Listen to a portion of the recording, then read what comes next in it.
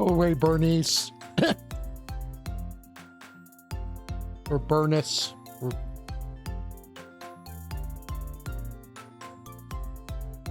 latest Chinese gacha slop.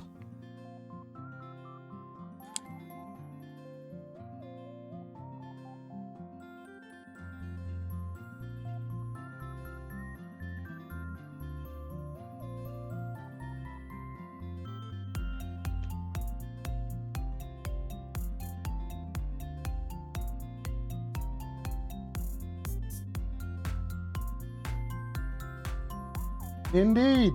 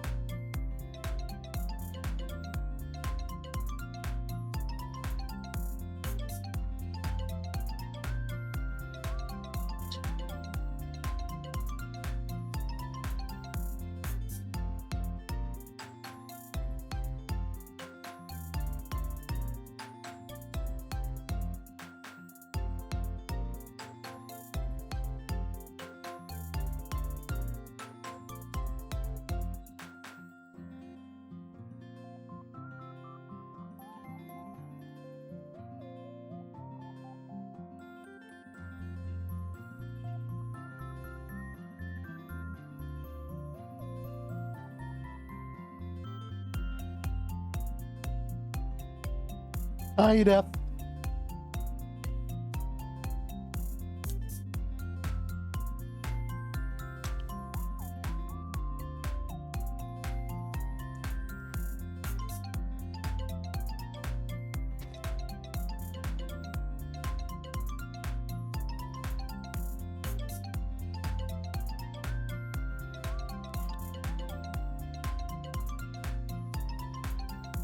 Oh, what's wrong, Epic?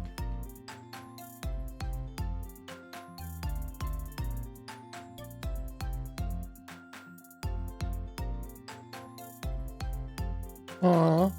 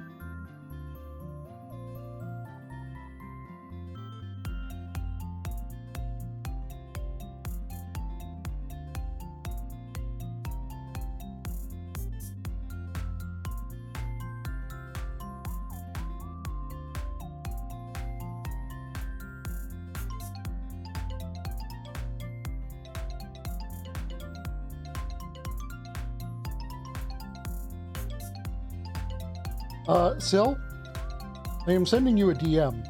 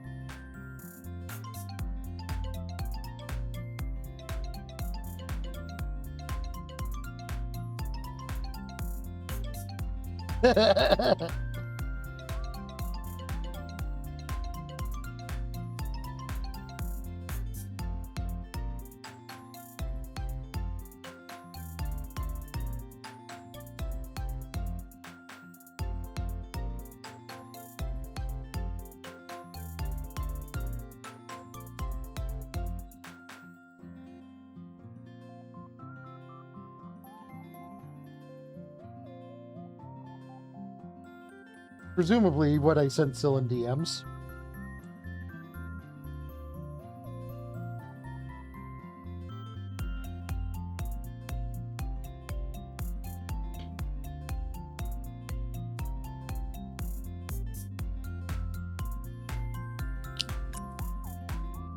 Ain't that okay?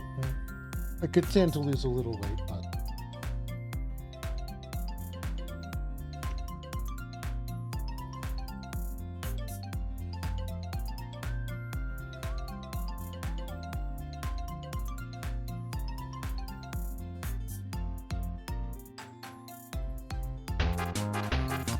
hello Delta, how are you, cutie face?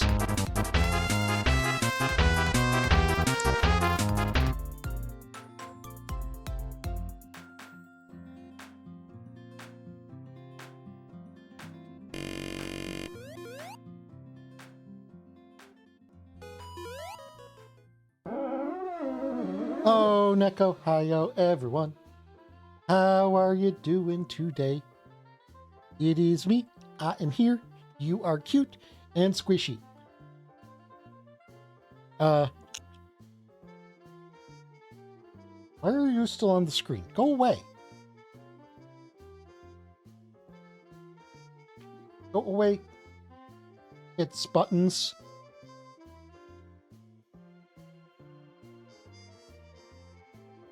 There we go.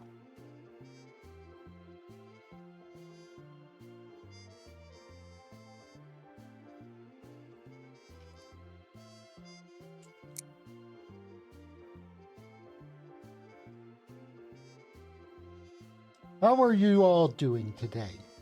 It is me. I like you.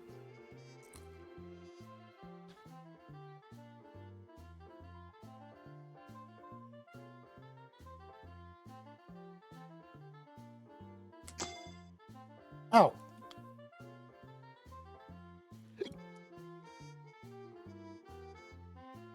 Yeah, we retooled the redeems a little.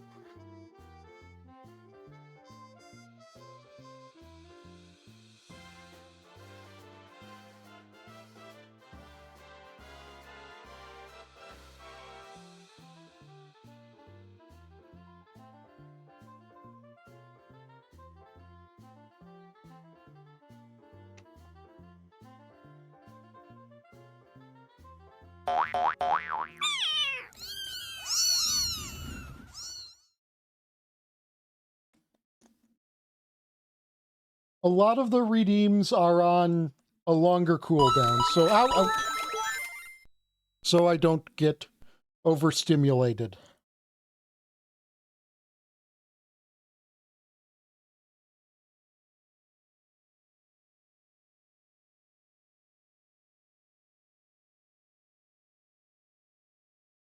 Um, huh.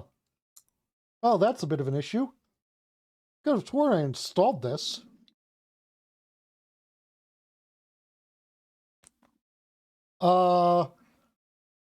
So seen any good movies lately?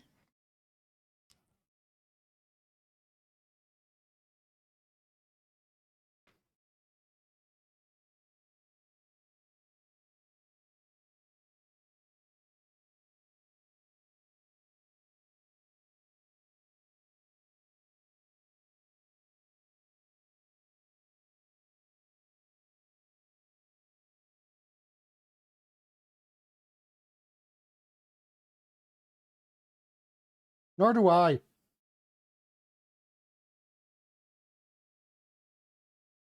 I know that Captain Falcon is out, but I don't think that did very well. Don't get excited. We're not talking about the cool one.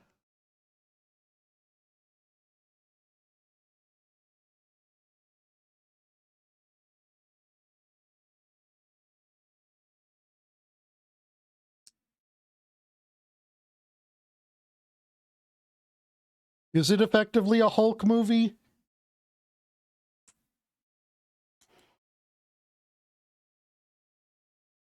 I don't know, maybe.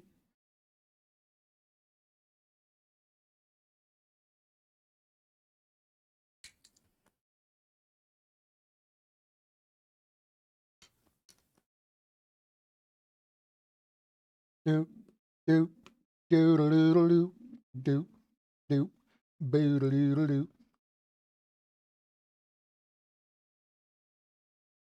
Okay.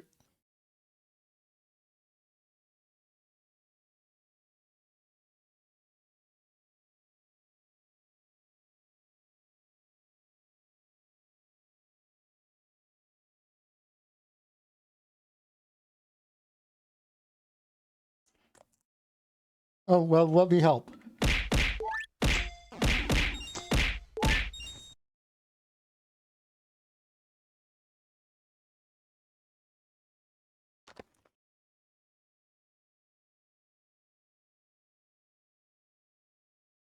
That doesn't necessarily factor in advertisement.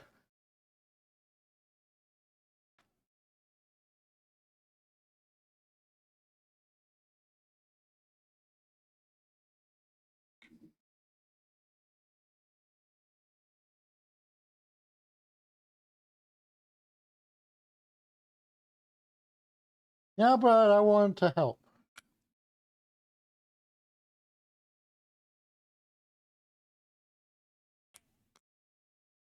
Okay, now it's finished installing. Sorry, I thought for sure I had this installed.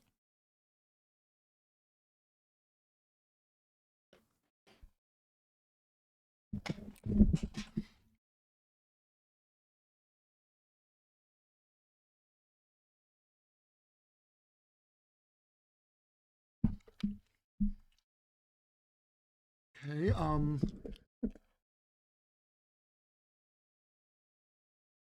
okay, so I need to install something else that doesn't install with the game.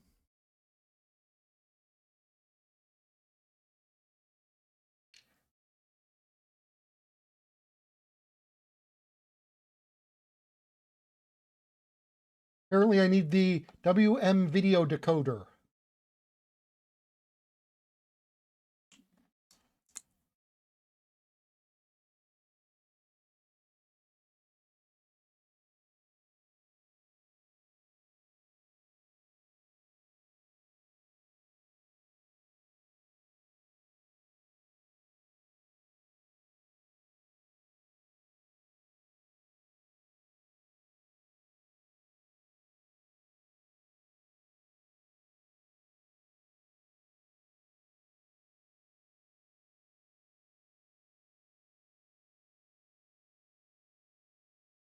Three AI songs.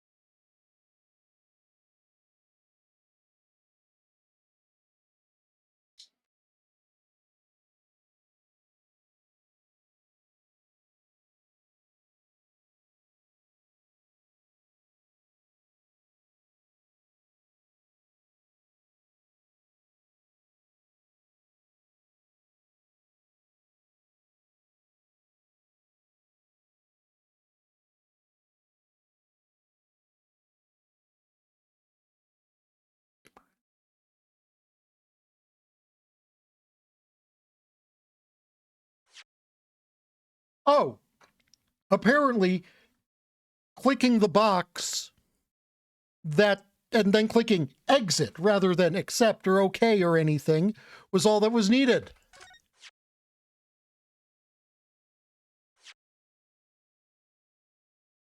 I know it's not capturing.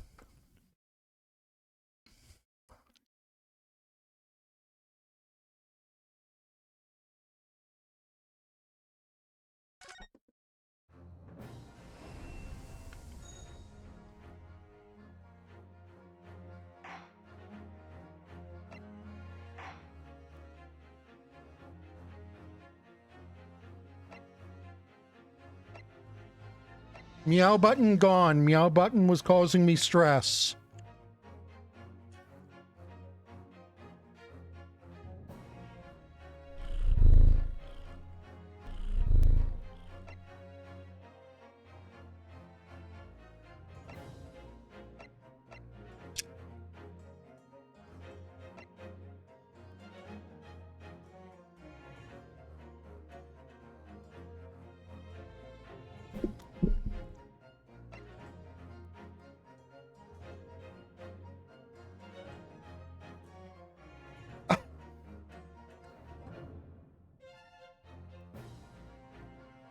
Wow.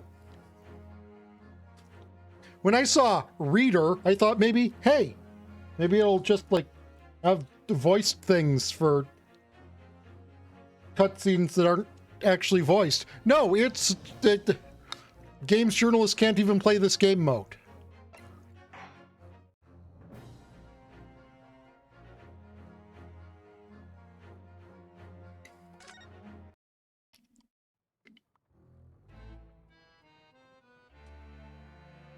The Empire of Japan. After opening its doors, a push for cultural transformation brought great waves of Western influence to this far eastern island nation. They opened the ports, they stopped having them be closed. Revolution washed over the land, making life in the capital exciting and unsettling.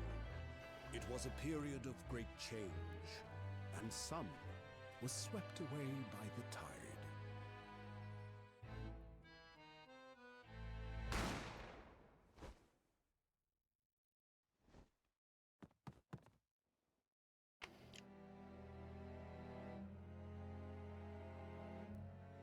But for one man, the turbulence of that era was just the beginning of an extraordinary story.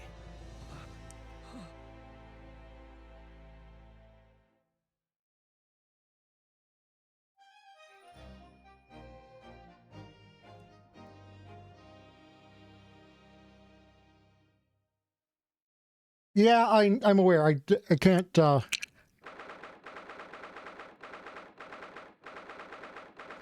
22nd November, 8:43 a.m. Supreme Court of Judicature,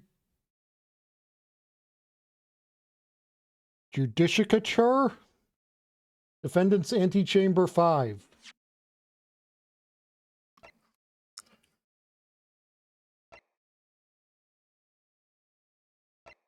Oh boy, I have the options for music on or off.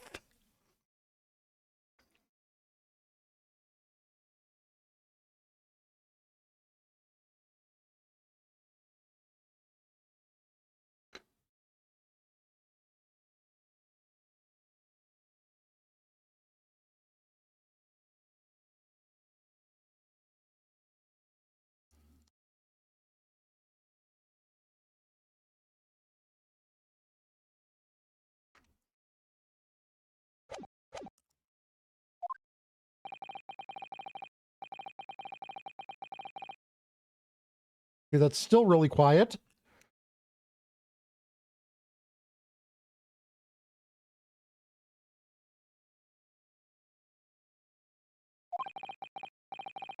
I can not actually make it any louder.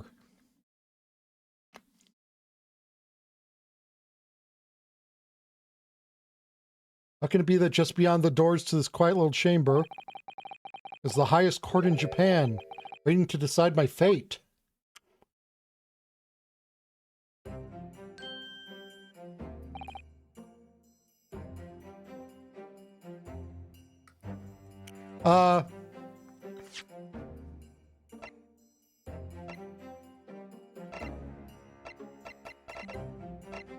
I sure don't see one of those.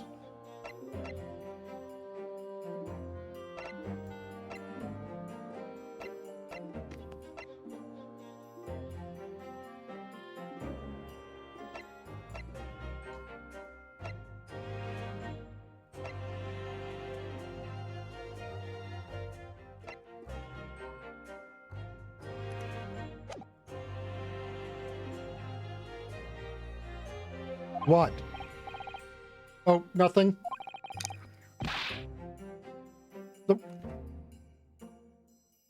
I don't know. Save your glares, murderer. Sorry.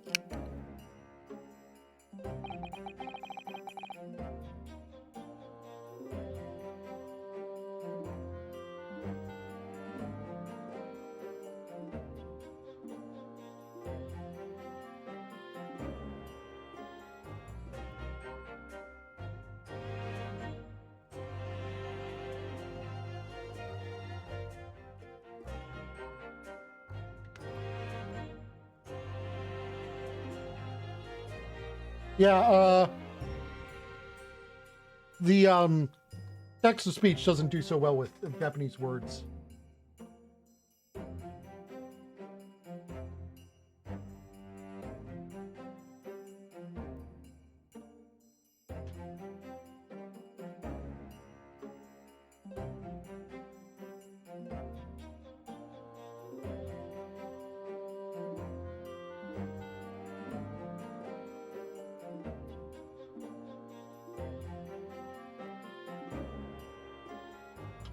Okay, hold on a second.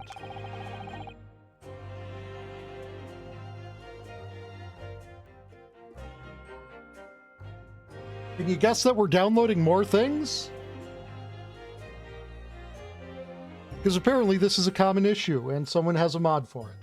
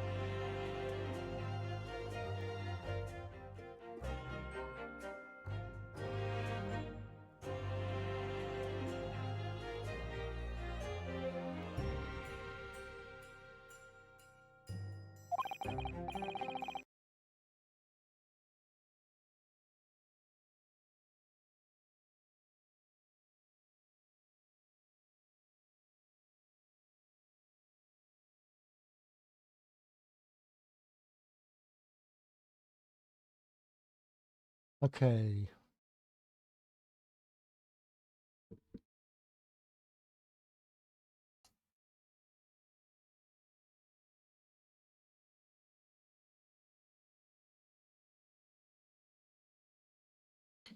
Steam apps,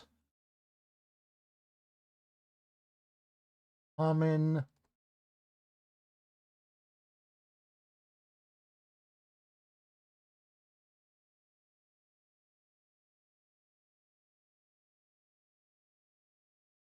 Tagak.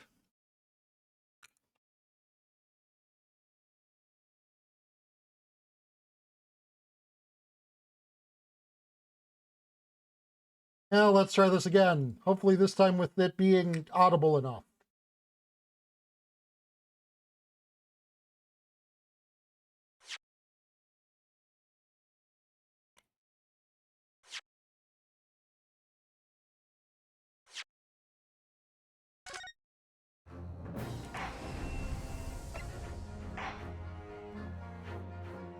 Okay, that has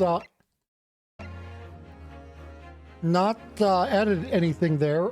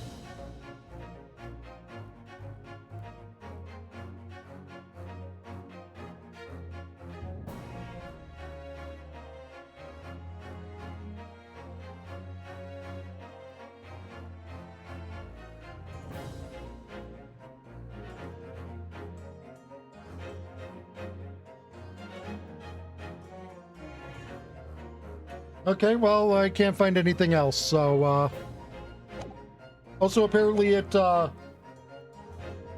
may just have replaced the music, making it louder.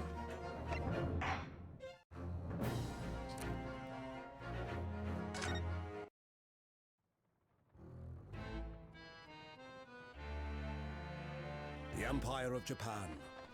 After opening its doors, a push for cultural transformation brought great waves of Western influence to this far eastern island nation.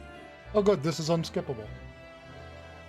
The revolution washed over the land, making life in the capital exciting and unsettling. It was a period of great change, and some It is better? were swept Okay. away by the tide.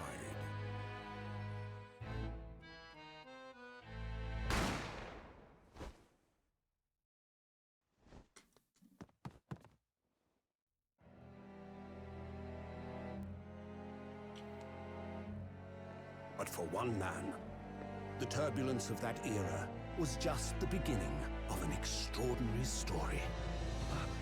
You know it's a Phoenix Wright game when it begins with murder.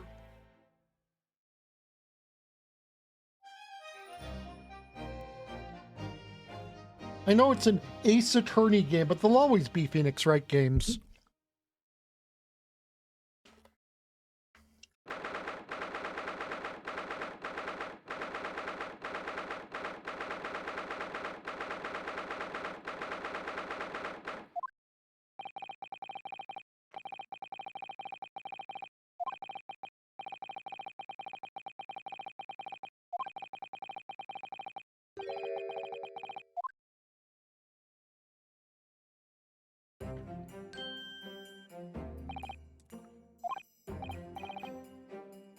What? Oh, no, nothing. Save your glares, murderer. Sorry. My name is Ryunosuke Naruhodo. I'm a second-year student at the Imperial Yume University. 3 days ago, I somehow found myself in the middle of a horrifying incident. And now here I am, waiting my trial. That's enough.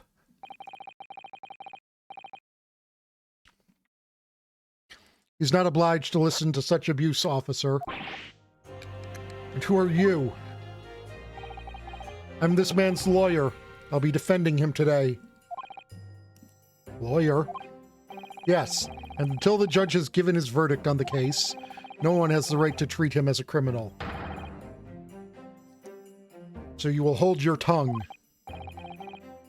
Technicalities. Look at you. You haven't even graduated yet. And yet, I still seem to know better than you how a court officer should behave. Right? Ryunosuke? Oh, yes, of course. Sorry. What are you apologizing to me for? Oh, no. I suppose that wasn't my fault. But really, Kazuma, I never meant to drag you into this. I'm sorry. There you go again, apologizing. Just like always. I must say, you've been all over the newspapers these past few days. Yume University professor murdered in cold blood by student. But obviously, you didn't actually do it, did you? Of course not. You have to believe me. I didn't do it. I could never murder someone. There's nothing to worry about. Straighten yourself up. Hold your head high. I mean, I believe you. I know you're innocent, Ryunosuke. Kazuma Sogi, my best friend, also in his second year at Yume University.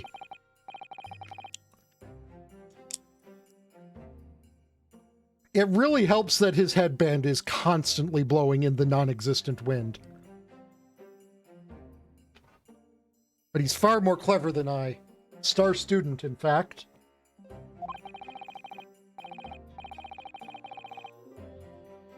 He's even a qualified lawyer. I didn't actually click through that. Impressive considering he's still an undergraduate. It's not that impressive. The very concept of lawyers is only a few years old. Here in Japan, anyway. My qualifications don't mean much. Yet. You said exactly the same thing 3 days ago. But I'm proud to have a friend like you, Kazuma. Truly. 3 days ago. Yes, that's when all this started. Congratulations, Kazuma. Looks like you're going to get to study abroad at last. You know, I've been forever dreaming of this day. Finally, those government elites have acknowledged my academic achievements and successes in court. So you'll be representing Japan as you immerse yourself in the most sophisticated legal system in the world. I'm really happy for you and proud as your friend. There's not a soul in the university who doesn't know Kazuma's name. It's a living legend. It's like there's some mysterious aura billowing around his temple. I want to bring about change in our own legal system. That's why I have to cross the ocean to see the real thing with my own eyes. The heart of the British Empire. I wish I could see it too. And come with me.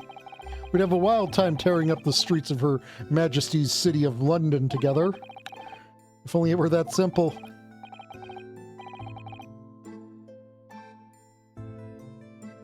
Oh dear, look at the time. I'd better be going. Alright, I'll see you later. I think I'll stay and enjoy this place a while longer. Good idea. After all, it's not every day you get to visit a high-class Western restaurant like this. See you in English class tomorrow then, partner.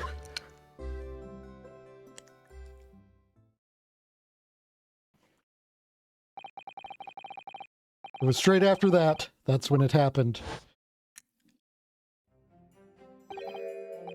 Asogi, may I have a word?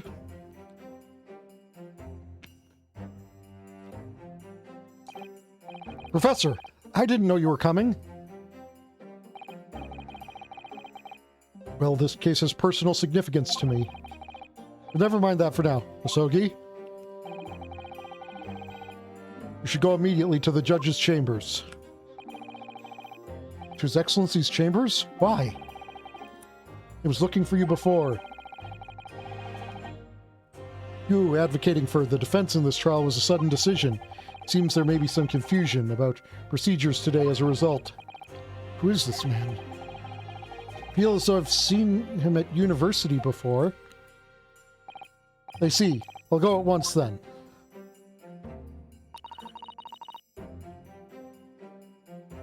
Okay, hold on, let me see.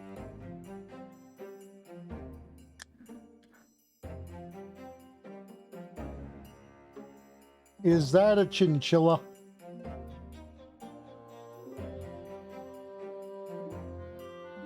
Shall accompany you.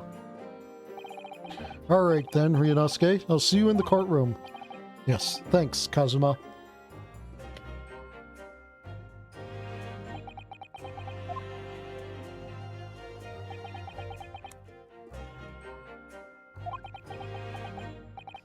Oh, this is awkward. If I may. Yes, sorry? You must be the defendant. Ryunosuke Naruhodo, I believe. Yes, that's right. My name is Yujin Mikotoba. I'm a professor of forensic medicine at Yume University. Ah, Professor Mikotoba. Heard that name from Kazuma before. As I recall, he's been pushing to get the government to agree to Kazuma studying abroad. Asogi has told me about you. You and he are best friends, I understand. As such, I feel you should know. Know what? Well, as you've no doubt heard, Asogi has been granted permission to go and study in Great Britain. However, if he should fail to defend you in today's trial, I'm afraid that permission will be revoked and never granted again. What? As I suspected, we were unaware of this. I had a feeling Asogi may have chosen not to tell you. He agreed to defend me knowing that if he fails, his dreams will be shattered? But I don't understand. Why would the government do such a thing? The administration has to choose from a large number of applicants for overseas study. It's very difficult to persuade them to grant permission, even in the most favorable of circumstances. I don't believe it. But I didn't do it, I swear it! I'm not a murderer. I'm sure that's true, nevertheless. I can assure you that proving your innocence will be no easy task. You see, there are certain peculiarities about today's trial. Sorry? What do you mean? You'll soon understand, once proceedings get underway. But, then what should I do? Well, naturally, I'm not going to suggest doing anything that could lead to a conviction. Right, so as soon as the trial starts, the judge will pose a certain question to the defense.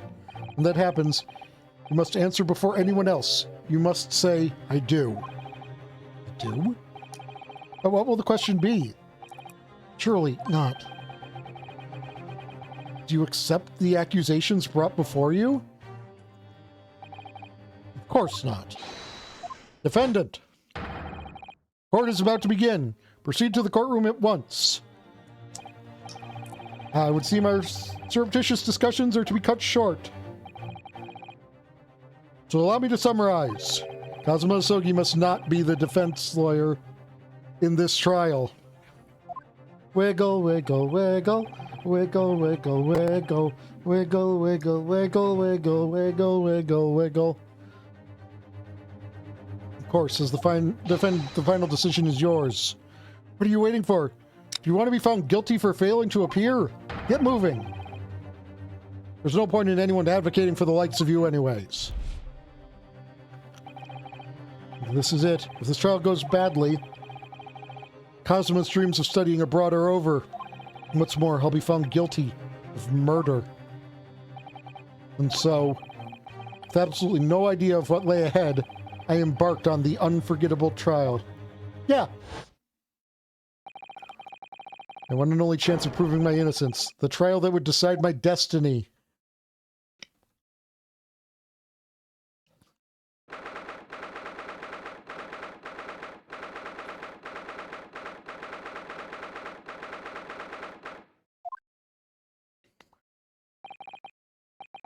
So this is a courtroom.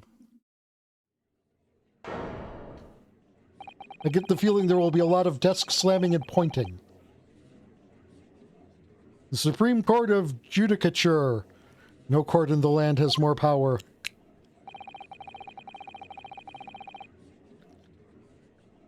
No, because it was stressing me out. All the redeems I removed were stressing me out. I'll still tell you you're sweet and dear and precious. But being forced to do it makes me feel, I don't know, I don't.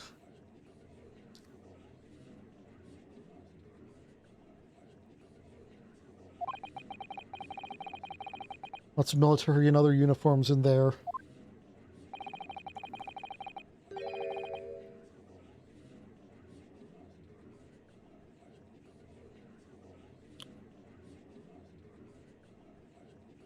The powers that be have demanded this be a secret trial. A secret trial? A trial that's closed to ordinary members of the public. Only military and government officials may attend. What? But why? It'll become clear in time. But for now, you need to concentrate, Ryunosuke. It's about to begin. Oh, good! It's the fucking Winston Payne's ancestor, too. The court will now hear the trial of Ryunosuke Naruhodo.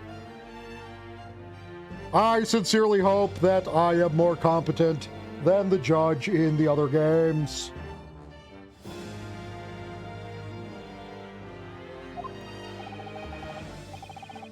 The prosecution is ready, Your Excellency.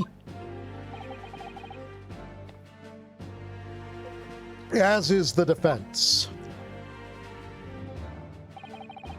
Before we begin, there is one point of order I would like to confirm. Yesterday evening, the defendant made a last-minute request for a change of advocate.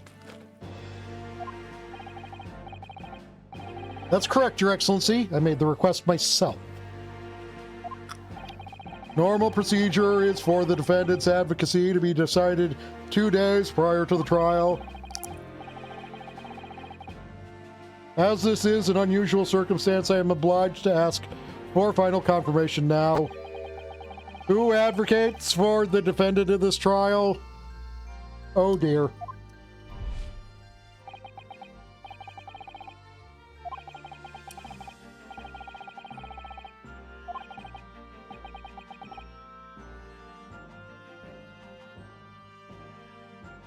A defendant who represents himself as a fool for a lawyer.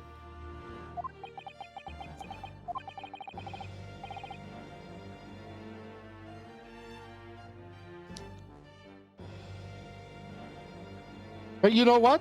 This guy's Phoenix Wright's ancestor, so you know what? Fuck it. We ball. Your Excellency, no confirmation is needed. As I'm standing here besides the defendant.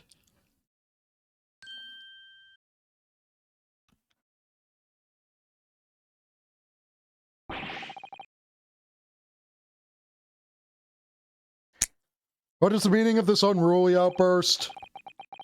I would like to inform the court that I, Ryunosuke Naruhodo, will be defending myself. You'll be... What? What are you playing at, Ryunosuke?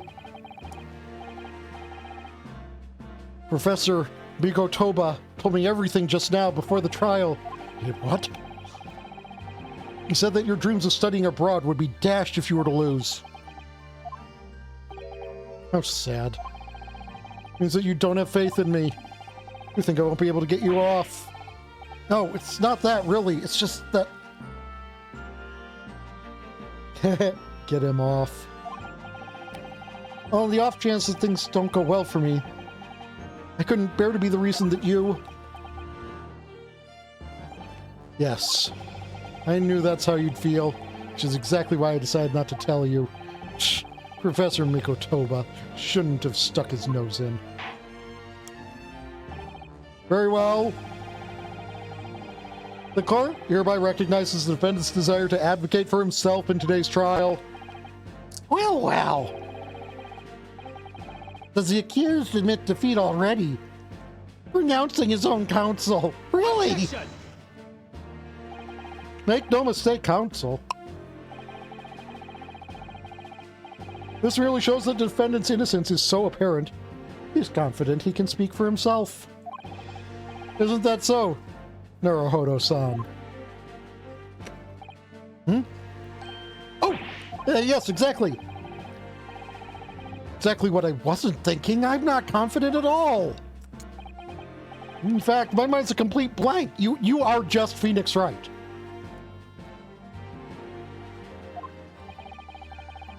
I realize you're in charge now, but still, try not to look so bewildered. It's a trait that might pass on to your descendants. Just like baldness will pass on to this man's. Well, for a mere university student to be brought before the Supreme Court.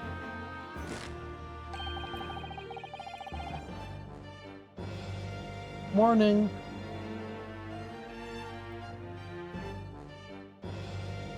You must have perpetrated a most heinous crime indeed.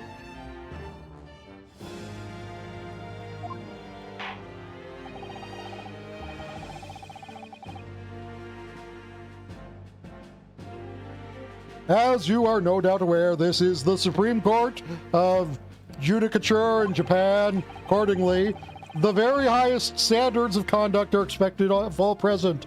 There will be no whipping of the defense or the judge or any witnesses or police investigators. Coffee will not be allowed to be used as a projectile weapon. In fact, no beverages of any sort are to be consumed within my presence.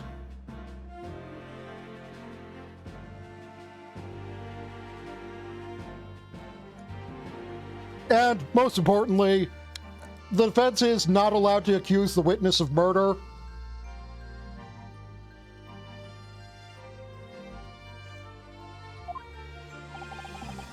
Also, all autopsy reports are required to be submitted to both parties. I am a government official. When I state rules, I am stating rules for people who are not myself. Do I make myself clear, Defendant Naruhodo? Yes, Your Excellency. It is therefore my duty to assess your competence for the task you have undertaken. Competence? What does that mean? He's questioning your ability to do the job, dumbass. Well, he can't be questioning it more than I am. So, let's start with the very simplest of questions. Yes. Kindly state before the court the name of the victim in this case. Well, that's easy enough. I've heard his name more times than I'd care to remember. But, wait. I'm so nervous I can't even remember that. What was it again? Ryunosuke. Let me guess. Your mind's gone blank. You know me so well. All the relevant information for this case can be found in the court record. But I can't even find that. It's simple. You can access the court record with a press of E. If you've ever find you've forgotten something, just consult that. It's all in there. Just have to press E for the court record. All right, there's no time to lose.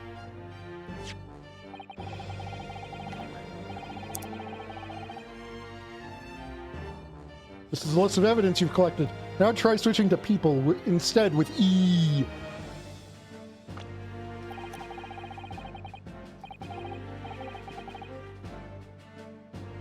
You'll find details about the victim in here. When you're done, just press Z to go back.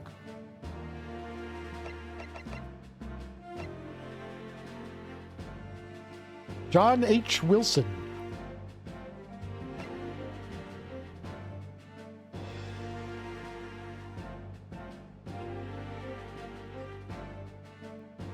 Takatsuchi Ouchi.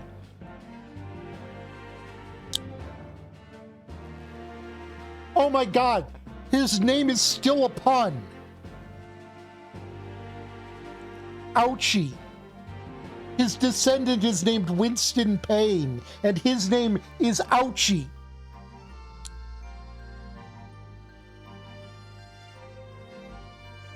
I'm sure Herlock Sholmes will be fine.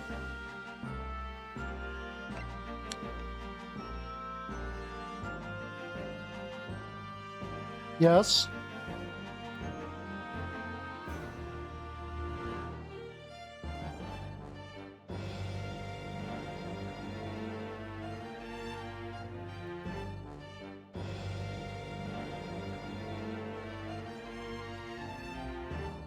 So my Phoenix Wright,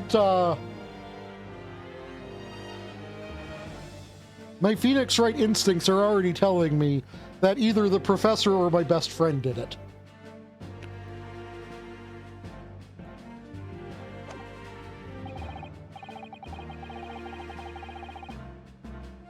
So remember, everything to do with the current case can be found in the court record. Yeah, you better not keep His Excellency waiting any longer. Go on. Find the victim in the people section of the court record and press R to present. Try it now. Yes! Yes! Victim's name was Dr. John H. Wilson.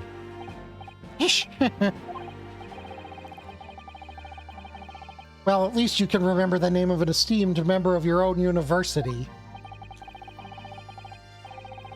Dr. Wilson was a visiting professor from England, invited to Yume University 3 years ago. Indeed, which is the reason why this case has such profound implications. The British Empire is at present our country's most valuable foreign ally. Other than the Dutch. As most of you will be aware, we have just signed a new treaty together after lengthy negotiations. Can't be anyone who hasn't heard of the Anglo-Japanese Treaty of Friendship and Navigation. And yet, despite these delicate circumstances, the blood of an Englishman has been spilt on our soil.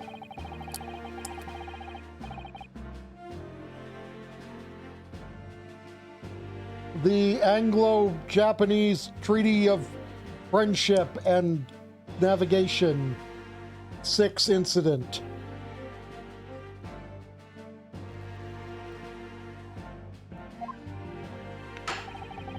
Murdering a professor from the very institution that provides your education. Have you no honor?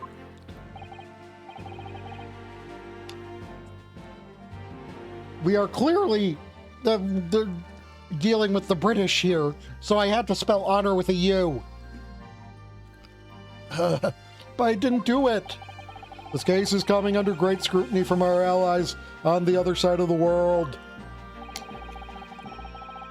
The court therefore wishes for a speedy resolution to this matter. In other words, our feeble government is scared of upsetting England's policymakers.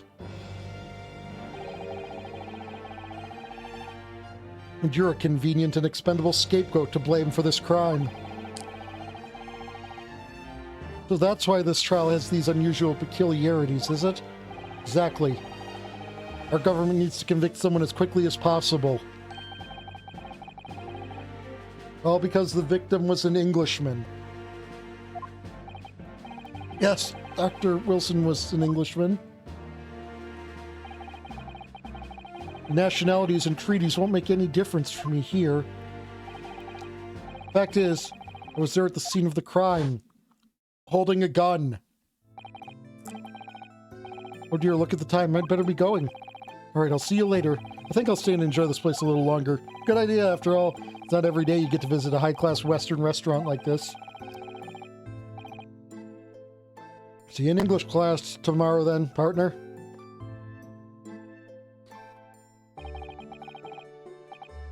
British Empire. No, it's incredible to think. Wait.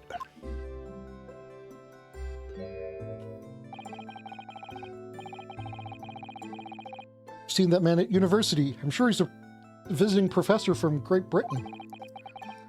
I don't know his name, but still, I should go and say hello. You're a second-year student at your university and you don't know any of the professors' names, dude? So I went over to the professor's table and introduced myself to Dr. Wilson. Now then, let me pose my next question to you, Defendant Naruhodo. Yes, Your Excellency.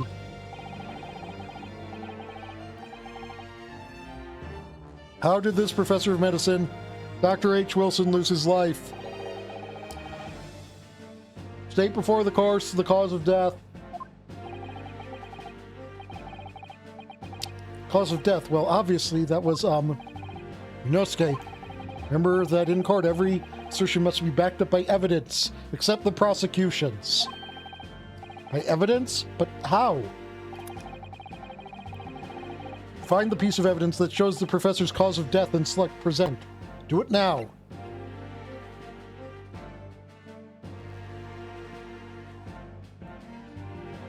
Death occurred a little after 2 p.m. and was caused by loss of blood from a gunshot to the chest. The bullet did not pass through the victim's body.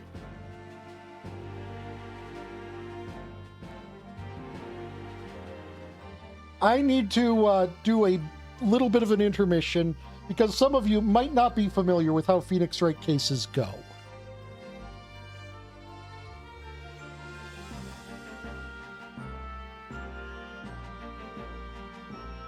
You might be all thinking, why do I seem to act like everything is going to go batshit insane immediately?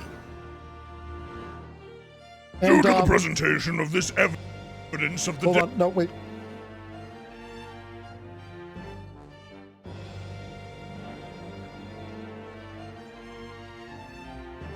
You know it's not capturing two. Nick,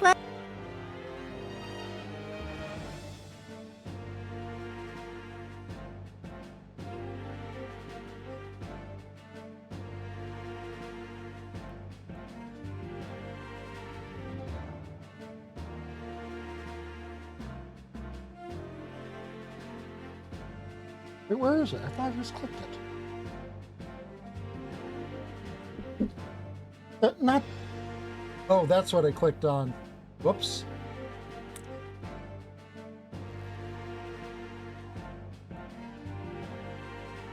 Do I just not have Brave Capture on this, scene? Okay, I guess I don't.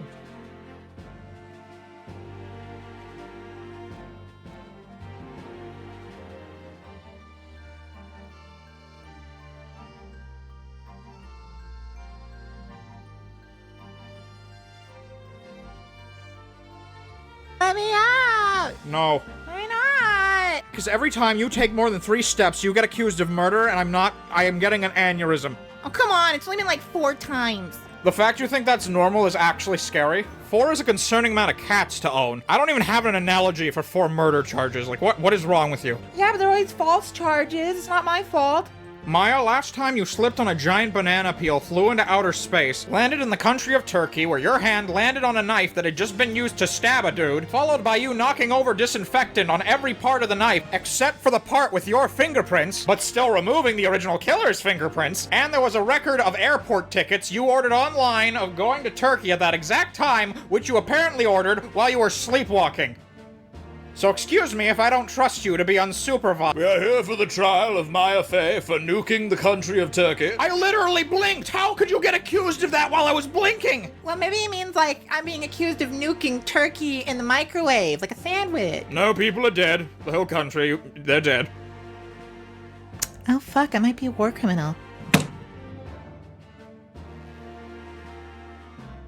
Declaration of Independence with a giant wad of chewing gum stuck to it. I do not believe that Maya Fey committed the act of nuking the country of Turkey. And I had to find that in 3 days in a country where it's not even supposed to be, so I hate this court. Right. And officially, you are not objection. Oh, god damn it, Edgeworth. Well, Mr. Wright, you may have proven that she didn't do it, but then who did do it? I don't know, I'm just here to prove she didn't do it. I don't know, he's got a little bit of a point, you know? Wait, what? I mean, the only proposed suspect was Maya, and it couldn't have been the heir, and I also lack object permanence, so, it might still be Maya. I just gave you 20 pieces of evidence showing that she didn't do it. Don't know what that is. Forgot it happened. I forgot. Nope. Not in my brain. It's the detective's job to find the suspects. I'm the fucking defense. Detective Gumshoe, what is your input? I don't want to look around that crime scene anymore. My feet hurt real bad, and the crime. That is a good point, right? His feet are getting real tired looking around the crime scene. They hurt so bad. This is completely ridiculous. I don't know. I kind of empathize. Maya, what? Well, you know when you have to clean your room, but you just really, really want to go to the mall? That must be what it's like for this poor man, you know? Maya, if I agree with them, you can't go to the mall anymore because you'll be in prison. Oh, yeah. I'm gonna shut up. So, who did it? Are you asking me to just accuse someone without any evidence in a courtroom? That sounds really good right now, yes. Fuck it, Edgeworth did it. What? Why would he do such a thing? Because we have just as much evidence he did it as Maya, except he's a dick. He really is. Shut up! That doesn't prove that I committed genocide. I mean, you've been accusing Maya more than anyone. I'm just saying, kind of deflecty. Yeah, that is sketchy. Why pointing so much, huh? Because I'm the prosecutor. Sounds like excuses to me. Your Honor, this has to be a human rights violation. Boring. Miss Edgeworth, because you are rude, you are definitely guilty of genocide. You'll be thrown in a vat of acid immediately. What? Adjourned. No. Well, I'm off to go home and play with jingling keys while wondering how I got this job. So can we go to the mall now? I might have just killed an innocent man. Oh, we might have. Oh, God. So, yeah, that's how the typical Phoenix Wright case goes. Please support Dubus Goobus. He makes the silly videos.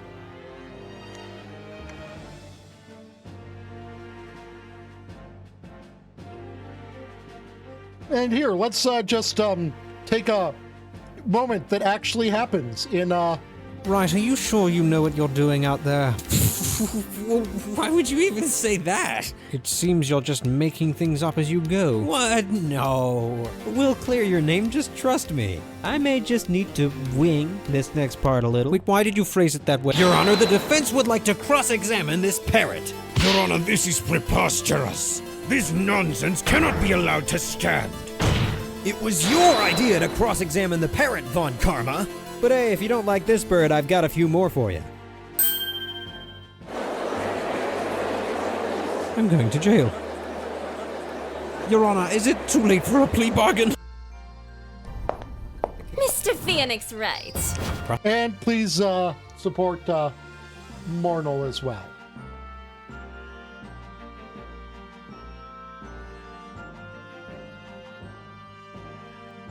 Now that brief intermission for yes, cross-examining the parrot was vital to that case.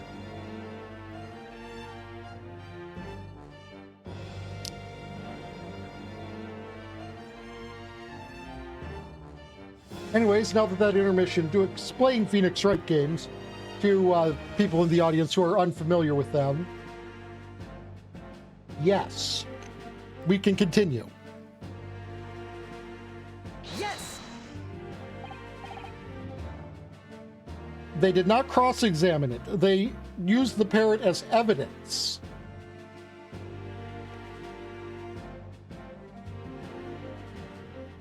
I have no definitive proof that I won't.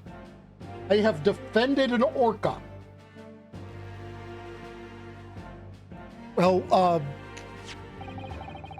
according to this document, the victim suffered a hemorrhagic death due to gunshot trauma. Learn to read, you imbecile. That's the post-mortem report, I take it. Sorry, yes, that's right. The, post-mortem report. In the West, a doctor dissects corpses to identify the cause of death in an autopsy. But here in Japan, a police officer merely inspects the body and draws conclusions that way. Oh, I see. As long as I'm not going to be tested on any of this later. This is a so-called photographic print of the crime. Which means, for the very first time in this game, I invite the court to... Look at this photograph!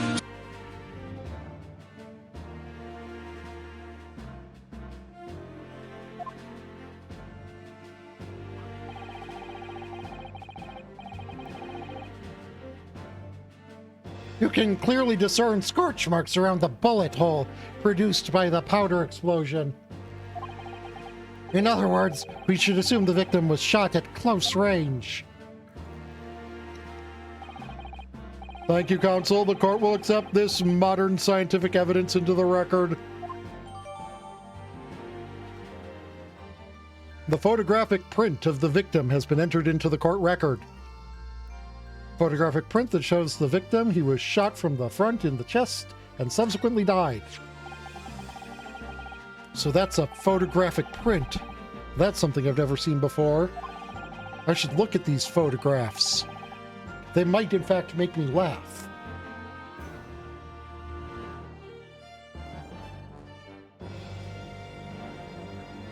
It's clearly superior to a drawing. The detail is incredible.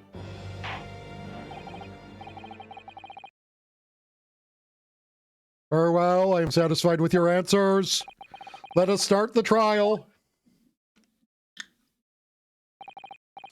He's never seen a photograph before. This is like in Japan just opened its ports era.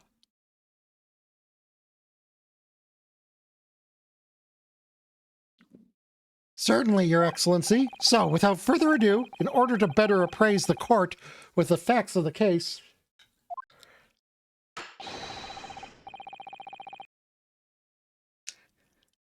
yes, it is.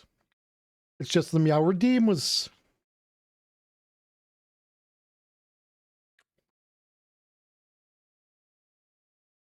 I had a Pavlovian response because people used the meow redeem to be like, pay attention. Did you notice that I freaked out whenever you do that? Like, I'd be like, huh, what do you need? What's going on? What's going on? People would use the meow redeem like that in the past, so it's Pavlovianly associated with negative things. The prosecution hereby calls its first witness, who was there at the scene of the crime when it happened. This is it then. It's not your fault.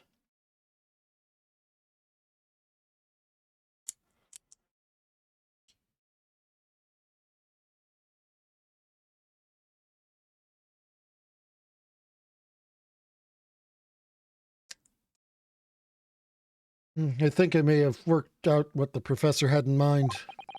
A professor? I mean, Dr. Mikotoba? Yes. Clearly you're the defense lawyer today, not me, but that doesn't mean... Well, I can still act as your assistant. It's okay, Daph. Don't... Talking about it stresses me out. I'm sorry.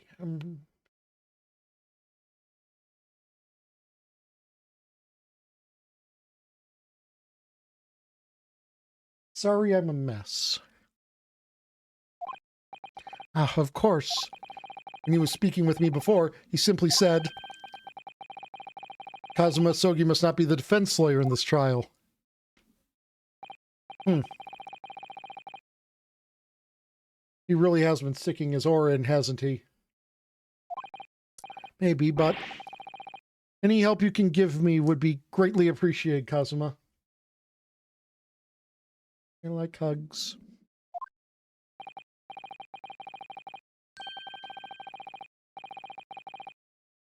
Well, my first piece of advice is rein in that crazy look of bewilderment and control the cold sweats. Only if you rein in that crazy headband and control the cold stares first.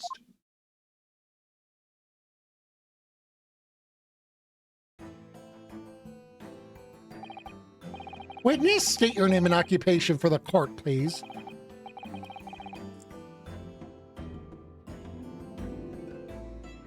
Of course. My name is Satoru Hosonaga. I am the head waiter at a Western-style restaurant called La Carnival.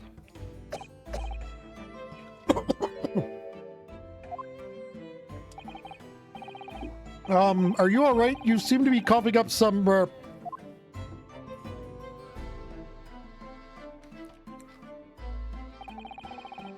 It's a regular occurrence. It really doesn't bother me.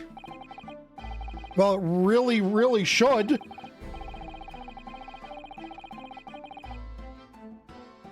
As everyone knows, the capital's southeastern quarter was developed for foreign visitors some years ago. It's become a very fashionable district now, full of hotels to accommodate overseas guests.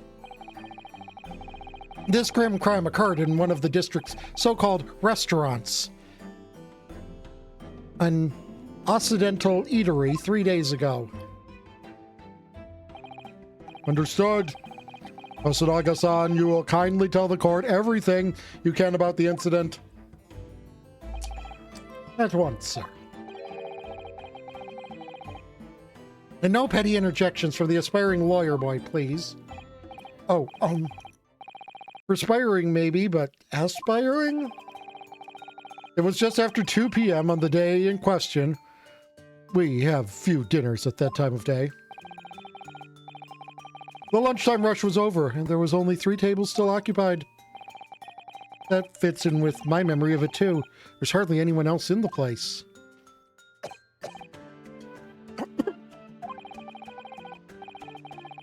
It was when I was in the kitchen, putting away crockery and cutlery. A gunshot rang out, so I hurried out to the dining area to see what had happened.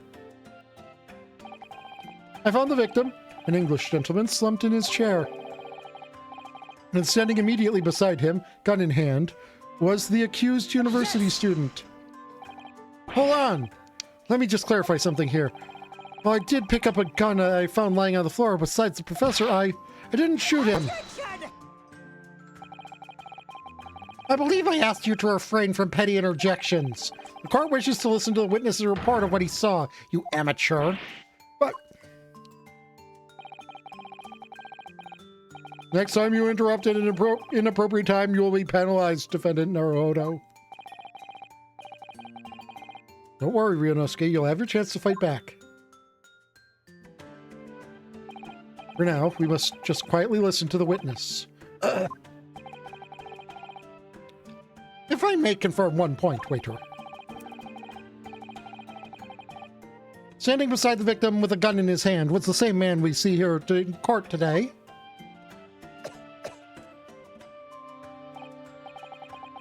Yes, without question. I see. And apart from the accused, was there anyone else standing beside the victim? No. There was no one else around that table but the deceased Englishman and the university student. Huh?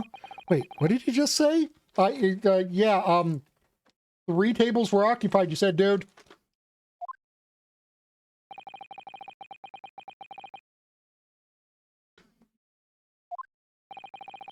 There's no one else around the table? What's the matter, Ryunosuke? That's just not right. And I went over to Dr. Wilson to say hello. There was a woman sitting opposite him at his table. Really? That's not something the waiter could have missed. I've been warned about interjecting, but still, what should I do?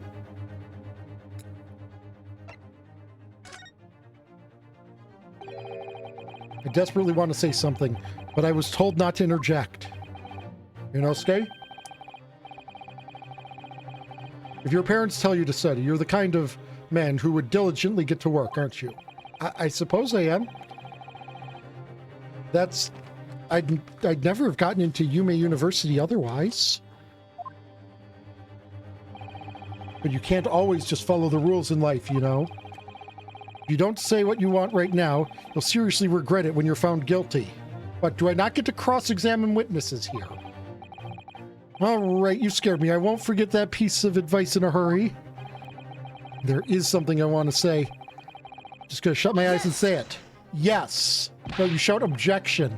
Just a moment, please. Dr. Wilson wasn't alone that day. I'm sure of it. There's a lady sitting with him at the same table. Dear me. What are we going to do with you? Your blatant disregard for court proceedings, I'm beginning to wonder if you're not a fraud. Could it be that the accused, this mere student, is not a real lawyer after all? But I'm sure of what I saw. Osanaga-san, is there any chance you're mistaken? Perhaps your memory of events is hazy. No. The deceased gentleman came to dine alone. I don't believe it.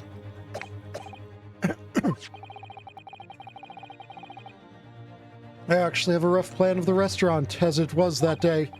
Please, have a look if you'd like to.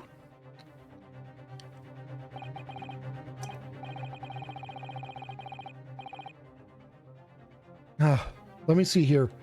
Let me see here. A sketch of the establishment's layout drawn by yourself, I presume. That's right. I'm afraid I used the back of my business card. It was a turbulent situation. However, as you can see, the gentleman in question was seated alone. Well, you're clearly a very conscientious waiter. Thank you, sir. The court will take this plan and add it to the court record as evidence. Oh, well, is there a problem? Hand the plan to the court officer at once. Of course, here you are. What was that about? He's been completely calm and collected until now. Something seems to have shaken him.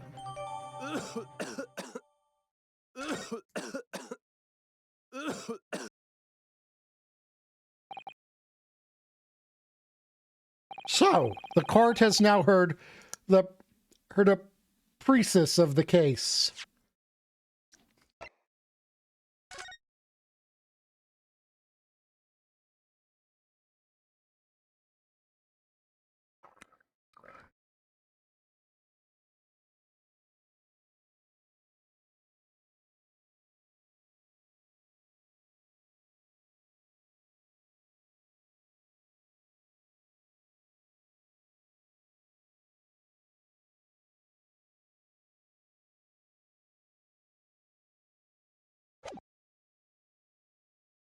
I kind of wanted to see the front side of the business card.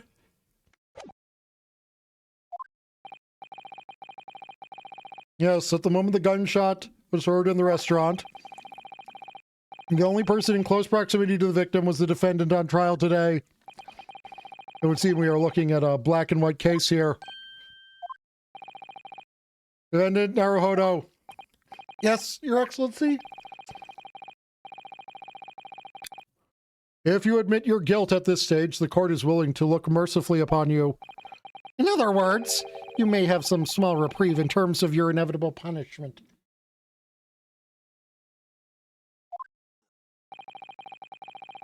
I called the waiter as an unsworn witness in order to explain the details of the case to the court. But I must warn the defense, if you are determined to pursue matters further in this trial, the prosecution has decisive evidence from sworn witnesses who were present at the scene of the crime. What do you think I should do, Kazuma? What do you mean? Well, I'm going to be found guilty one way or another, it seems. Wouldn't it be sensible to plead guilty at this stage and hope for a more lenient sentence?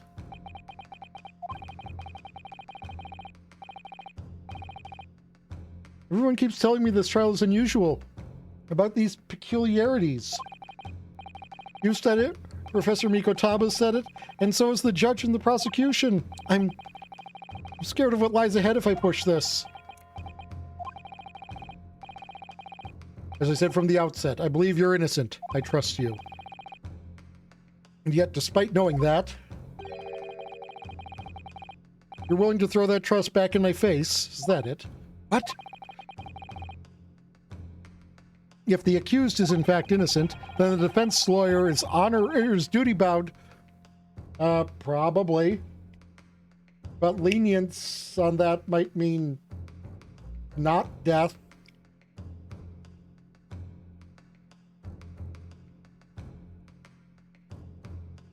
Protagonist powers. To prove innocence by whatever means necessary. You're just going to abandon that duty? Are you going to give up on yourself? Hell hasn't even begun yet, Ryunosuke. The defense pleads not guilty, Your Excellency.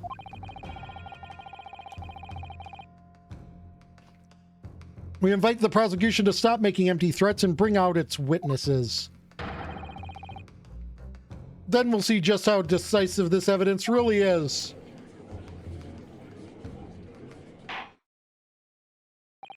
Indeed. Prosecutor Ouchi, please continue with proceedings. Well, you are warned. The young can be so reckless. You know, many call me a saint, but I can be a devil when I want to be. In a few short moments from now, that dumbstruck young mouth of yours will be silenced forever. Prosecution calls its next witness. Earl, officer, bring forth the witnesses at once.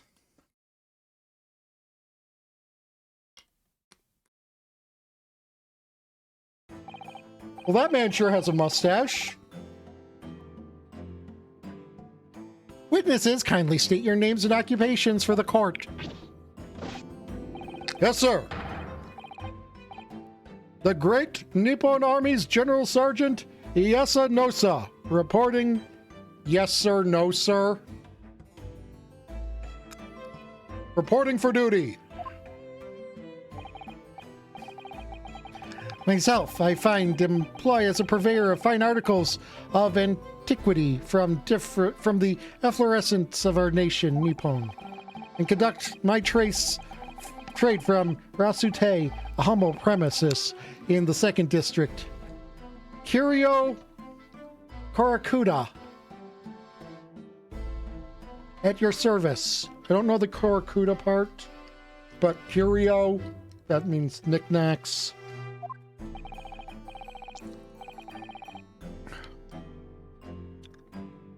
An antique dealer and a soldier. What an unusual pairing. Both of these gentlemen were present at the restaurant on the day in question.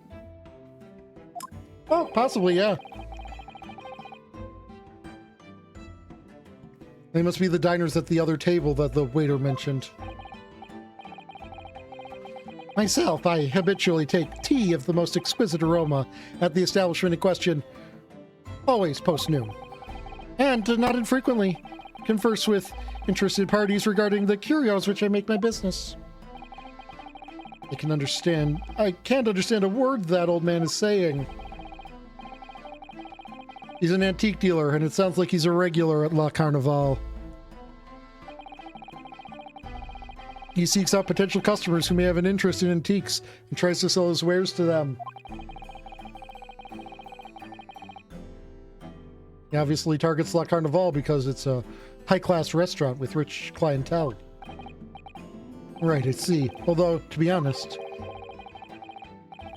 that sergeant looks more like he'd be a seller rather than a buyer. Now, you both witnessed the precise moment of this atrocious incident. Is that correct? Affirmative. The enemy unit was seen attacking the foreigner in what can only be described as an act of war, sir. It was that black uniformed rogue infantryman over there who unloaded his firearms, sir. This man's as impossible to understand as the other.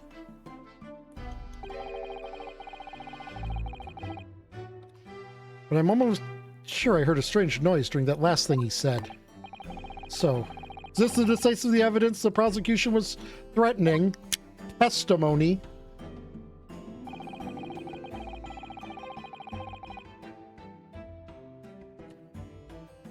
The soldier is claiming he actually saw the precise moment you shot the victim dead. Yes?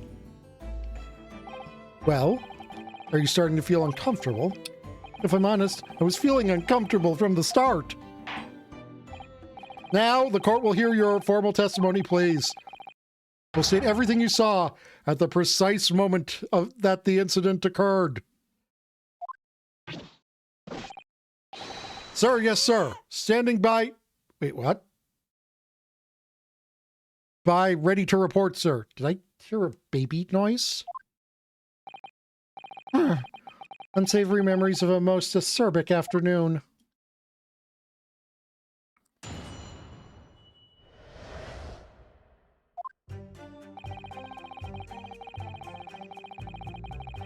I was ingesting a regulation beefsteak at the restaurant while having a tactical discussion with the old man.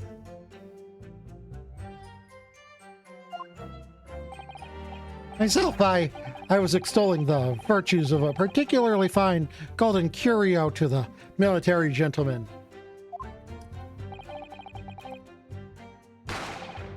At that precise moment, a firearm was discharged.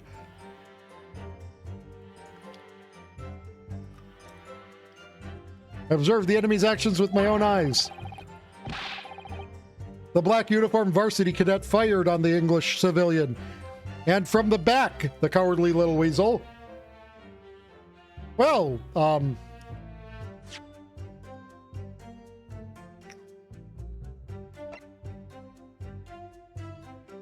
guess we have to finish going through the entire testimony.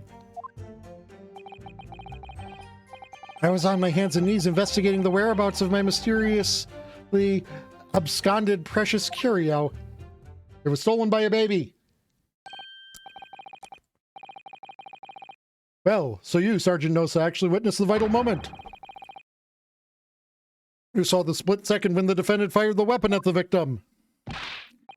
Yes, sir. Affirmative, sir. The wicked university cadet, sir. The cruel and unforgivable enemy.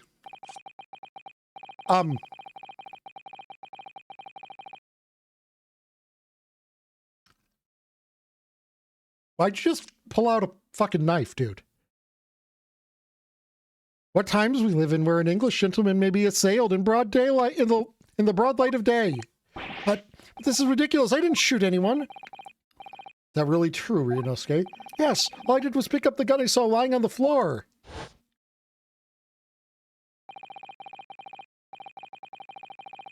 Probably, yeah. After saying hello to Dr. Wilson, I went back to my table and sat drinking some coffee. And when I finished, I got up from my seat to leave, the restaurant. And I noticed an English-made gun next to the chair where the professor was sitting.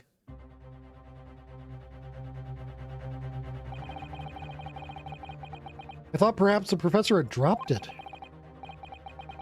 So I bent down and just as I was picking it up,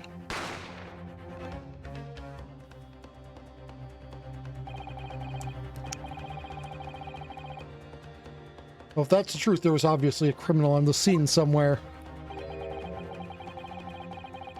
And somewhere in these two witnesses' testimonies, there's a clue as to who that criminal was. There is?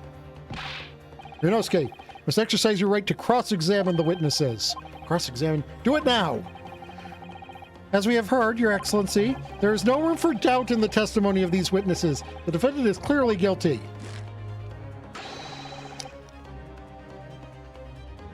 It is time to bring this despicable student to justice. Hello, Saint Dreamer. Welcome. Certainly, the testimony of the court has just heard eliminates any vestige of doubt, because people never lie. Therefore, it is my grave duty to declare the verdict of...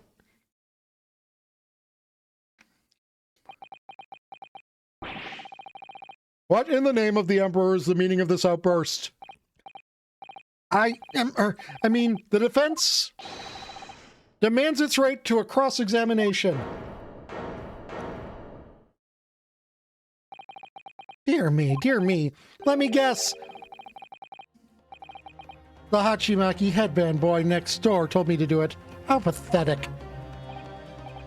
Huh? How did he know? The prosecution objects. This is a clear waste of time.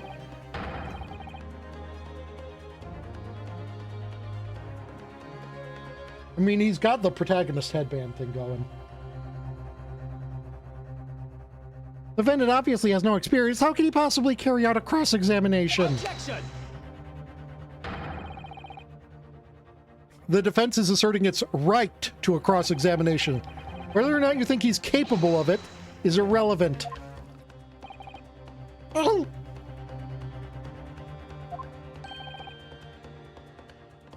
Kazuma is so commanding. Very well. Let the defense conduct a cross-examination of the witnesses. All right, this is where the battle really begins for Ryunosuke. But I don't even know what I have to do in a cross-examination. Oh. It did. Sorry about that.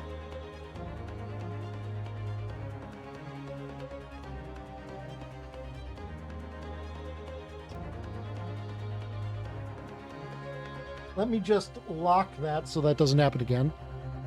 You have to expose the lie. Isn't it obvious you have to expose the lies in the witnesses' statements? How? You didn't fire the gun, which means what the soldier said has to be a lie. Well, yes, but it's just a case of proving it. And the key to doing that is evidence. Right, evidence. All you need to do is present some decisive and indisputable evidence that proves the witness is lying. Now let's go, Ryunosuke. Don't let them beat you.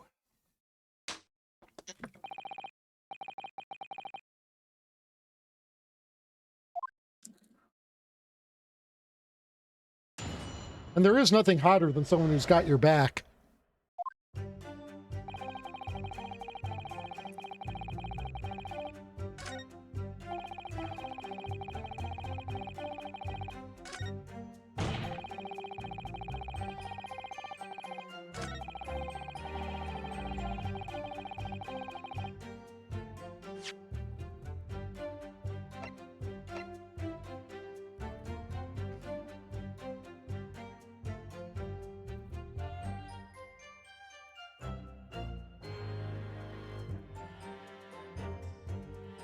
Yes!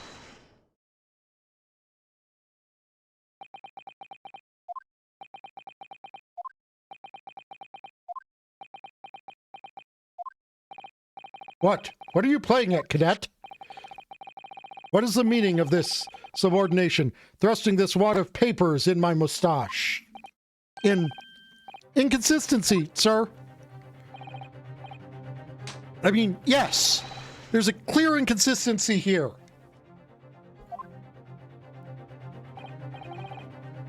What nonsense. What can this document possibly tell us we don't already know?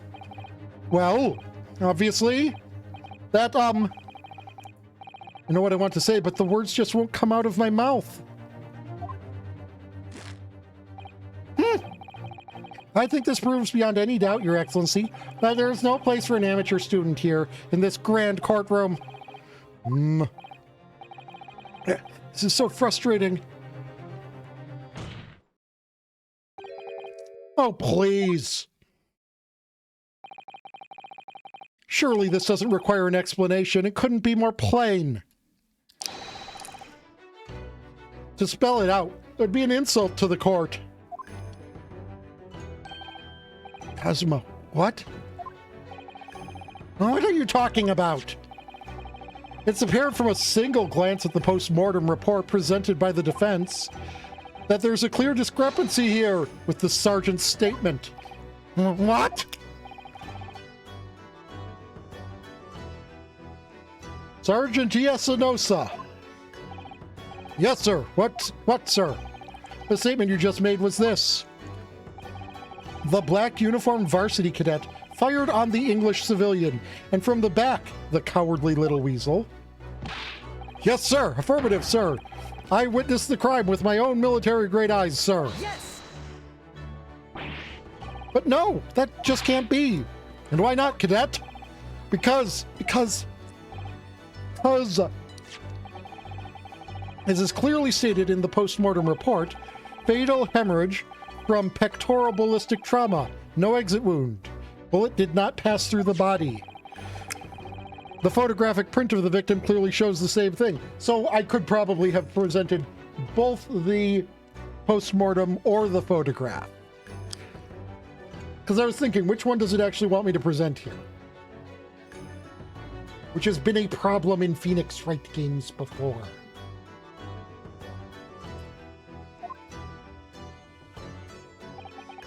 The victim, Dr. Wilson, died from a bullet wound to the chest. Ah! Sergeant, according to your witness statement, the culprit shot the victim from behind. And that is the obvious discrepancy here. Well, how do you explain it? Oh, yep, there's a baby.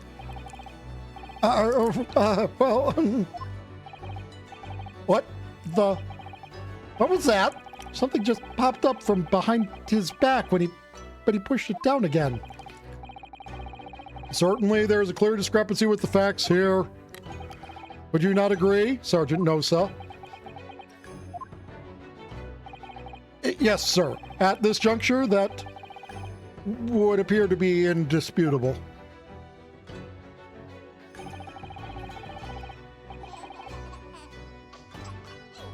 Yeah, why the fuck why is there a baby? Till the moment I heard the firearm discharge, my eyes were firmly fixed on the delicious La Carnival steak, sir. What? The last testimony the court heard has proven one thing beyond all reasonable doubt. This witness, Sergeant Yasunosa, did not see the defendant firing a gun at all. That's absurd. I think the conclusion we must draw is simple. There is no place for an amateur prosecutor here in this grand courtroom. I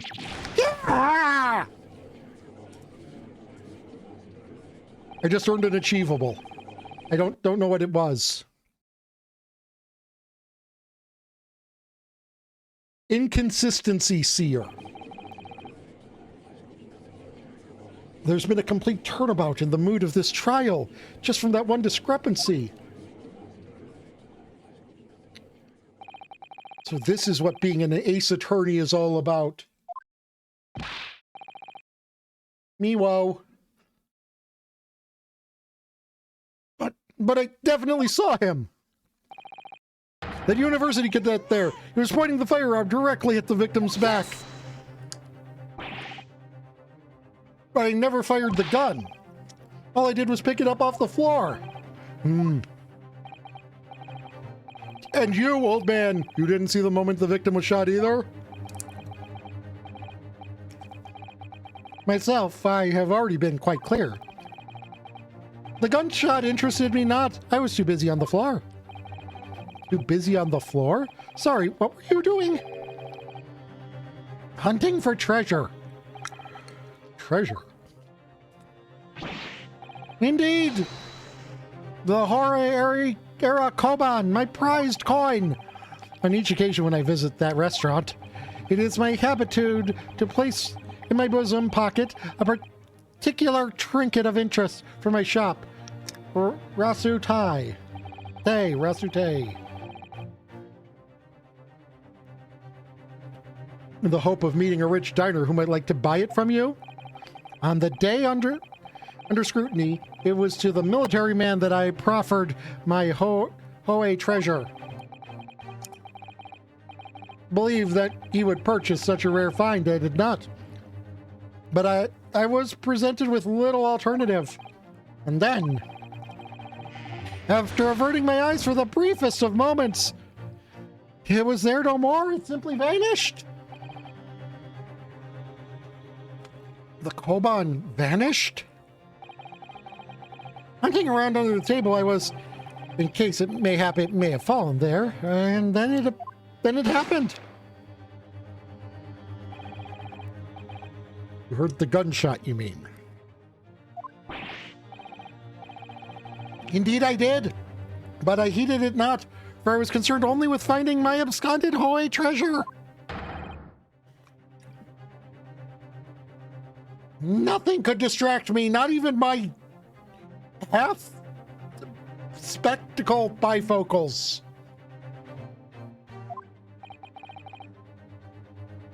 Out of interest, did you find the coin in the end? No. Yeah, have you checked the baby? I've never seen a monocle that was nose attached.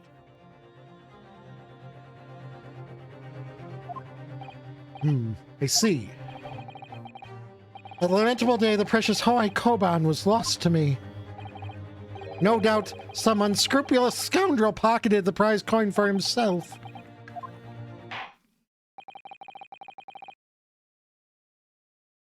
As I am sure everyone present is aware, we do not give a shit about this. This is not the trial for theft, it is the trial for murder.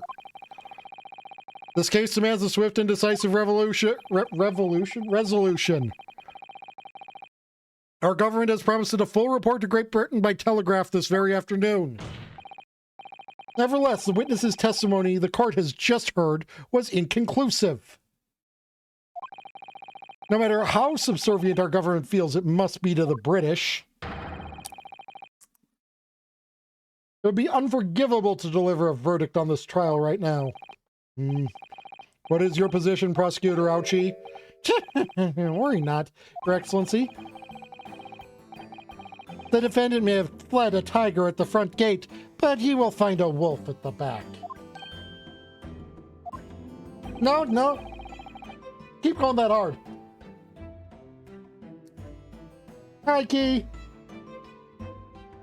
My witnesses have further testimony to make. Explain.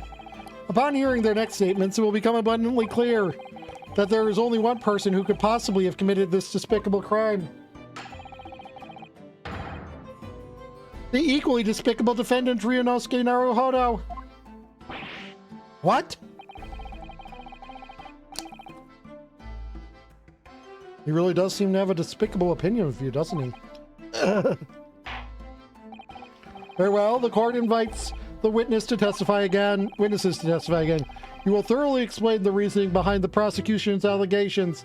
Your Honor, the defense has already found that the witnesses are unreliable and would like their further testimony to be dismissed.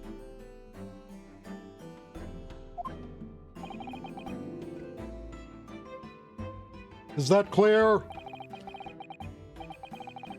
As clear as Kiriko glass, Your Excellency.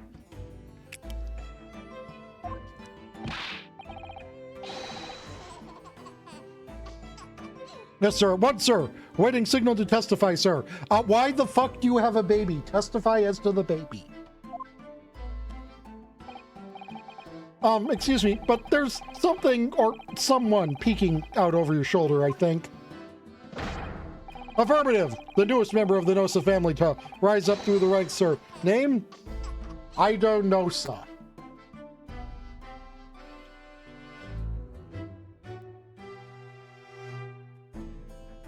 Yes, sir. No, sir. I don't know, sir. I've seen those straps are. Signed the sergeant being too strapped to afford a nanny. Ido, attention! Your father is about to quell the enemy. Watch and learn, my boy.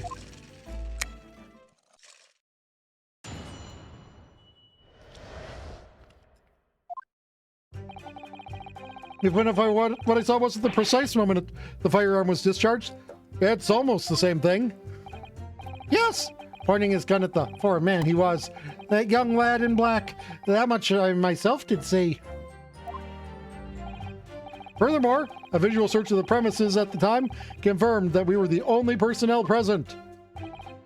Indeed, alone he was, the Englishman, dining all by himself. Therefore, no one other than the black uniformed cadet could have dispatched the Englishman. Over and out.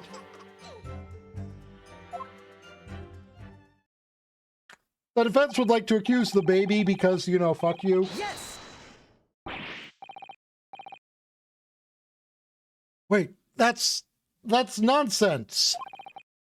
Victim, Dr. Wilson, he wasn't alone at all. Please, enough of these outbursts already. But there was a woman. There was a young woman at his table. You must have seen her. Everyone there must have seen her. If you call yourself a lawyer, then you will respect the rules of the court and speak accordingly. We are not here to listen to your fantasies. It is evident beyond all reasonable doubt that the victim was alone at the time of the incident. The prosecution has photographic evidence of this fact. Is this a photographic print of the scene of the crime, counsel?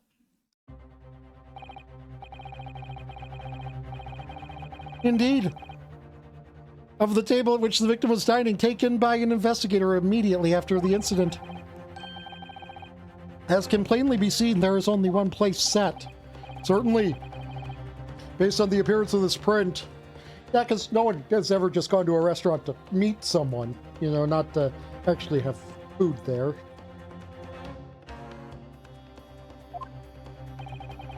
It would be reasonable to conclude that the victim was not in the company of anyone else. This doesn't make any sense. The court will add this new photographic evidence to the record.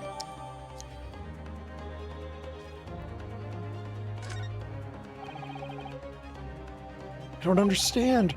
What's going on here? It's just not possible that nobody else saw that woman. Unless she was a ghost!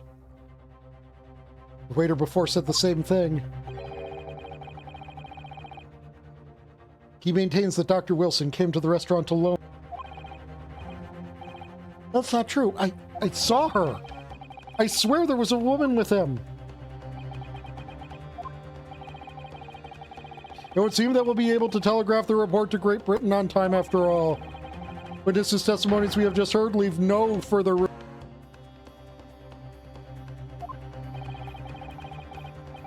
These are very sensitive political times, as we all know.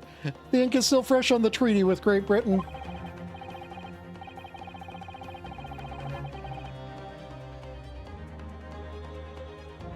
To think that I, Takasuchi Ouchi,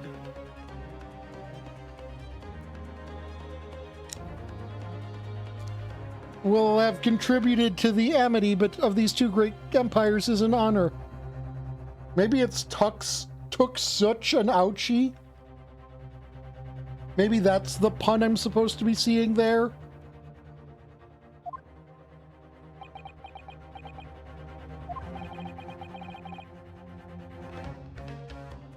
How can this be happening? The judge is ready to... Sental Ryunosuke. It's not over yet. What? If what you say is true, then there's something going on here behind the scenes.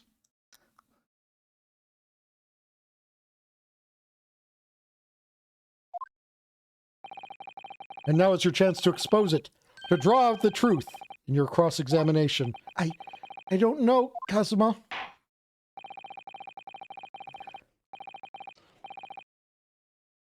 The defense is entitled to cross-examine the witnesses, but make it quick, okay? It massively depends. Rules can be so unbending at times.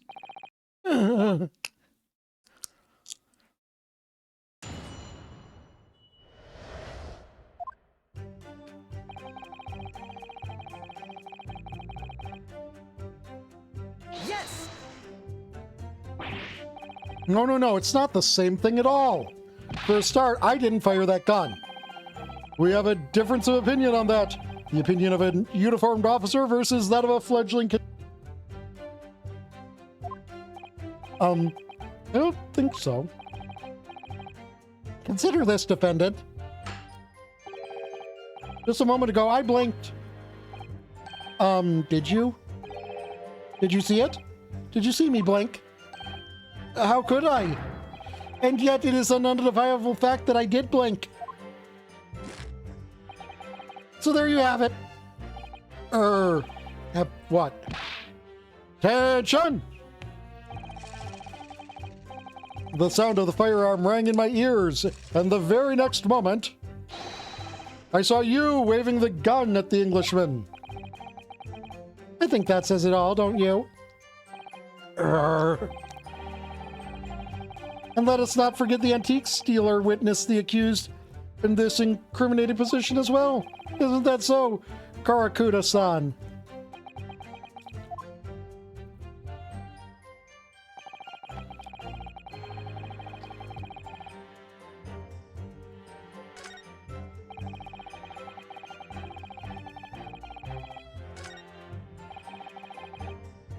Yes! Yes, it may be true that I was holding the gun at that point in time. But I've told you already, that's only because I picked it up off the floor. Well, obviously, as the culprit, that's the only way you could explain it away. Just finished drinking my coffee. I was about to leave the restaurant when I noticed a gun on the floor of at Dr. Wilson's feet, so I picked it up. At exactly that moment, a gunshot rang in my ears. Full of events beyond our control, life is. Sorry? What do you mean?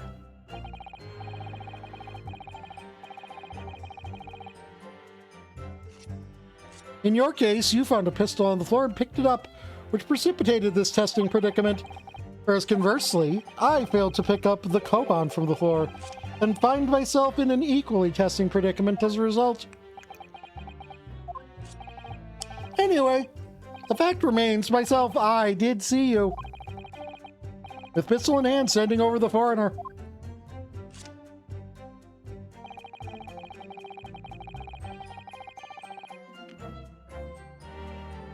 Yes!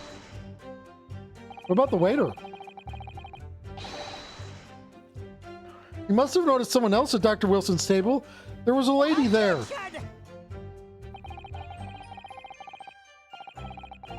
As you have been at pains to point out time and again, I feel I'm growing a callus in my ear. And yet, no one else appears to have caught even a glimpse of this woman. Only there had been more people dining at the time, then someone else would have noticed her. Unfortunately, it was already past 2 p.m. when it happened, the quiet time between lunch and dinner in any restaurant. You know, of course the place was almost empty. It's what you'd expect. Certainly, 2 p.m. is neither here nor there in terms of a time to eat. I wonder if it was a reason why the victim was eating at that... If there was a reason why the victim was eating at the time of day, and why he was alone. Yes, Your Excellency, there was indeed a reason. There was? This was found in the victim's jacket pocket. What is that, Counsel? It's a medical report card, Your Excellency. It would seem that the victim had an appointment at a clinic prior to visiting the restaurant. Hada Clinic. Yes, it would indeed appear to be an entry for the date in question. 19th November, noon to past 1 p.m. Very day of the incident. So the victim went for a late lunch following his appointment. The explanation couldn't be more simple. Prosecution felt no need to submit this evidence before, as it really has no bearing on the case. I wonder... What do you think, Ryunosuke? Well, it's hard to see how it could be related, really. Remember, you can request for it to be entered into the court record as evidence, if you think it could be useful. Should I ask for Dr. Wilson's medical report card to be submitted as evidence, or not? Literally, why wouldn't I? Yes!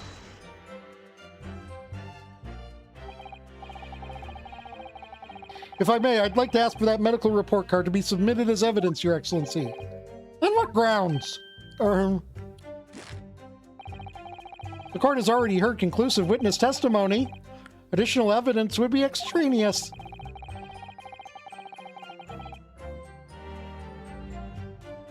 Not to mention the victim's movements prior to his arrival at the restaurant are of no concern.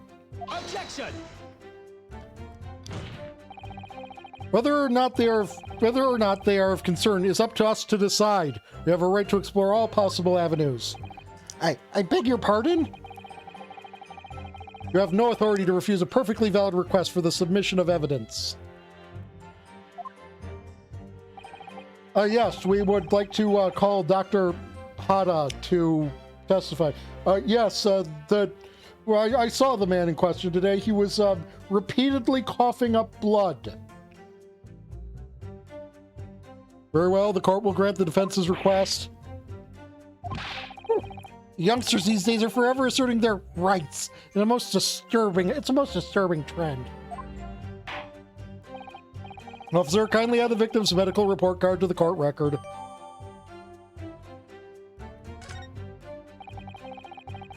What we need right now is new clues. We have to explore things from every possible angle, even if they don't seem relevant at first. Right, I hear you. You can conspire to prolong the trial as much as you like. I don't know. I just find that by saying the dumbest shit, I often, wind up coming across things that actually happen in the trial.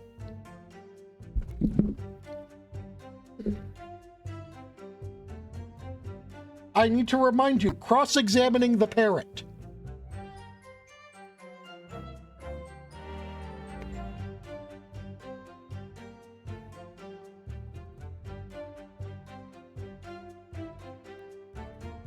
You can conspire to prolong this trial as much as you like, but it's the day after the festival already for you.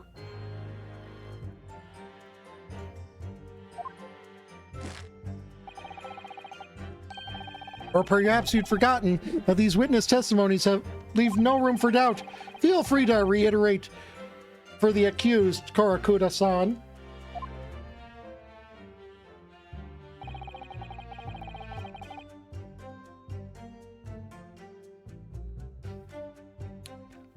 Indeed, alone he was the Englishman, dining all by himself. Yes! So you actually saw that with your own eyes, did you? The victim, Dr. Wilson, dining alone. That I did. Forgive me for the position I place you in.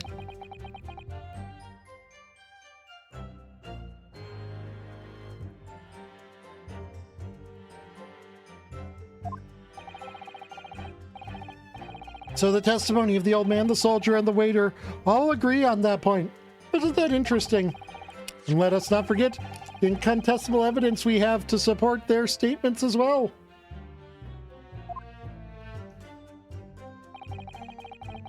Oh, right, I probably should actually.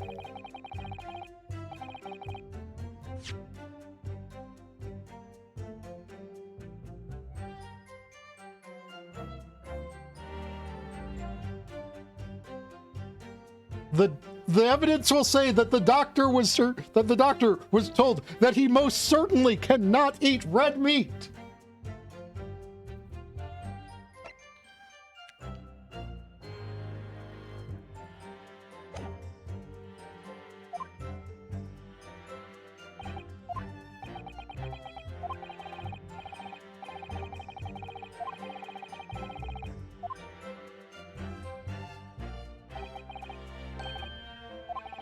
Why? I'm perfectly honest, I have absolutely no idea.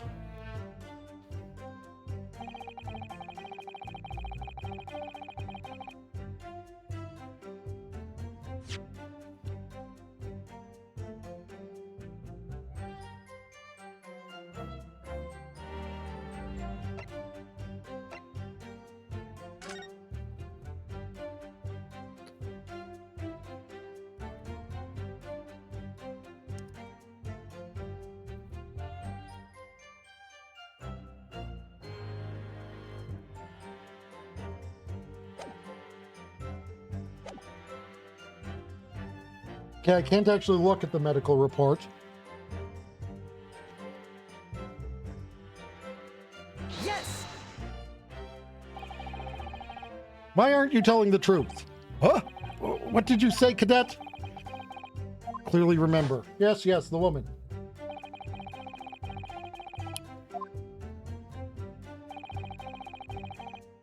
Perhaps one of you might not have noticed, but for both of you to have failed to see the professor's dining companion, it's just not possible.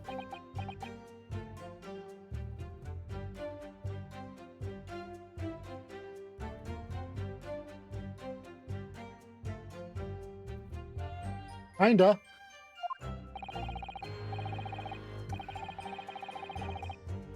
Unfortunately for you, defendant Naruhodo, it's not just a case of these two witnesses alone.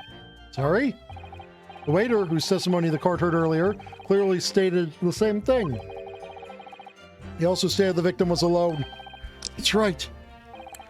Precisely. In other words, you are the sole proponent of this phantom lady. But I... Such a woman were indeed present at the scene. The prosecution demands to see proof. Wait, hold on a second.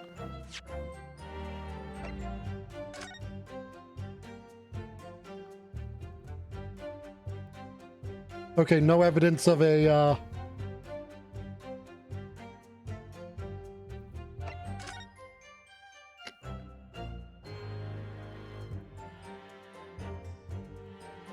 Great.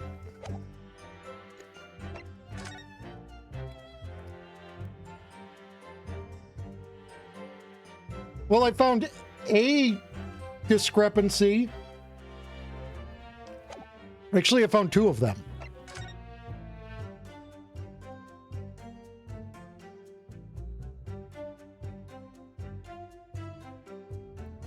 Well, yes, but, one, which seat would he have been at here at this table?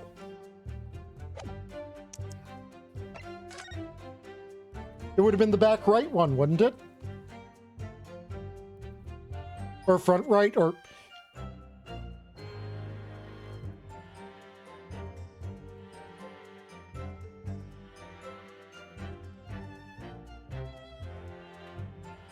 I thought I locked you. Why are you not locked?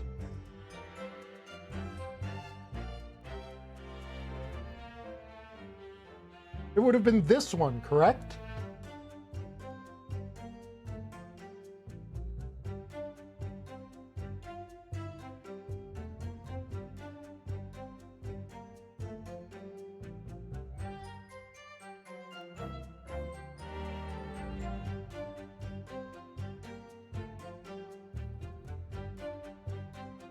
We're just going to leave the pointer finger here so I can...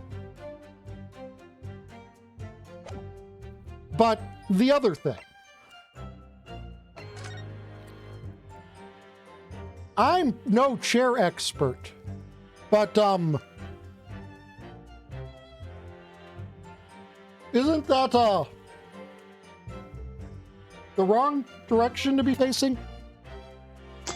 Ow.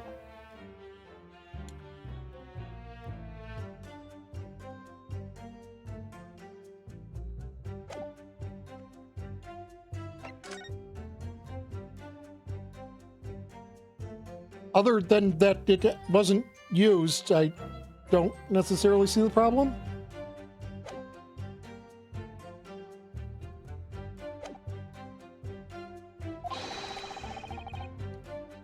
And no proof exists of defense. The prosecution demands no further mention of this phantom woman be made. The blatant waste of the court's time. Is there nothing I can say to that?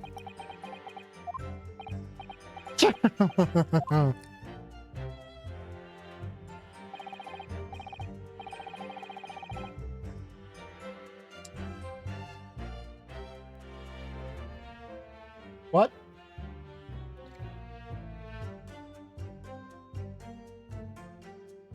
Excellent work, Ryunosuke. We've gleaned some new information now.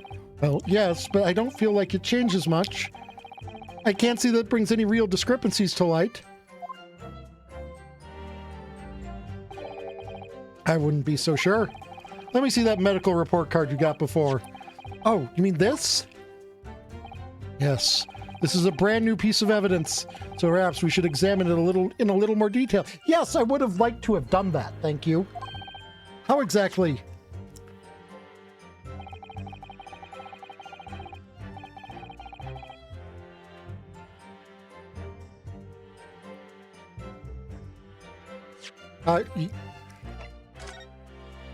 Yes, the first photo does show the glass empty, while the second...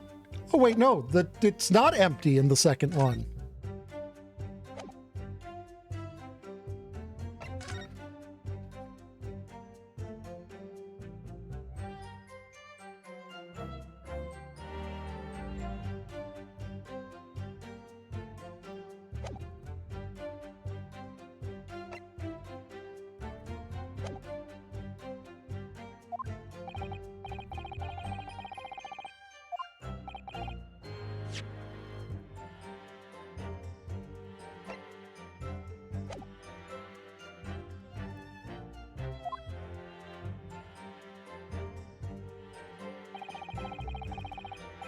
To rotate and all. Okay, now I have the ability to rotate.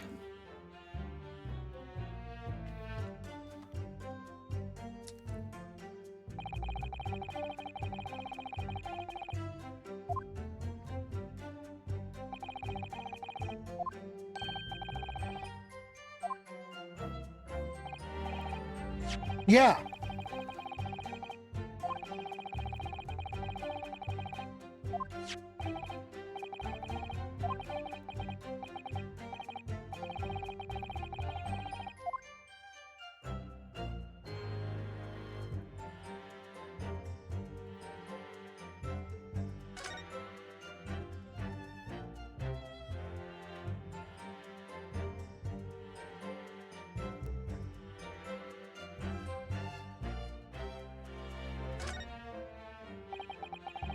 Let's have a look. This is some kind of medical history.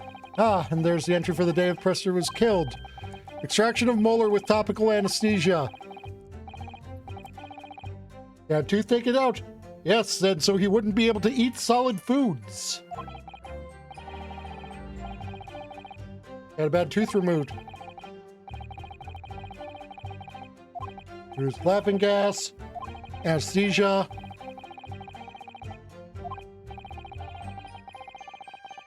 Cautionary, strictly no food or drink besides water for 3 hours post-procedure until...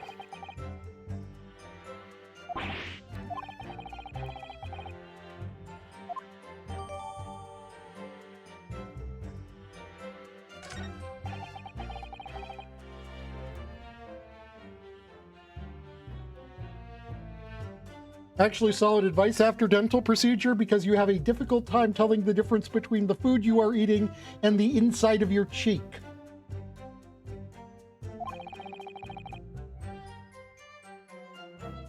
That one particular statement totally changes. Yep. But before we do that, can I...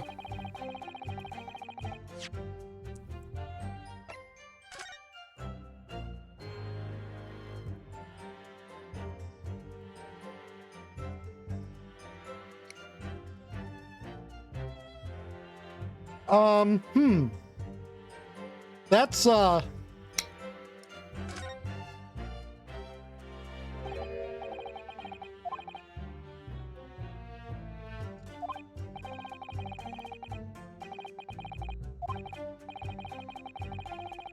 Yeah, Chief Inspector.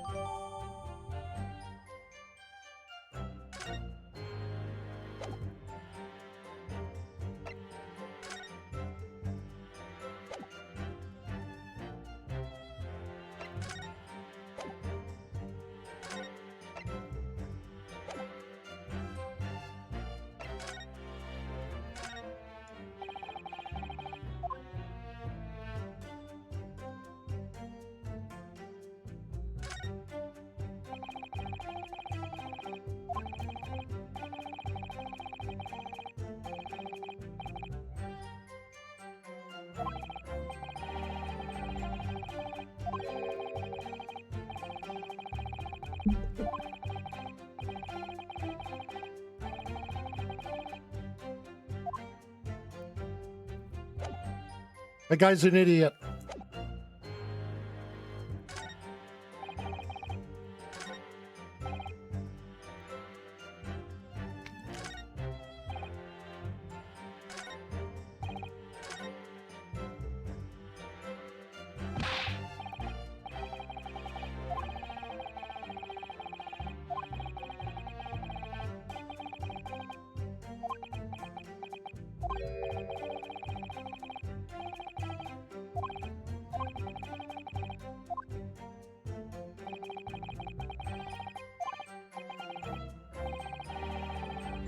Yes, there is a discrepancy, dude.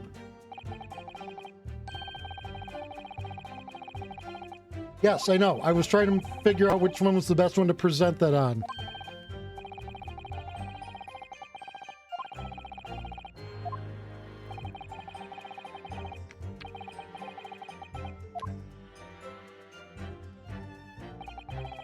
Yeah.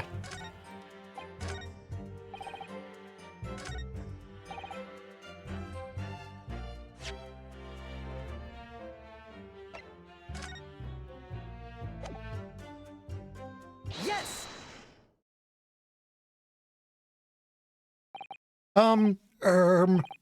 Well, I think, about what you are wittering, lad. Call yourself a lawyer. I wish I could, but first and foremost here, I'm the accused. Inosuke. Everyone stumbles on their words occasionally. Under the circumstances, I wouldn't worry about it. Thanks, Kazuma. I could see it quite clearly in that cross-examination you just carried out. When you raised your hand straight up like that, so purposefully, you knew exactly what it was you wanted to say. Don't feel like you have to choose your words carefully. Just say what you're thinking. All right, and thanks for the advice. Your Honor, that's bullshit! Karakuda-san, this is a medical report card belonging to the victim. Ah, I see. And I don't see. What is it, boy? Wait, what of it, boy?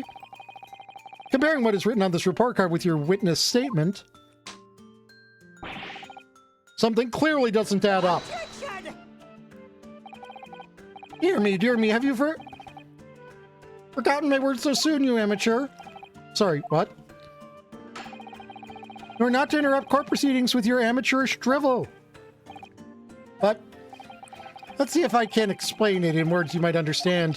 It was after 2 p.m. in the afternoon when the victim was murdered at the restaurant. Whatever he may or may not have done before that time is completely irrelevant because nothing ever leads to other things. Chains of events aren't linear. But that's, remember, Ryunosuke, you don't have to use clever language or fancy words. Just make your point. Your Excellency, I believe we're finished here. There's surely no need to prolong this trial further. The witness testimonies the court have heard have been clear and concise. This medical report card has no bearing on the matter at all. For the simple reason that there was no one else besides the pale-faced pupil who could possibly... This medical report card has nothing to do with the case? Do you really believe that? What? That outburst have petrified me, boy. Of course they believe it. How could it possibly be relevant? Perhaps because Hoda Clinic, which issued the report card, is a dental clinic. A dental clinic? Is that supposed to mean something to me? 1 second, chat.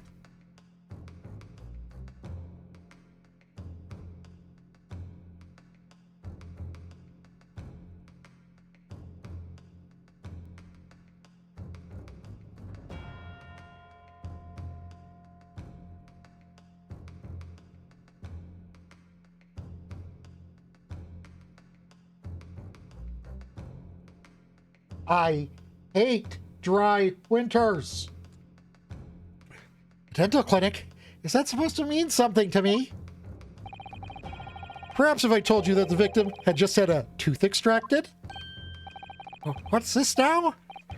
And furthermore, if I told you that as a result the victim had been forbidden from eating? Just what are you trying to say, cadet? And he had orders not to eat? So what? It's all written up in here.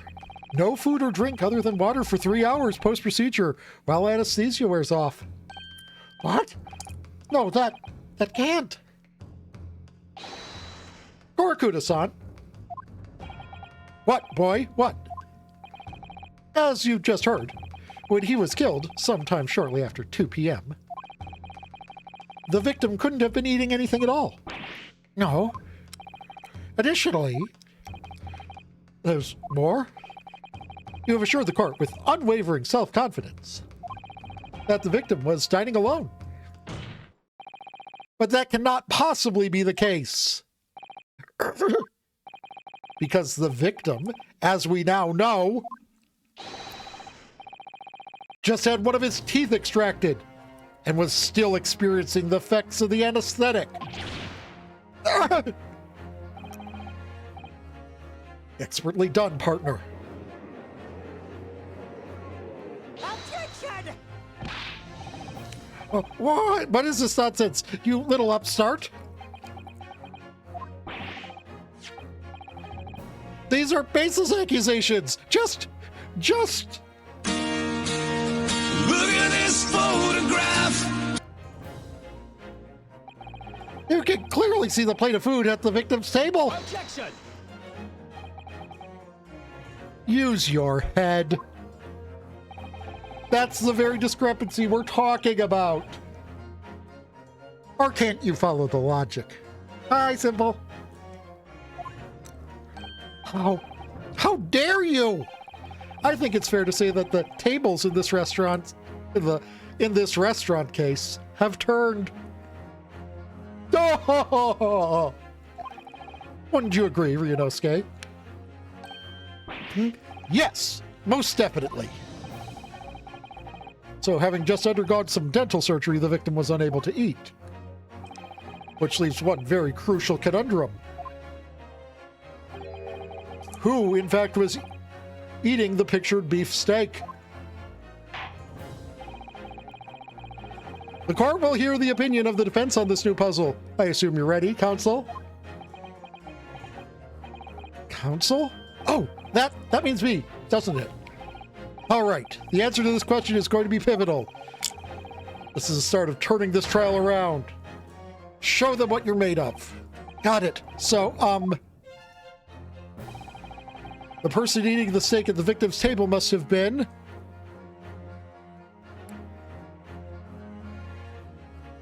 an as of yet unknown third party. Obviously, it could only have been someone who was sitting at the professor's table. You will not let us go, will you? There was no such person. There was, because I saw her. When the incident occurred, we know the victim couldn't have been eating anything. And we have evidence of a half-eaten steak on his table. Therefore,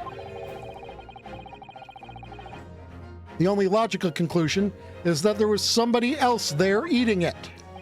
Ah! We have strong evidence to support our assertion. It's clear that these witness testimonies are unreliable. If the court decides to push through a ruling at this stage,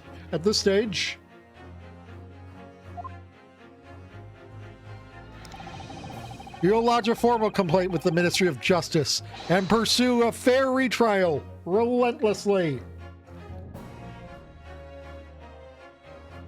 Yeah, they've been doing that. Kazuma? Are you insane? You would take on the government? Don't worry, Counsel. I have no issue with you. What do you mean? I have issue with them, the two witnesses in the stand. What? What are you talking about? We have demonstrated with evidence that the victim was not alone.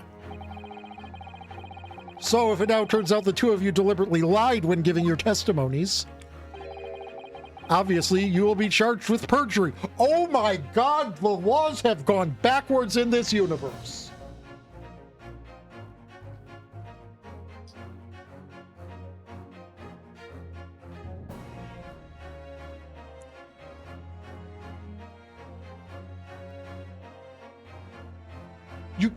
Delta, you do not understand. As I was playing through 6 other fucking games of this, how many times I brought up that the witness is blatantly fucking lying. Can we please charge them with perjury?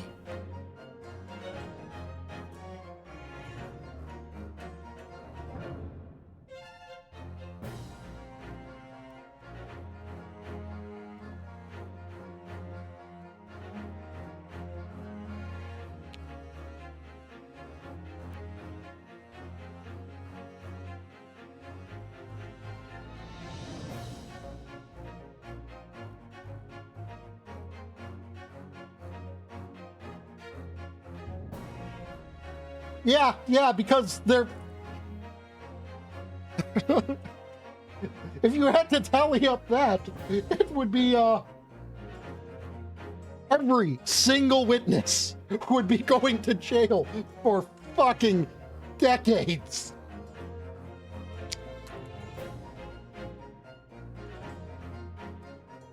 Your Honor, this man has committed 6 counts of perjury. I only had 3 lines.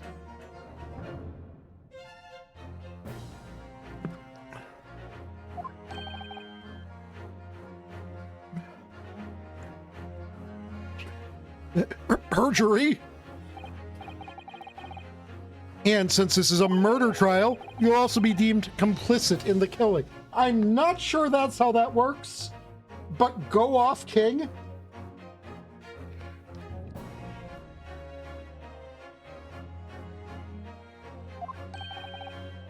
Complicit in murder?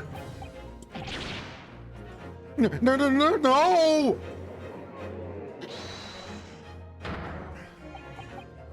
Negative. There was no mention of this at the tactical meeting. It was just following orders. That's right, as the man says. Just say you never saw the gentlewoman. That's what they are told us. Your Honor, they are completely guilty of perjury. I call for summary judgment and this entire thing to be dismissed. They have literally just they have just gone and the entire thing, Your Honor, the entire fucking thing, just the entire fucking thing. You're going to make me continue to go through this song and dance, Your Honor, aren't you? But I mean, the defense rests their fucking case. Like, the prosecution probably should be disbarred. Oh, come on.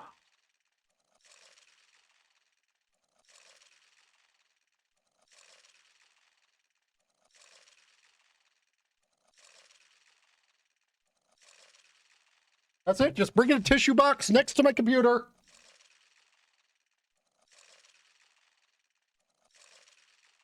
Oh dear, Delta.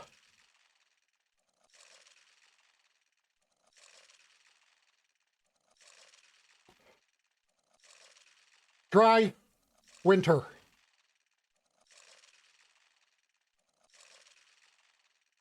I'm not coughing it like a certain waiter, but it's certainly coming out of an orifice.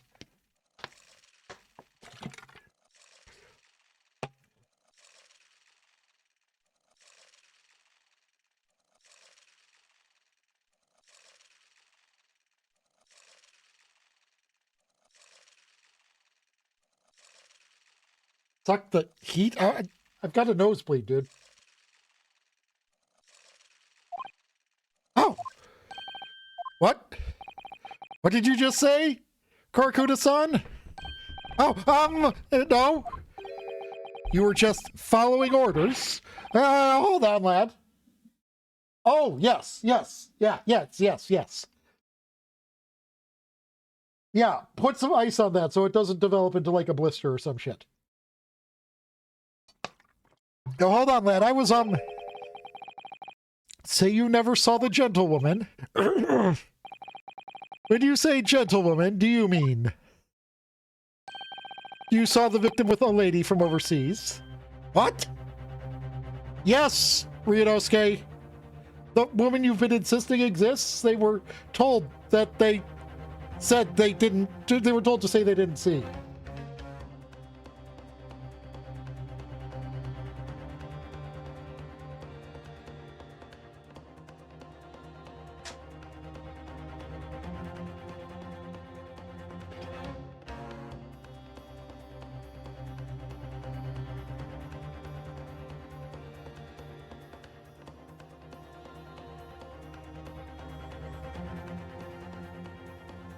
But simple. This is Japan. They'll be wherever Unit 731 was tried. Objection!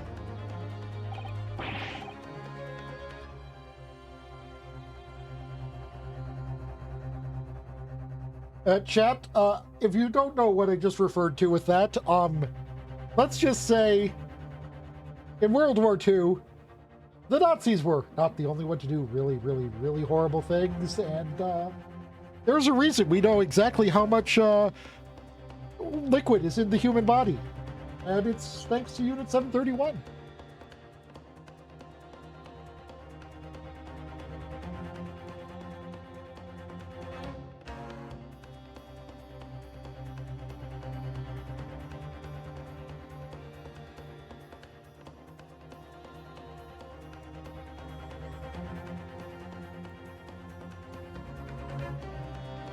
What's the meaning of all this? These witnesses gave false statements? Is this true, you pair? Just one simple slip of the tongue. Order! Counsel, explain what is going on here. It's painfully clear now. You tried to prevent these witnesses from telling the truth. Absolutely not. The prosecution knows nothing of this. Then who's behind this? Who tried to make you keep your mouths shut? That's classified. So you're prepared to be tried as a conspirator to this murder, are you? You wouldn't. This can't be happening. Ryunosuke? Judging from the way they're reacting to this, I'd say they were sworn to silence by someone with considerable influence. However, I don't believe Ouchi had any idea about it. What are you saying? I mean, to wield that kind of influence, there are only a handful of possibilities. It could only have been the government, the military, or the police, I suppose. Well, any ideas about who might be behind this? We can affirm who tried to silence these witnesses. If we can affirm who tried to silence these witnesses, then we could continue our pursuit. Actually, we don't need to. We have disqualified all of the evidence brought against us. The one person who we have not disqualified was explicitly not a sworn witness. So at this point, the prosecution has presented zero evidence at all that is valid. And so we would like the court case to be dismissed and our client found not guilty. Thank you very much.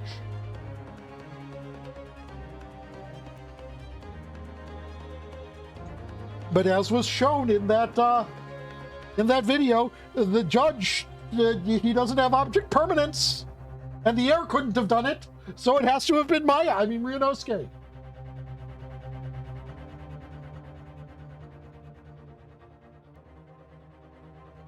So we need to name whoever it was that tried to make the witnesses keep their mouths shut.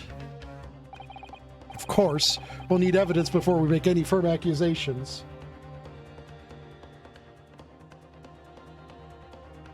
Yeah, we not even definitive non-guilt. We have.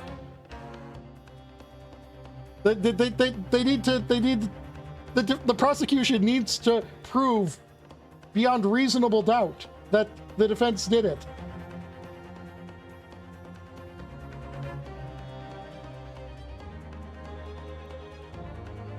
And so, yeah, but no, not only are we going to prove our client definitive not guilty, even though our client is us, we are also going to find the person who did it. We are going to do the prosecution's job and the police's job, as well as the defense's job.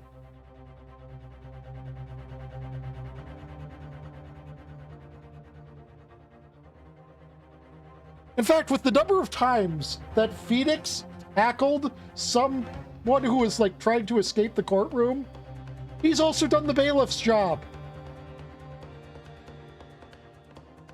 The only person in this room that we are not allowed to do the job of is the one person that our life would be so much easier if we were allowed to do the job of, and that is the judge.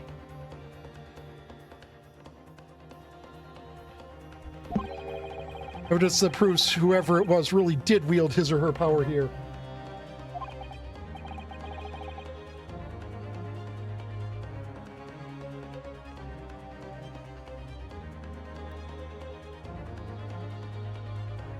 How can we possibly remember how we made our progress before? Yes, how about we just, I don't know if I was, no, I know I probably wasn't supposed to since this is a tutorial, but I wasn't supposed to have already looked at the back of the business card before this. Yes, we can, yes.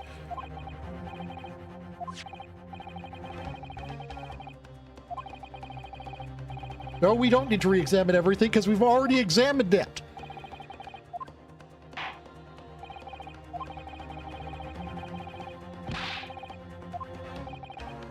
Please, wait, Your Excellency, I had no idea about any of this. I swear to every Shinto god, I know nothing. What does the defense have to say about this? Well, Your Excellency, no time to think. I'm just going to have to close my eyes and shout out the first name that comes to my head.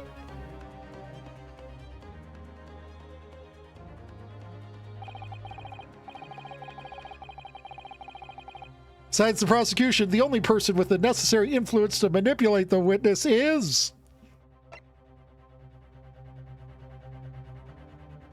Yes! Ryunosuke, yes, is Phoenix's ancestor. I mean, just look at him.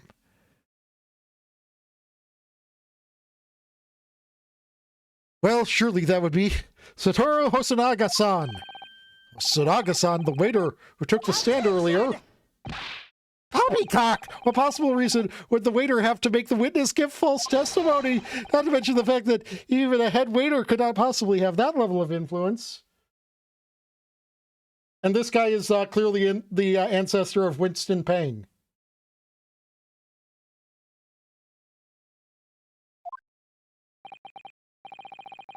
For once, I would agree with you.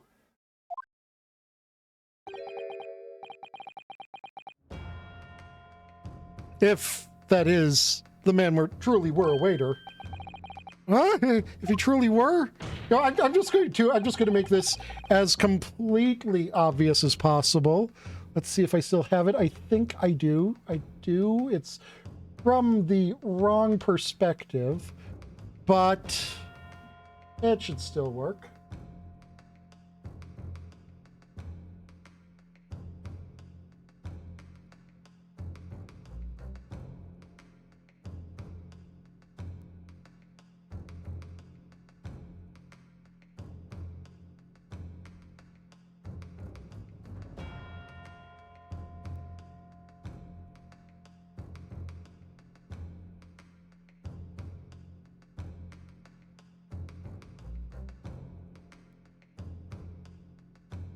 See, the genetic apple doesn't fall far from the tree.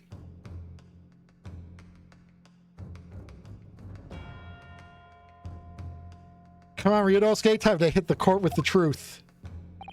The truth about Satoru Hoshigata-san's real identity as proven by this evidence. Yes! The plan of the restaurant sketched by the man in question. I agree, it shows a great deal of attention to detail. I'm not sure we can conclude anything. Sorry, Your Excellency. That's the back of the card. It's the back of the card that's of interest. I beg your pardon? It's the front. Yeah, or perhaps I should have said the front. Yes, it's the front of the back of the card. Ryunosuke. Seriously? Yep, this is Phoenix Wright dialogue. That's where the telling detail is.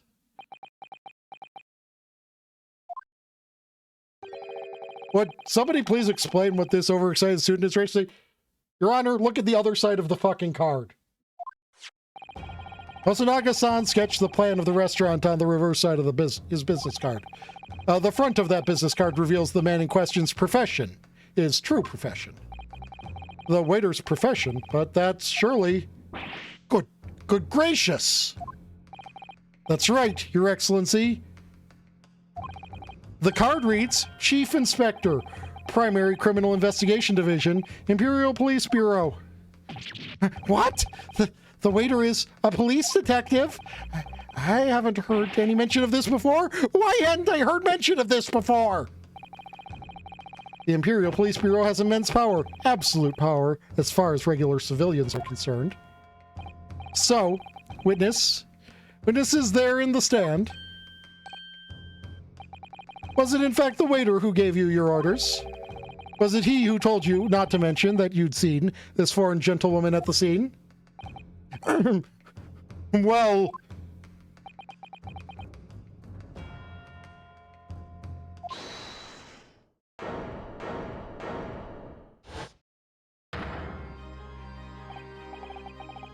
Inspector Hosonaga. I always worried something like this may happen.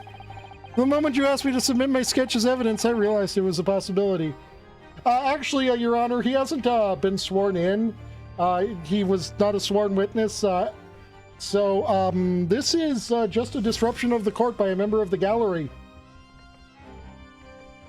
I would like you to hold this man in contempt of court, please.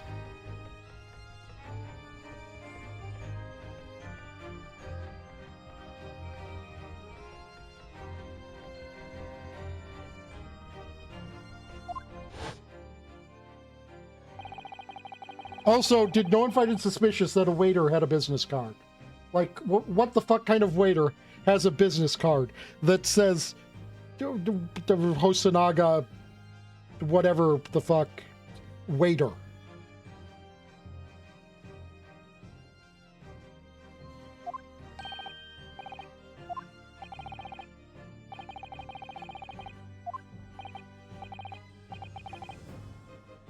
Okay, true, Japan, where they treat business cards as if they're like holy church relics.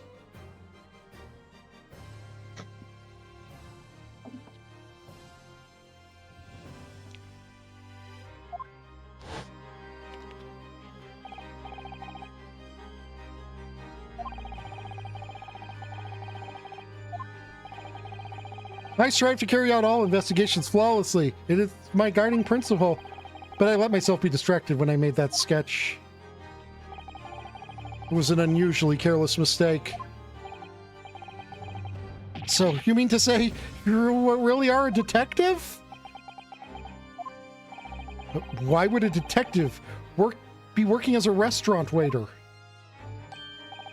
Of course, your salary must be terrible. I was working undercover. No one would ever pay detectives a terrible salary, especially not here in Japan.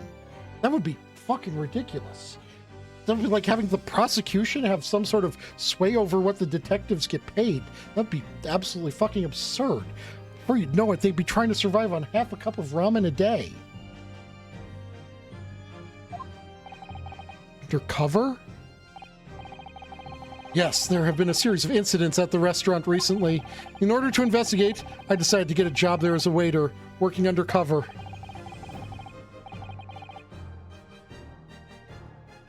Incidents at the restaurant? What kind of incidents? That would be classified police information, which I am not at liberty to divulge. It was smuggling, wasn't it? I'm going to go out on a limb and say it was smuggling.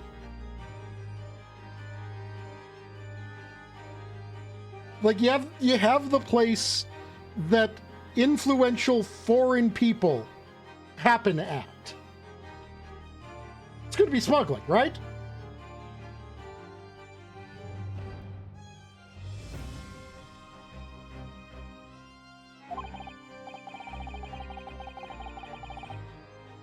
However, I can state categorically that they are unrelated to this case of homicide. Yeah, no, they are completely related. I'm going to blow open your entire case by cross-examining the fucking tablecloth. Very well then, Inspector Hosonaga, but you will elaborate on one point for the court. Of course, Your Excellency. We have just heard new information from the two witnesses beside you. That at the time of the shooting, there was in fact another person present at the victim's table. If that is indeed true, clearly you would have also been aware of this person's presence, having served at the table in question. However, your testimony did not allude to this other diner. Therefore, I am led to assume that in your professional capacity as police officer, you required these witnesses to be in agreement. Would that be correct?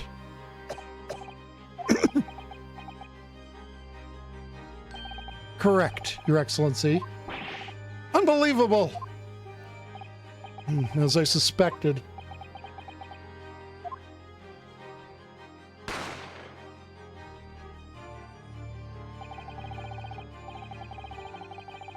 As soon as I heard the gunshot, I ran out of the kitchen to see what had happened.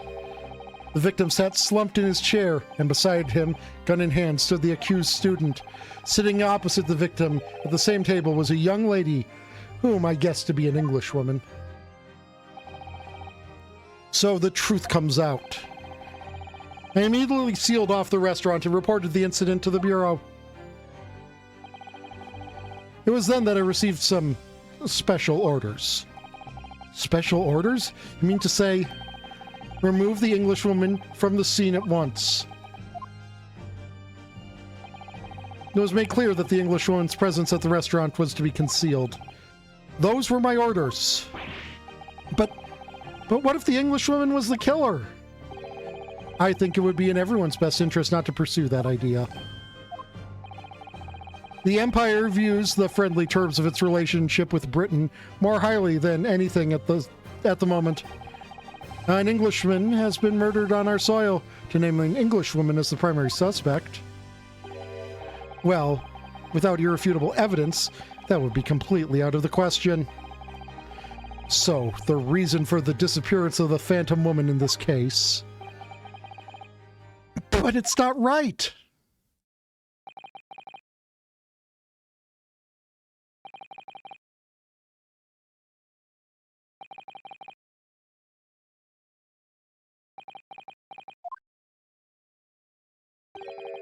One possibility does spring to mind. What do you mean, Kazuma? Hume University is currently hosting a number of exchange students from Great Britain, and I'm fairly certain that one of them, studying in the Metal Faculty's research laboratory, is a young Englishwoman. What?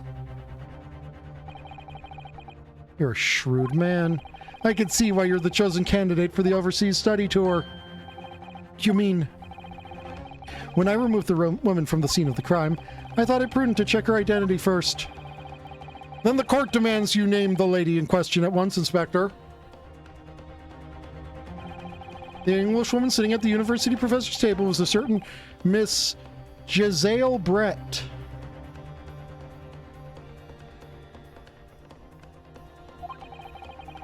She is indeed a foreign student studying in the research laboratory of Hume University's medical facility. Is she the reason you're sick? Is it just ill Brit?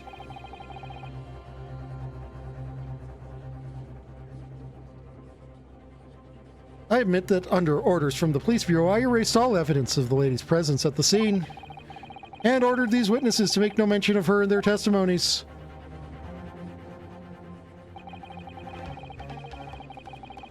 It must now be up to Your Excellency to decide how to deal with this situation.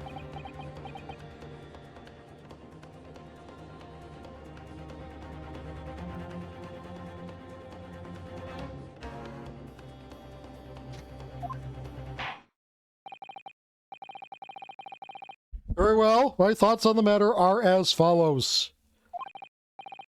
Thus far, the case presented to the court has been underpinned by a particular critical premise. Namely, that the victim was dining alone. However, as we have now discovered that this premise is false, it would be a desecration of our justice system to ignore the truth and give a ruling at this point. But Your Excellency, that would mean missing the noon deadline of a ruling in order to send the telegraphic report to Great Britain. Our own government will surely be very displeased by such actions. Calm yourself, Counsel. I will not allow the government of our country or any other to influence the proceedings of my courtroom. Inspector Osanaga? Yes, sir? You will locate this Giselle Brett and escort her to the courtroom with the utmost urgency. At once, Your Excellency. But that means he'll be going against the special orders you were given from the police bureau. As I said before, it is my guiding principle to carry out all investigations flawlessly. So it won't be a problem.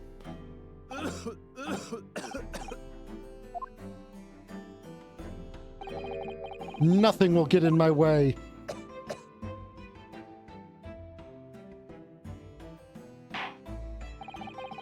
Court will adjourn briefly. Prosecution must call the English student Giselle Brett to the witness stand. Do I make myself clear? Yes. Your Excellency. Yeah, seriously.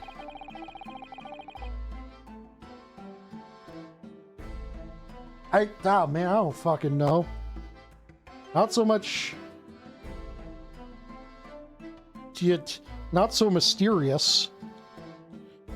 Good, then we have a 30-minute recess before reconvening.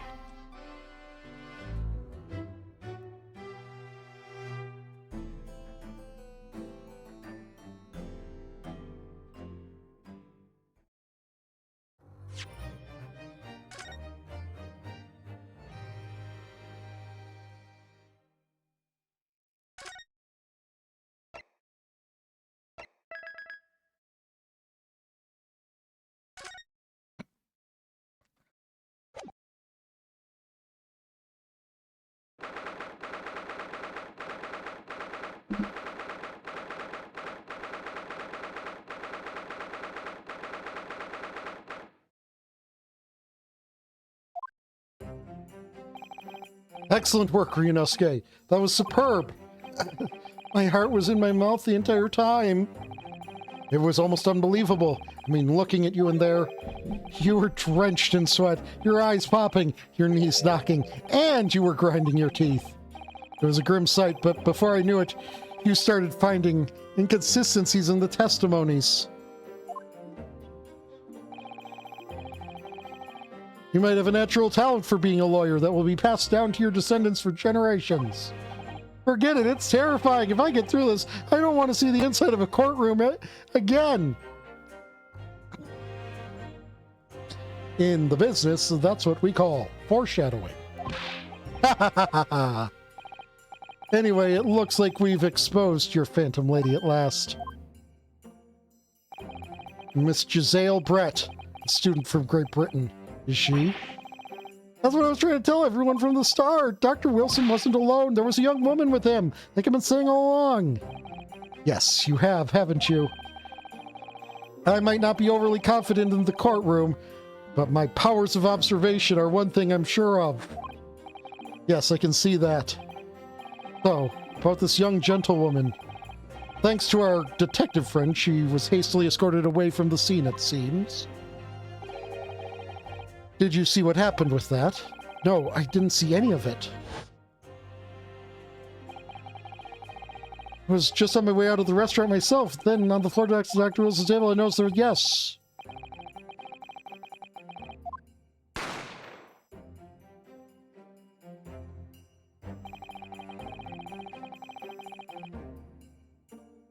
I didn't have time to think about where the sound of the gunshot had come from. The waiter ran over to me, looking as white as a sheet, and he bundled me into some sort of small pantry next to the kitchen. As thinking by the detective, he apprehended his suspect without a moment's delay. Yes, and because I was shut in the pantry, I have no idea what happened outside in the dining area. There you are. Well done, both of you.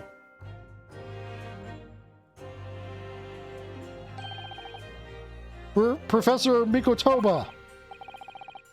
Well, it seems I was right. The pair of you make an outstanding team. You've exceeded my expectations, I have to say. Yes, it seems you planned this from the start. You arranged things so that I wouldn't be able to act as a lawyer in this trial. Our modern country is still in its infancy, our justice system even more so, which is why I firmly believe that we need to send our brightest young stars overseas to learn all they can. I want to avoid a situation that may have resulted in your study tour to Great Britain being cancelled. Well, it makes no difference. Lawyer or otherwise, I'm the kind of man who can't help his... If I'm the kind of man who can't help his best friend avert the worst crisis of his life, I shouldn't waste everyone's time by going to study overseas anyway. What? What are you saying, Kazuma? Kazuma, you are so much better of a childhood friend than Larry. Like, it's not a contest. So that's your stance. I was afraid you'd feel that way. Kazuma! Well then, it looks like it all comes down to you, young man. To me? Yes. You need to prove your innocence and uncover what really took place in that restaurant. I must say, I very much want to know the truth. After all, I have a personal connection to this case. Come to think of it, he said the same thing earlier this morning, didn't he? If you don't mind me asking, Professor, did you know the victim? Moreau. Yes, I did. As you're probably aware, Dr. John H. Wilson was a visiting professor at UMA, and it was I who invited him. Oh, I see. I didn't know that before. Anyway, you're about to go into battle. The victim was a university professor from Great Britain, and a well-known one at that. Naturally, our government is looking to identify and punish the culprit as quickly as possible. Also, can we take a moment to appreciate that they've actually given us a reasonable explanation as for why we're being forced to go so far and beyond what our job as a defense attorney is?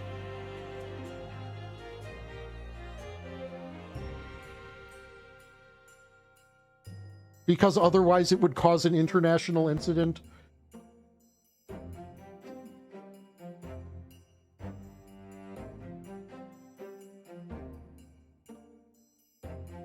Well, yeah, that the legal system is kind of new, and, yeah. But let's not forget who we're going up against. The gentlewoman whose involvement our police bureau went to extraordinary lengths to hide. Yes, and I'm sure the prosecution will be using every tool at their disposal to quash your case. But I've no doubt you pair will put up a good fight right to the last. Best of luck. Thank you. Now then, I need you to run an errand at the university at once. There's something I think we may need. Of course. Good luck, Kazuma-sama. Can we get a name for her, please? Bandit Naruhodo, the recess is over. Please make your way back inside the courtroom at once. It's time. Let's get back to it, partner. Let's go in there and deal a decisive blow before those old fossils know what hit them. Kazuma? What? Thank you. Really. What for? Well, if you hadn't said you believed me, then I'm fairly sure I'd already have been found guilty by now. Look, I have faith in you. As a lawyer and as a friend. Coming from you, that means a lot. If I'm found guilty in this trial, he's really going to give up on his dream of studying abroad. That's the kind of true friend he is. So this isn't just my battle anymore. Whoever we're up against, we absolutely cannot afford to lose. Alright then. I'll save the thank yous for after the trial. You can treat me to one of those sukiyaki meals I like from Yume Cafeteria on University Street. With extra large portion, of course.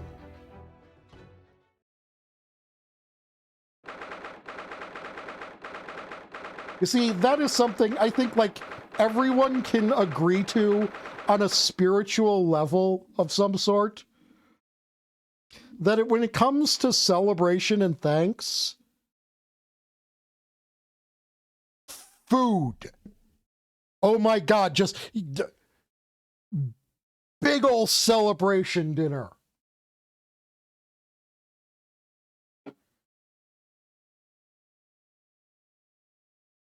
Y'all agree, right?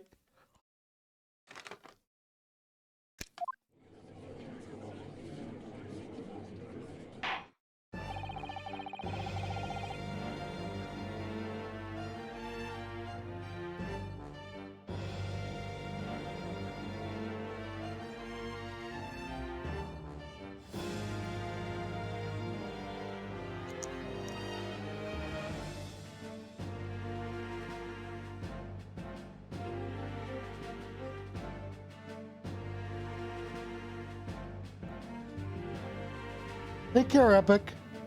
The court hereby resumes the trial of Ryunosuke Naruhodo. Prosecutor Ouchi, have you managed to subpoena the witness?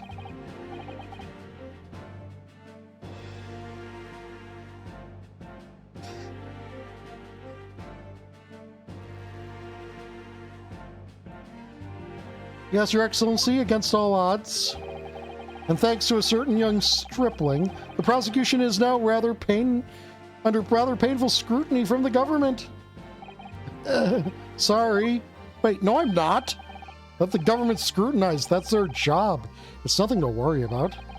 It's highly unlikely that the good relations we've forged with Great Britain will emerge from this trial unscathed. Will you still think it's nothing to worry about when the new treaty breaks down and our nation founders? Again, terribly sorry.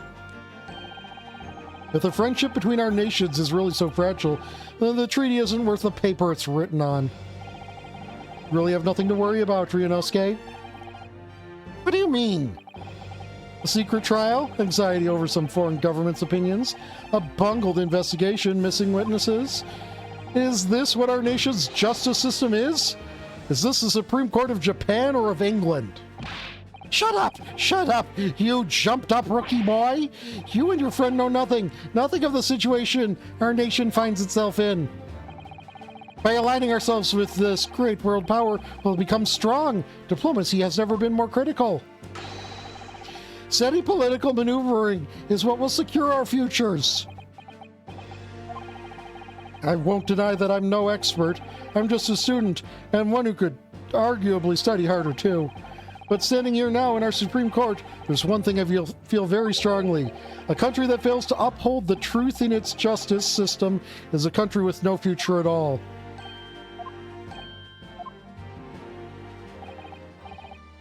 Well said, Ryunosuke, despite the wide-eyed look of terror.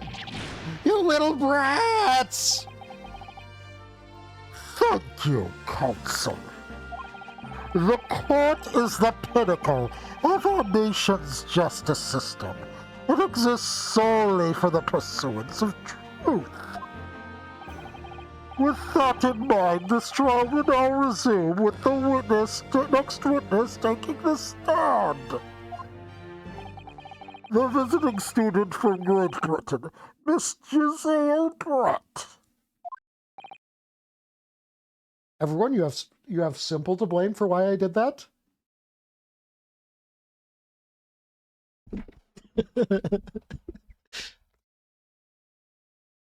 Yes. Your Excellency!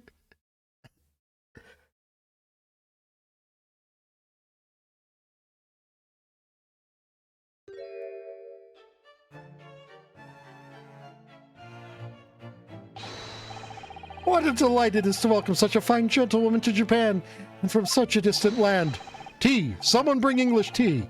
In England, no discussion takes place without tea. Is that true? No idea. Sir, ma'am, could we possibly trouble you to state your name and occupation for the court? Of course. My name is Satoru Hosonaga. I've been working undercover as the head waiter at Lockhart. Yes, we know all about you already. Inspector Hosonaga, where are your manners? In England, it's always ladies first.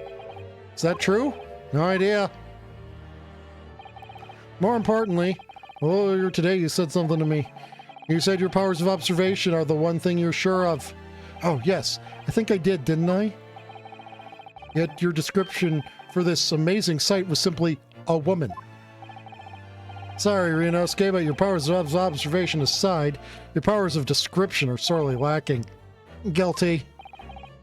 So, dear lady, once again, if we may trouble you for your name and occupation, please.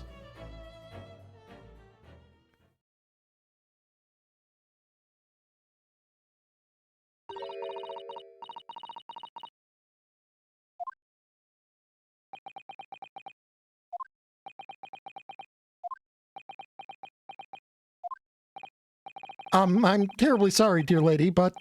What? You know what would have been better? You know what would have been great? If they had written her text in Japanese.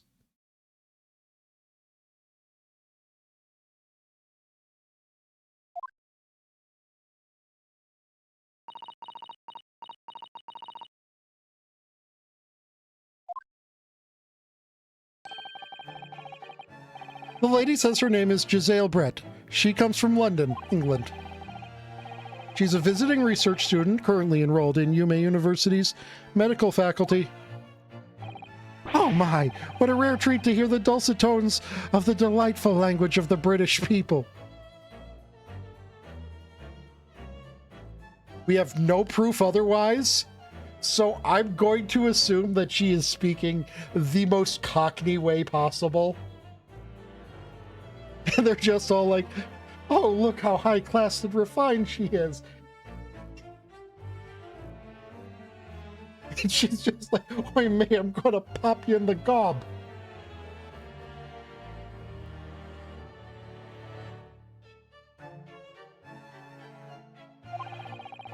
I'm afraid I don't understand a word you said, but it was as beautiful as a hummingbird's song.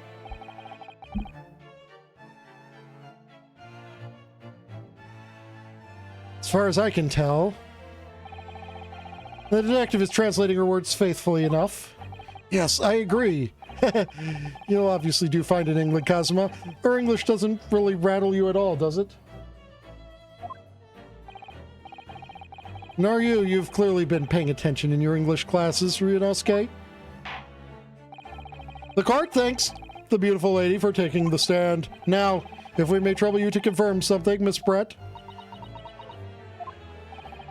3 days ago, at a restaurant called La Carnival, a grim murder took place. The court has been led to believe you were there dining with the victim, Dr. Wilson, at the time. Is that correct?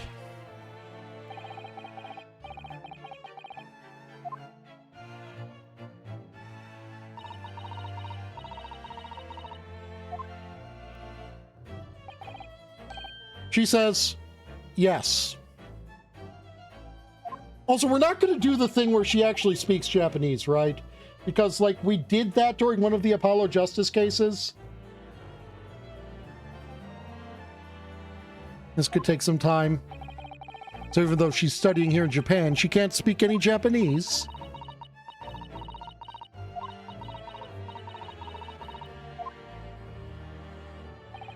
She'd like to apologize for disappearing from the scene. She says that she was due to make a presentation at the university. She had to leave immediately. Interesting. When you're the one who engineered her escape. I was just following special orders from the Bureau. Well, now, dear lady, would you be so kind as to Would you be so kind as to... Look at this photograph.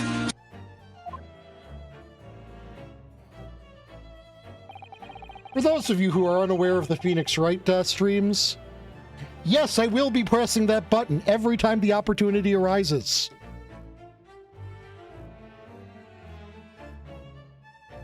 Seeing as you were so unfortunately present at the scene of the crime, could it be that your resplendent eyes caught sight of the wicked perpetrator, perhaps?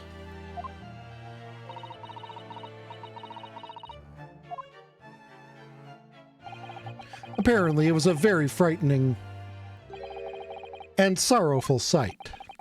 Do you mean to say? Yes, it would appear the lady did witness the crime. The moment when the accused, standing right there in this courtroom, shot the victim in cold blood.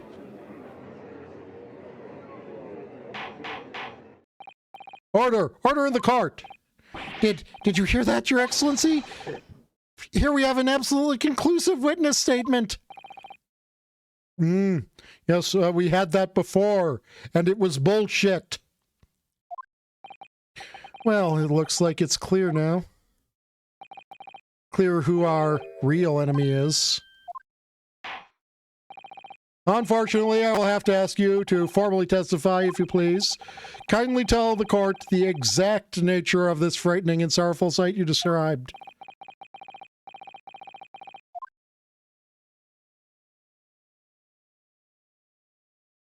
Also, your facial expression is of vital importance to this, so the court would like to ask you to remove the mask.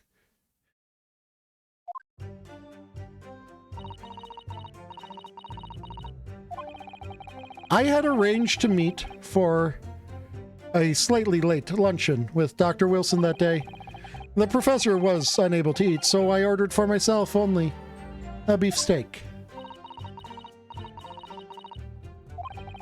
After a while, the accused came over to greet the professor, and they got into a fierce argument. Then, not long afterwards, the accused took the professor's gun and shot him right before my eyes.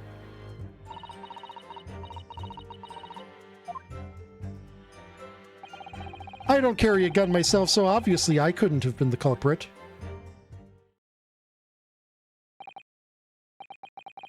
This is a condemning test. No, I didn't have any kind of argument with the professor at all. Quiet, you filthy wretch. Look at you, you black-hearted blackguard. And look at the Snow White Angel.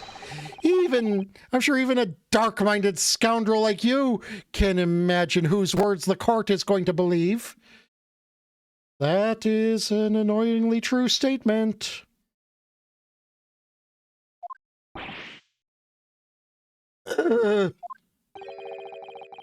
Still making the same mistakes, Ryunosuke. You mustn't blurt out when you're goaded like that. There's a lesson you need to learn. But he's so annoying! Of course, I was at the scene as well. I took statements from this lady and the 2 witnesses who testified before and reported back to the Bureau. It was decided that Miss Brett was not involved, so I let her go. The testimonies of the last 2 witnesses were completely worthless, however. Well, even so. On the day in question, the lady was wearing the same outfit as she is today, which is going to be relevant. As you can see, there is nowhere about her person where she could conceal a firearm.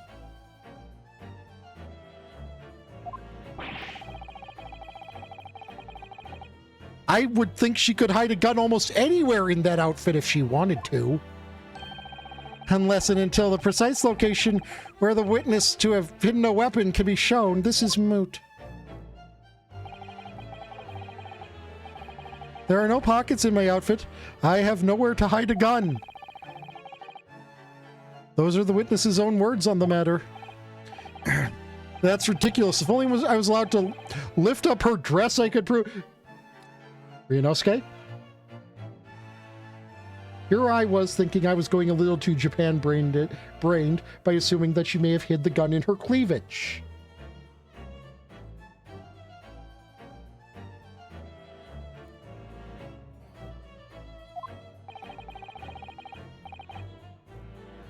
Don't think about doing anything rash, Ryunosuke. I didn't fire the gun I picked up. There must have been another gun there that day. You're right about that, which means the lady was hiding a gun somewhere. Yes, that's what we have to prove now. And to do so, we will need to pull her testimony apart. Yeah. Under the hat?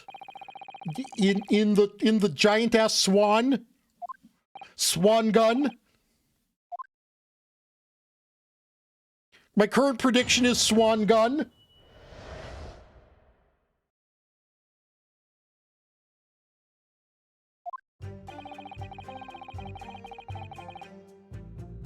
Yes! Okay, I don't see how this is gonna... After 2 p.m., in fact? That really is quite a late lunch, isn't it? You don't keep up with the latest fashion, do you? Late luncheons are in vogue, isn't that right? No. Get fucking dunked on, dude. A decisive English no has quite a sting to it. Gentlewoman's currently working in the victim's research laboratory, it seems, so it was apparently a daily occurrence that they would lunch together. On the day in question, the victim had another appointment at the clinic first. That's what we can prove from the medical report card, as was submitted as evidence earlier. That's right. Miss Brett and the victim went to lunch following the victim's treatment, which is why it was so late. Yes, that all makes perfect sense. Such wonderful logic, what a shining example of English intelligence this fine gentlewoman is. So you both arrived at the restaurant. What happened next?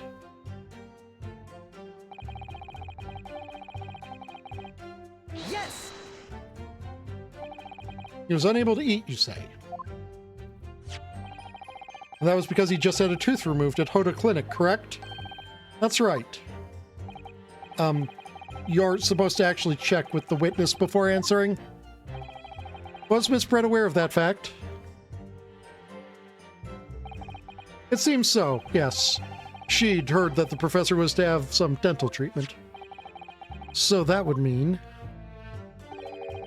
that it was you who ate the steak pictured here. Is that right, Miss Brett? Which brings up an important question of why he's in front of her steak.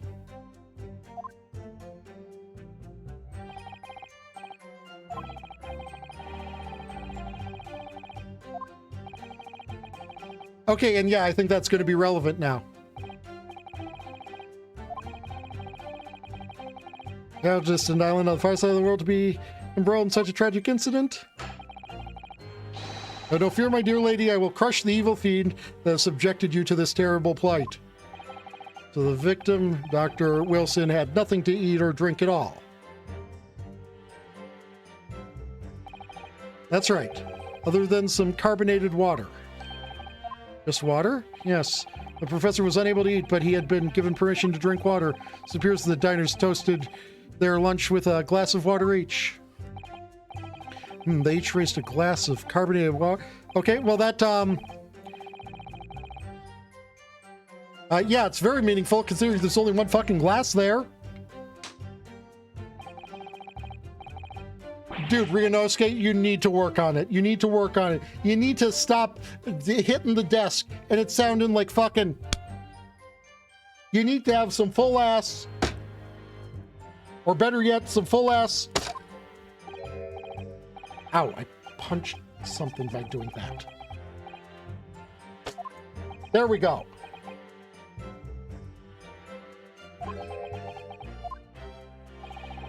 Significance of the statement will become apparent when the time is right. Offense calls for the witness's last statement to be formally added to the testimony. Well sidestepped, counsel. Very well, Miss Brett. Kindly repeat what you just said to be added to your official testimony. Gladly, she said. Why is her mask able to emote? It's brilliant, Kazuma. I'm going to remember that one. Which one? Significance will become apparent when the time is right. I could really use that phrase. I'd hope there are some more useful tips you're picking up from this experience than that, Ryunosuke. No, him and his descendant are going to make liberal use of that one for every single court case ever.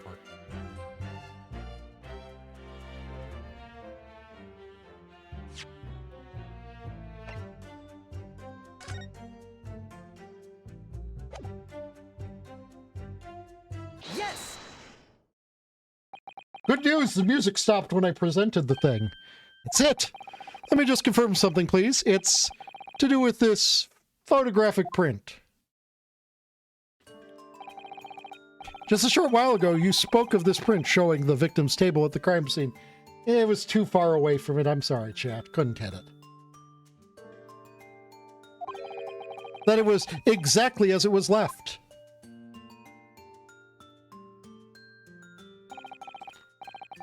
That is correct, the lady says.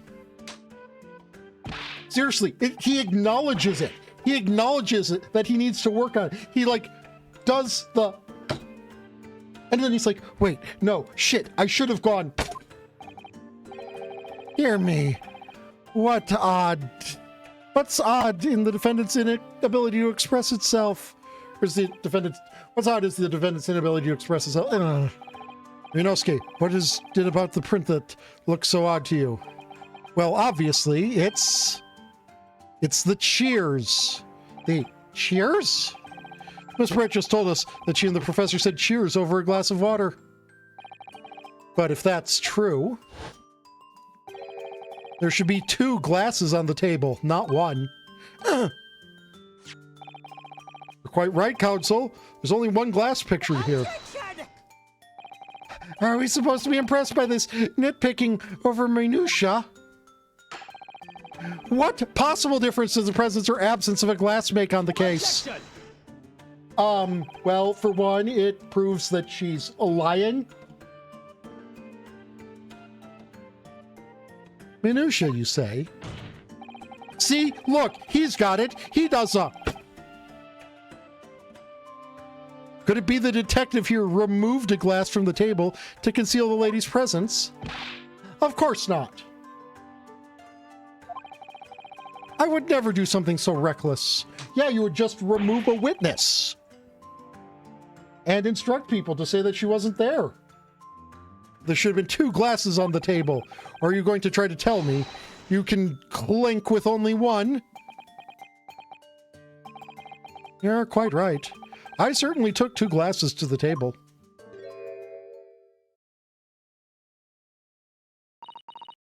After he shot the professor, it broke the glass. Inspector, what did the lady say? It would seem that it was Miss Brett who took the glass from the table. What? It was also terrifying, everything that happened. I panicked and thought I should try to hide the fact that I'd been there at all, she's saying. Good gracious.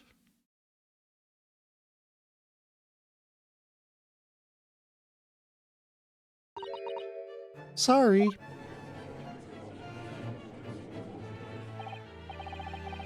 There, as I assured the court before, this is of no consequence at all.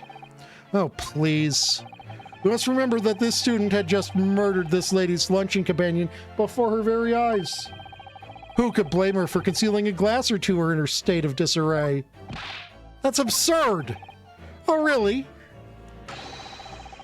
So do we take it that you are now going to accuse this vulnerable young beautiful woman of mischief? What? No, this can't be put down to mischief. I'd like to know exactly how the lady took the glass from the scene. And this is how we're going to prove she has somewhere she could store the gun. It would seem that she slipped it into a small handbag she was carrying. A handbag, you say? Yes, Your Excellency, a small, handheld pouch commonly carried by well-to-do women in England. So, the beautiful lady has very graciously explained how and why she removed the glass from the scene now. However, the fact remains that the glass has absolutely no bearing on the case. The student has been trying to confuse the court with logical reasoning, but in the end, it all comes to nothing.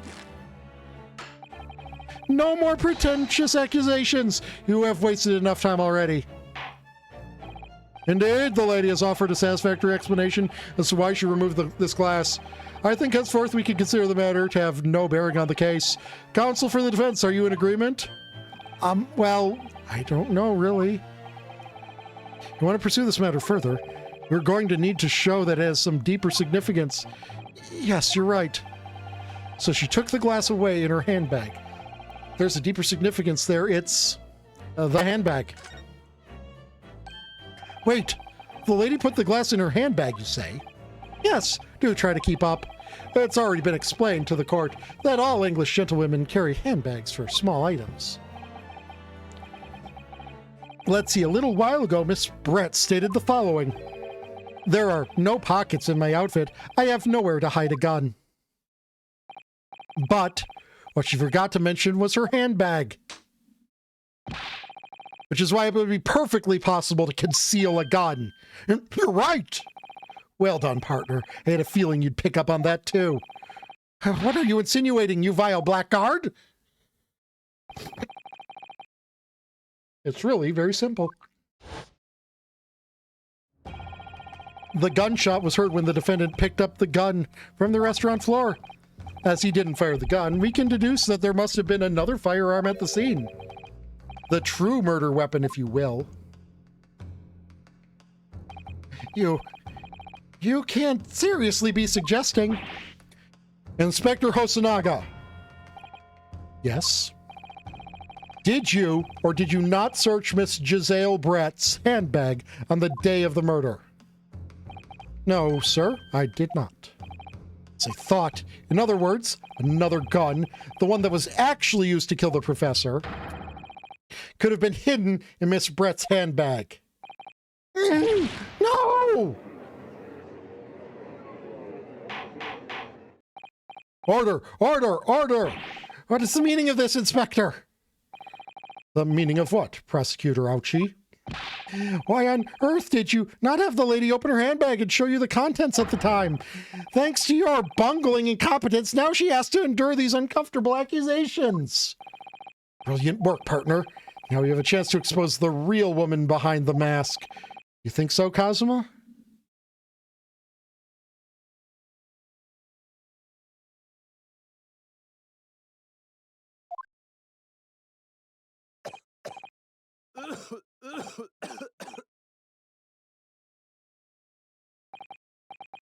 Oh, what a sorry situation.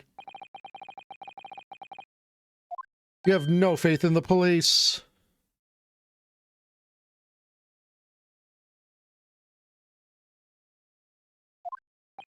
As I said, I did not search the lady's handbag after the shooting, simply because it was unnecessary.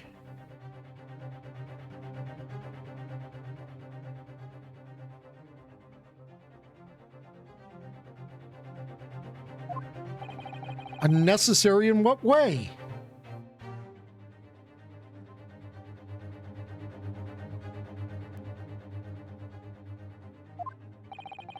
I ought to thank the student lawyer, really. I'm still going with Swan Gun. I have a piece of evidence here that I had completely forgotten about. This photographic print. Now, if you would be so kind. Look at this photograph.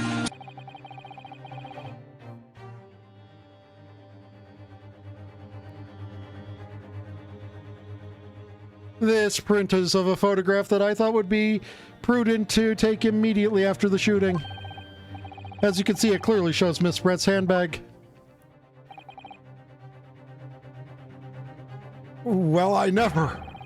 You can see right through to what's inside. That's right. Apparently, meshwork bags like these are the height of fashion in London at the moment. So the contents are clearly visible.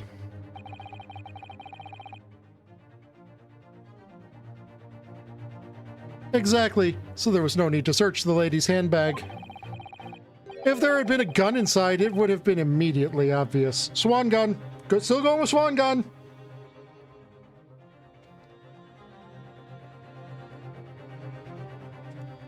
Chat, please call me smart if it's a Swan Gun.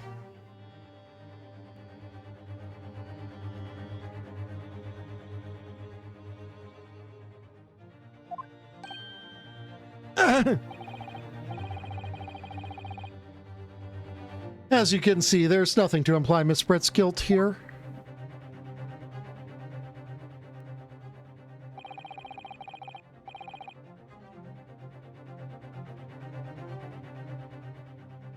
Thank you for helping prove that, Naruhodo-san. Ah!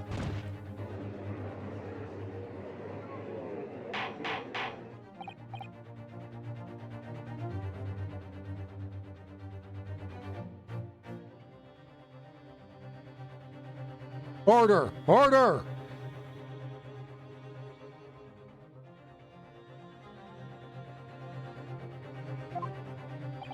Inspector Hosonaga, you will submit that print as evidence at once.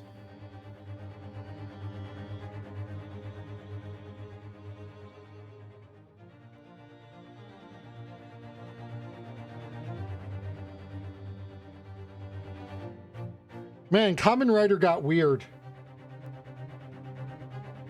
I do not know.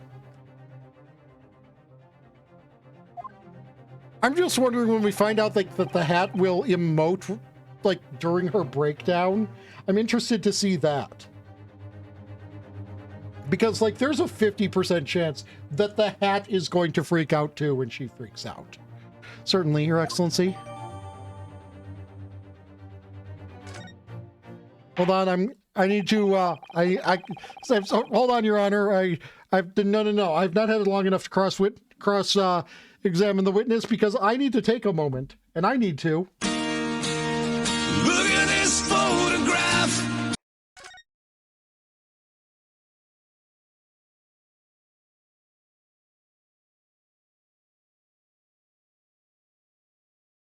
That's important. That bull is important somehow. I don't know how the bull is important, but the bull is going to be important.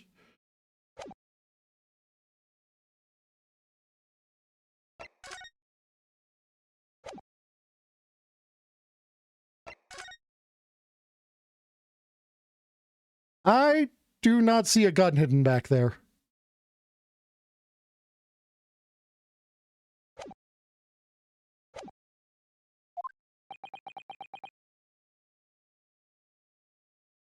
Wait.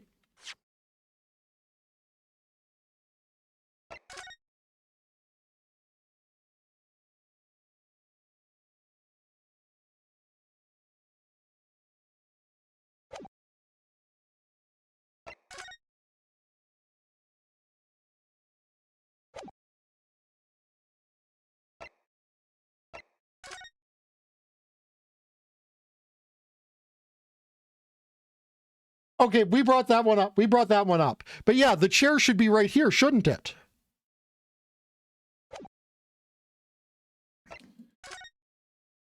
This is exactly as it was after the shooting, correct? Or this is. So where's the chair with the gun?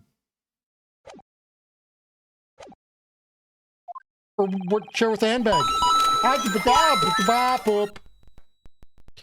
Court has now been shown considerable evidence, as photographic print just submitted to the court record appears to have no further significance. I am satisfied that there is no longer any room for doubt in this matter. I must make my ruling. Indeed. And there is only one logical conclusion.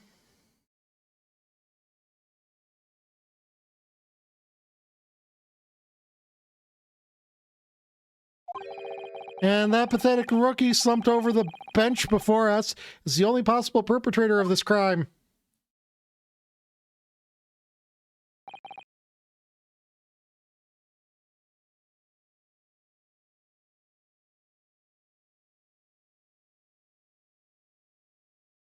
No.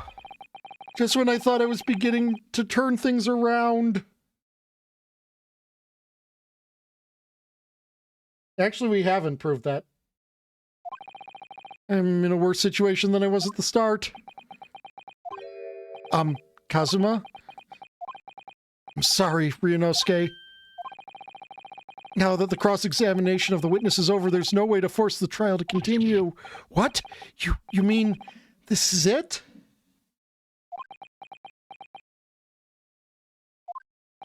Shh. I must say you put up quite a fight. For a rookie student, but the weak are meat, while the strong eat.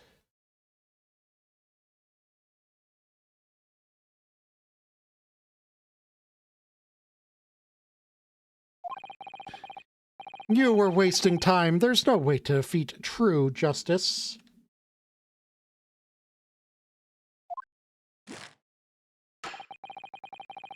A fact you could chew onto your heart's content from the inside of your cell.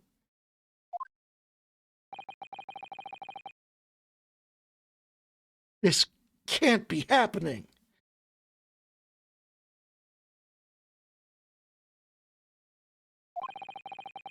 Am I really going to be found guilty of a crime that I didn't commit?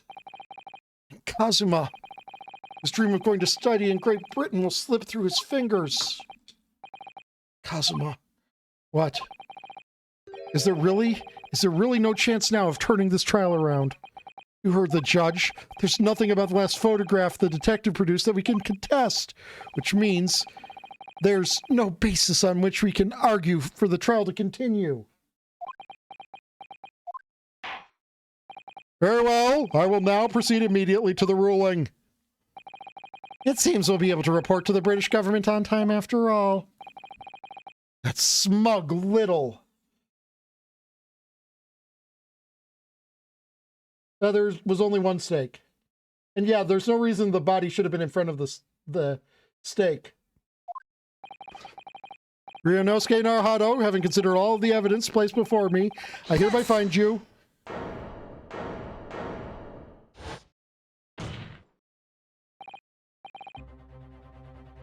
Wait, Your Excellency. Ryunosuke? I don't think you can rule on this case yet. This amateurishness is getting tedious. When His Excellency deems the trial is over, he gives his ruling. That is the most basic protocol of the courtroom. Your Excellency, just a moment ago you said this. As this photograph print just submitted appears to have no further significance, there's no longer any room for doubt in this matter, and I must make my ruling. Now that means if there was a problem with the evidence, some significant detail, I mean, then ruling on the case at this time would be out of the question. This is blatant straw clutching. Look at this photograph. All it shows is the handbag the gentlewoman was carrying on the day in question. There could be no problem with this evidence. Better know what you're doing, Ryunosuke. I understand your objection, counsel.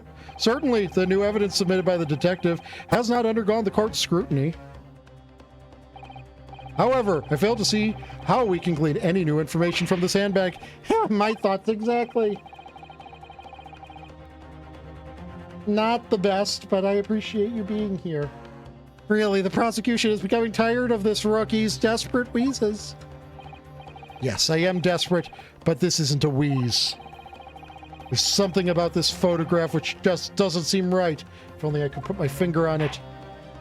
Very well, I will grant the defense one final opportunity. What? But be warned, if I am unsatisfied by your response, here the trial will be over with immediate effect. Do I make myself clear? Yes, Your Excellency.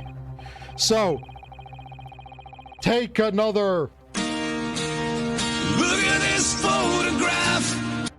Inspector Hosonaga submitted before. You will identify for the court where in this picture we see the significant detail to which you have alluded. God, there are a few places I could say it. I am going to go with the chair. Yes. Objection. I guess we're not going with that because he was incredibly vague.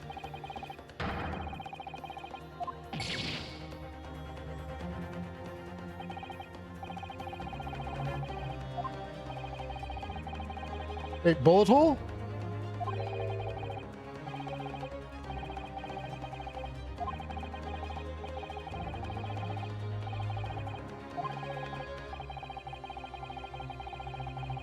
I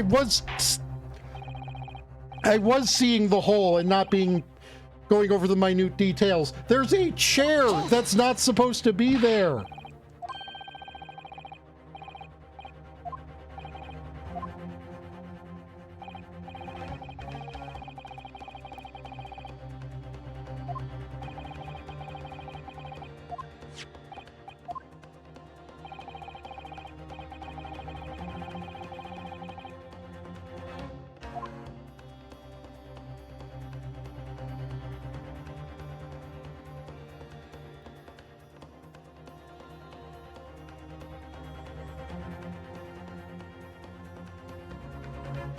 I see no bullet hole in question.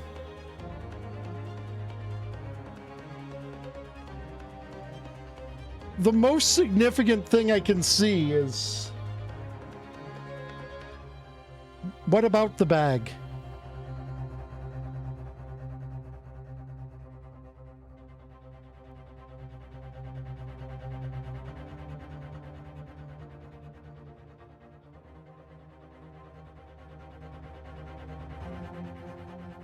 That's actually valid. That's actually a very good point. Yes. Objection. Okay, nope, that didn't do it either. Hold it.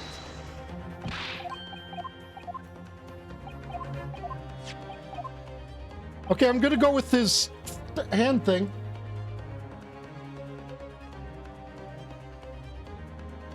Yes. Okay, yeah, it is the... Look at this here. It's a very unusual mark on the victim's wrist. That's true. It looks almost like a burn of some description. Objection.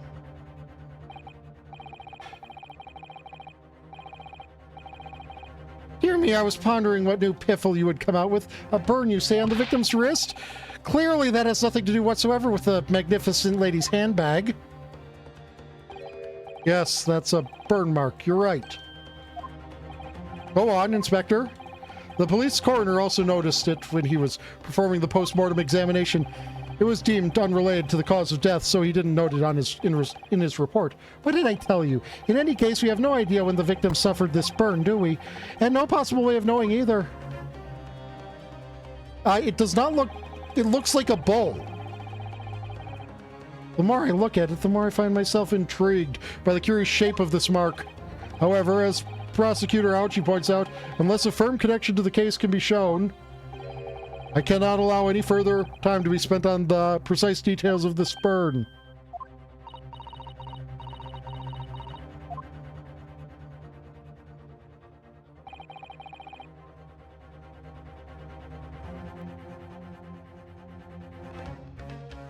Excuse me, Your Excellency. It would seem Miss Brett has a lunch appointment with the dean and other university staff. She would like to know if she may be excused from the stand now. Oh, of course, dear lady. We shan't hold you up any longer. I'm quite sure His Excellency is about to give his final ruling anyway.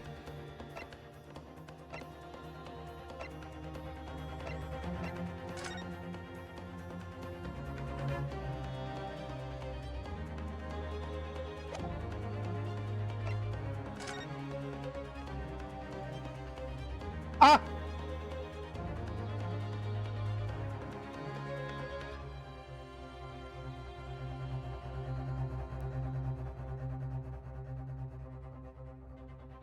Right there, chat. I don't know how this is related. I don't know how this explains it yet, but it definitely does somehow. Oh, I have this zoom in right here I could have used. Yeah, the plate was hot and the burn is somehow related to, I don't know.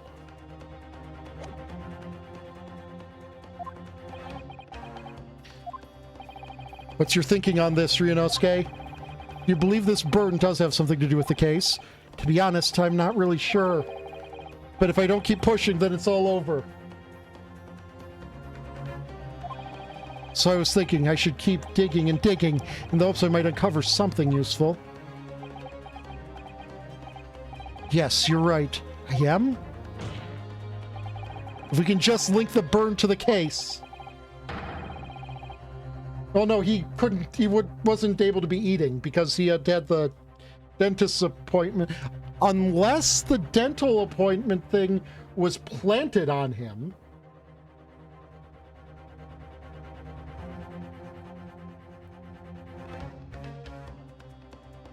If we could do that, we might be able to prise this shutting door back open again.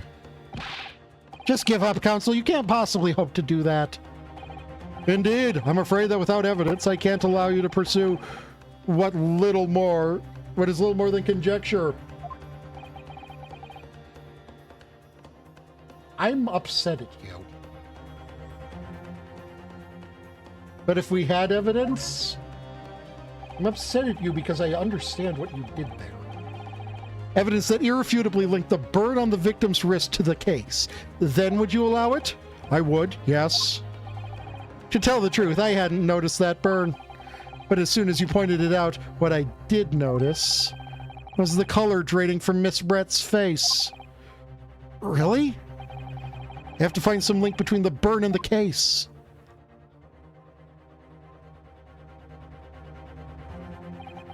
Only partially. This is the moment of truth. It's time to find some evidence that proves what the burn really means. So then, in the defense will now present its evidence to the court. The evidence that demonstrates the inextricable connection between the victim's burn and this trial. Yes! Oh, what's this, Counsel? Yet another print? Yes, Your Excellency. I believe photographic prints are an amazing invention. When we humans look at a scene, we miss things. But in a photograph, things we may have overlooked at the time are recorded forevermore. Do hurry up, Rookie. What are you trying to say? To inconvenience this poor lady any further really would be quite inexcusable. Actually, we may need you to stay with us a little longer if you don't mind, Miss Brett. You see, it's very clearly visible in this other photograph. How did the victim come to have that unusually shaped burn on his wrist? The reason is recorded here forevermore. What? How? Objection! You can't fool me with your little bluffs, boy. If that's your game, then let's see how it plays out. Show the court exactly what you mean. What is it in this photograph that explains the reason for the victim's burn? Yes! The beef steak? Actually, the point is the metal plate the steak was served on. The plate? Your Excellency, are you all right? As you can see, there's an emblem on the plate. I would guess it's some sort of trademark of La Carnival.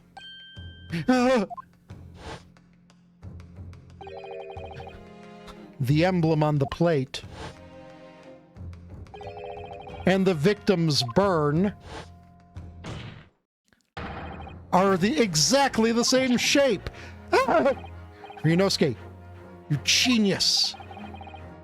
You're spot on, which means the victim must have suffered this burn while he was present at the restaurant. Objection! But even if that is the case, we can't know if it happened on the day in question or not. It could have been the day before or the day before that. It most likely happened at some other unrelated time. Well, Objection!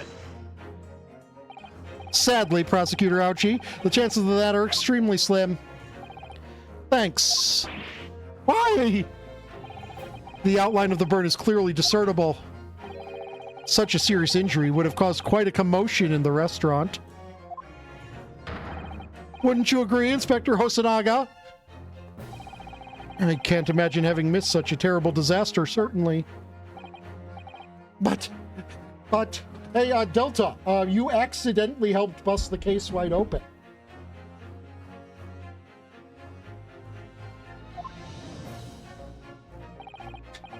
I would say, looking at the picture of the wound, that it wasn't suffered very long ago. And although it's not a particularly large burn, it's extremely well defined, as the defense just pointed out. This was no mild burn, that's for sure. Can you be more specific, Inspector?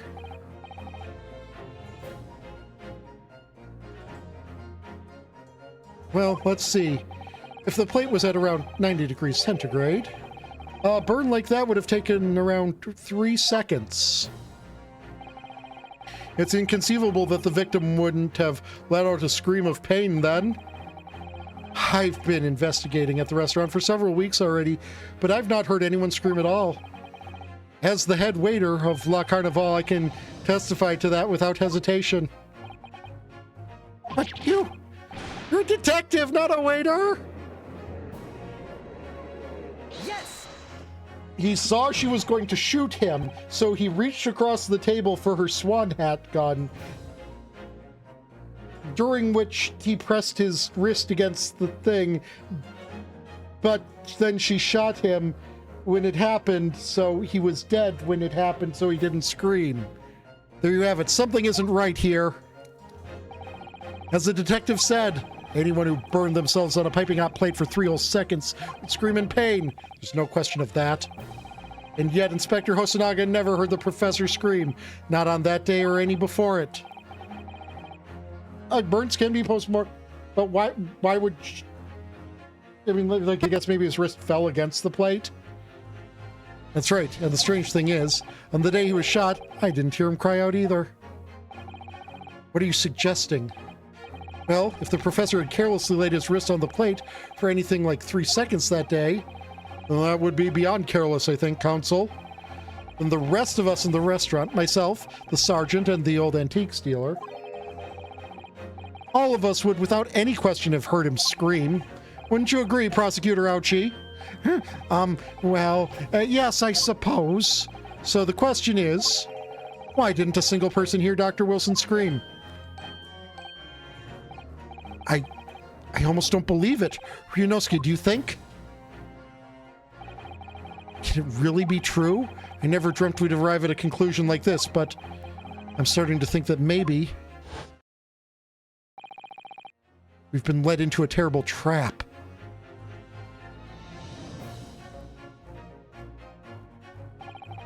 There's only one explanation I can think of to make sense of this apparent impossibility. On the day in question, when he suffered the burn to his wrist, Dr. Wilson was already deceased. No man could remain silent while his wrist was burning on a piping hot plate for 3 whole seconds.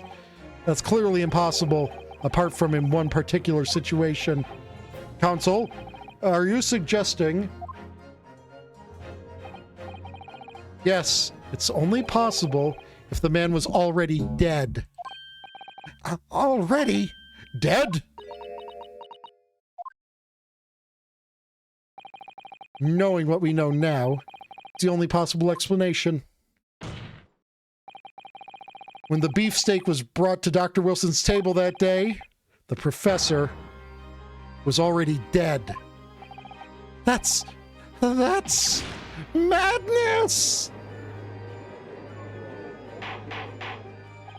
Order, please. Counsel, explain this absurd notion at once. The victim was killed by a gunshot. That's right. That's absolutely right, Your Excellency. This is just another ridiculous ploy by the rookie student, but clearly he has no grasp of the facts. No, Prosecutor Ouchie, it is you who has no grasp of the facts. I beg your pardon? As soon as it became apparent that the victim had suffered that burn while at the restaurant, this whole case was turned upside down, or have you not grasped that yet? Your Excellency, the court must hear from the witness again. If it's true, as we now believe that the victim was already dead before the gunshot was heard, it's highly likely that Miss Brett knows something about it. Hello, Quality Mistakes. Welcome. He was poisoned with something in the drink, in the beverage, in the carbonated water. He was poisoned by something in the carbonated water. Which is why she was taking the glass away. Because there would be traces of the poison left in the water, or left in the glass or something.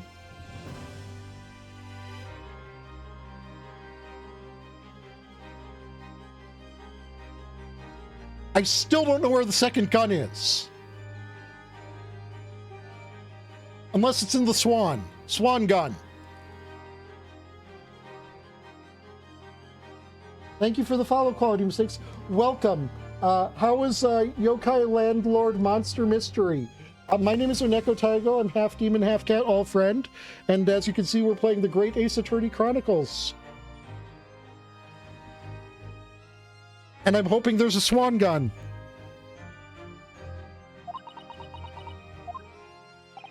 Incredible.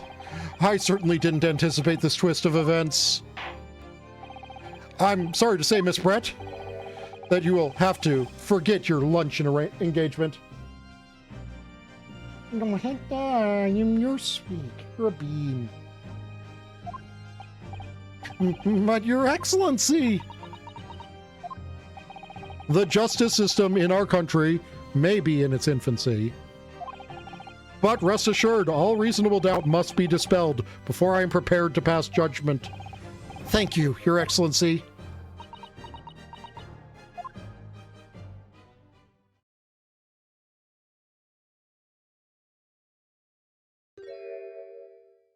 Oh, it's never good when we have the guilty party in a corner and they smile. They act peaceful and smile. That's never good. Yes, of course. I mean, I'd be delighted. Yeah, but we did it again. She speaks Japanese. Especially if it helps relations between my country and yours. Miss Pratt, you speak Japanese?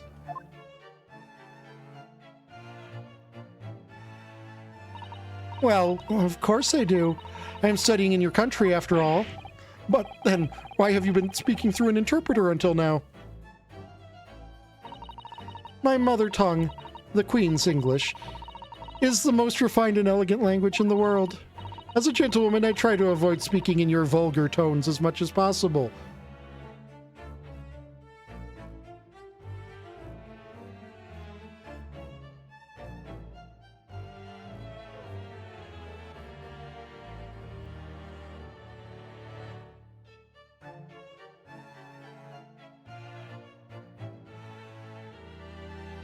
Your Honor, the defense would like to propose that in addition to being called a murderer, she also be called a bitch.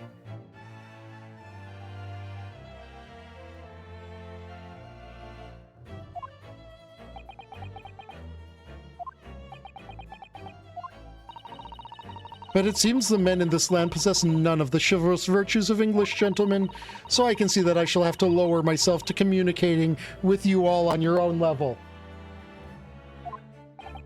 Oh, well... you are the epitome of a true English gentlewoman. Oh, we are truly honored by this, the lavish consideration you so graciously afford us. I see. In that case, Miss Brett, I will now ask you to testify in your own words about the events leading up to the death of the victim, Dr. Wilson. So we're finally going to hear her own words on the matter. Things are getting interesting, Ryunosuke.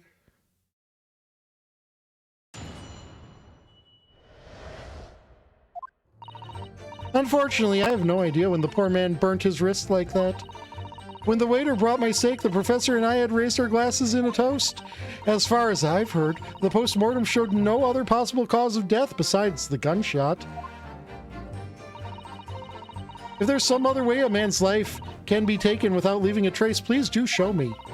But of course, this country's inferior investigative techniques probably wouldn't pick up on it anyway. Motherfucker!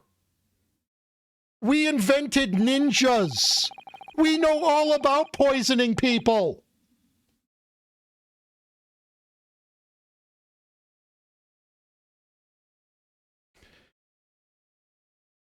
That most captivating and beautiful testimony will go down in the Supreme Court's history. Thank you. Easy does it. I hope that this is the last time I'll have to sully my lips with the coarse tones of your unbecoming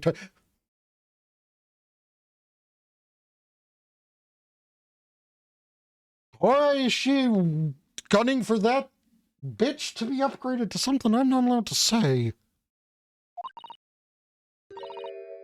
Oh, forgive me. I do hope I haven't insulted any... Your Honor, the defense would like the permission to punch the witness.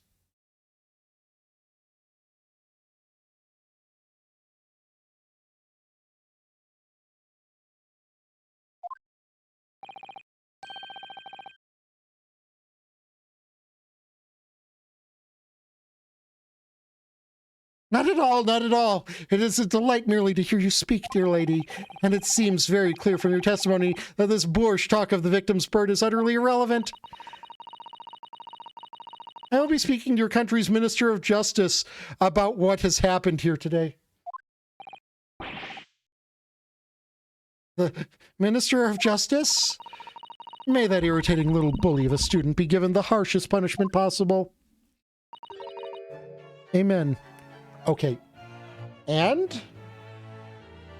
To top it all off? Blasphemy. Because... of course. Huh? Thanks? Was that a prayer then? Well, you have to forgive the irritation, Miss Brett, and put up with a cross-examination now. I expect you've noticed that this little bully of a student, as you put it, doesn't miss much. I'm sure I don't need to remind you, counsel, that this will be your final cross-examination in this trial. If you fail to demonstrate any problems with this witness's testimony, I will be ruling on the case immediately. Is that clear?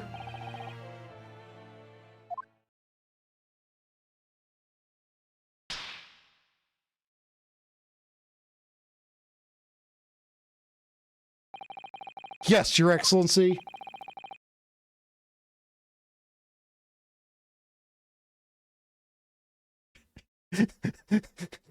Australia? No, export her to France.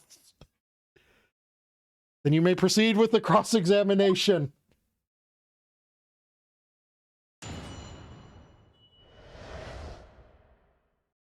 The sweltering spider Deathland is too good for her. Send her to France.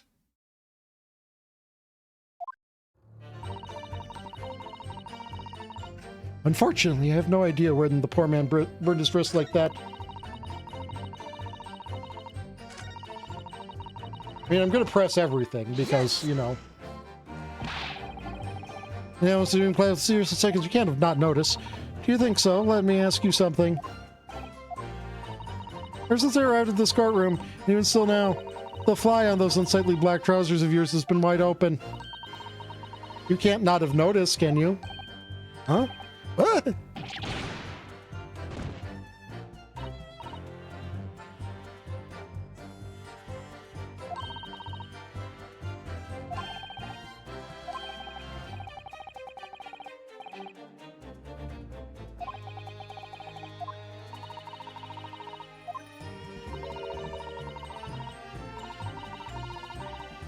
He chose honorable silence over a vulgar scream. Can your tiny brains imagine such a thing?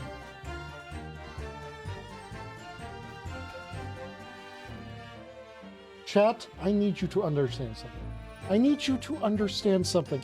I am a very peaceful person. I abhor violence. I think violence should only be used as a last resort, and I want to punch her.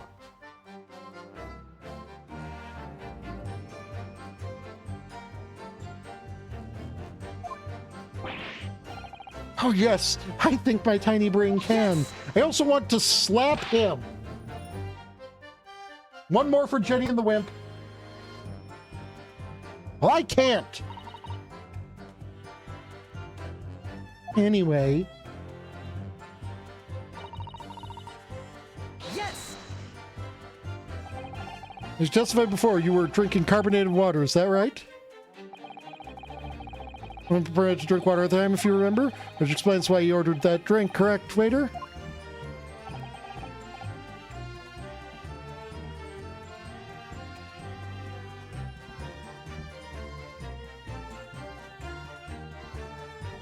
Okay, I need to play something that's vitally important for chat to see. Several of you have probably seen this video in the past, but we're going to watch it again anyways because it's important that this video get watched. Mr. Phoenix Wright. Prosecutor Von Karma? As the executor of Mr. Muldoon's estate, I have been empowered to read Mr. Muldoon's last will and testament. Well, get on with it. The bar's open soon. Oh, poor dear Arthur. Oh, there, Jenny. Behold his descendant. Predictably boring. I never worked for a kinder man. If we are all seated, I shall proceed with the reading. I knew it. I, Arthur Durham Muldoon, being of sound mind and body... That's a laugh. do hereby divide up my considerable estate as follows. To my overly emotional sister, Jenny... Jenny, darling, he's talking about us. Oh. Who grubbed with her husband, Hank, grubbed for everything they could get from me, and then cried crocodile tears when I needed sympathy. What? To Jenny, I leave a boot to the head. A what?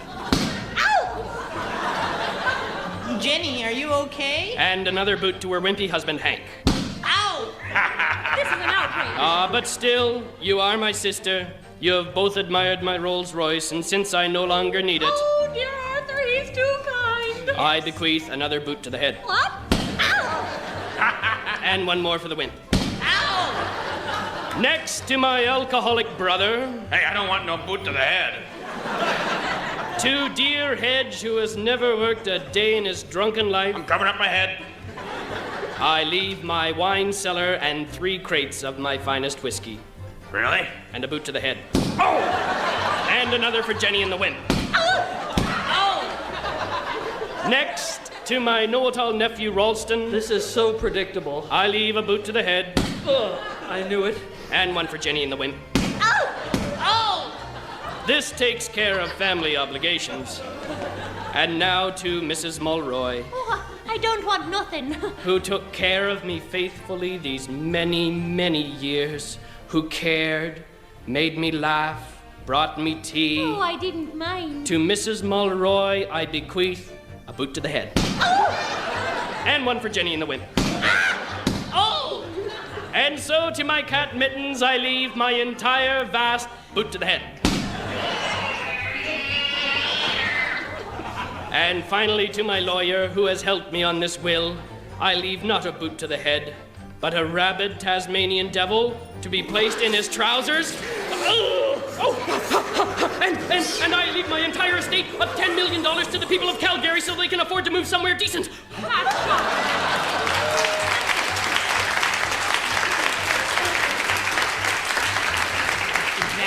That's it? That's disgraceful. There's one last thing for everyone. Cover your heads, everybody. I leave everyone a lifetime supply of ice cream. Ice cream? Ice cream. Ice cream, that's all? That's all. Well, what flavor is it? Boot to the head. So now if I'm ever playing a Phoenix Wright game and I refer to someone getting a boot to the head, you have what passes for context. Whether or not the professor actually drank any of the water when I delivered the steak to the table. I'm afraid I don't remember that. Damn you. I have enough English to understand that, at least. For the benefit of others in the court, it means bless you. I think it means the exact opposite. Anyway.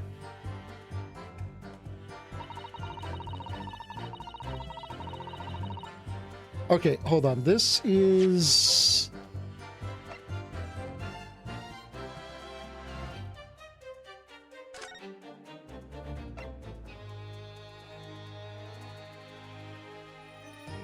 Okay, it seems to actually be accurate what she's stating, but I'm going to press anyways.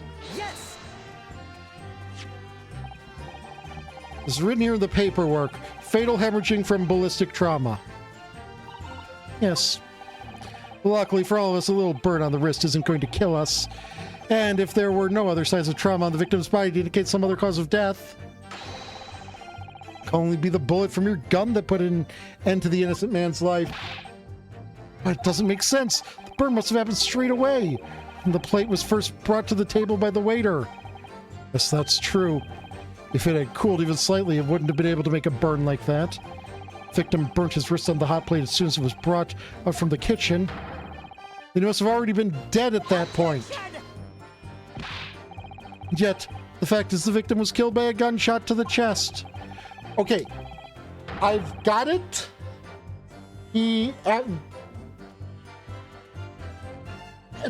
With after the toast and the drink, that's when his wrist, because he died like basically instantly from the poison, because that's definitely how poison works. Until you're able to show the court evidence to disprove that, this is a complete waste of time.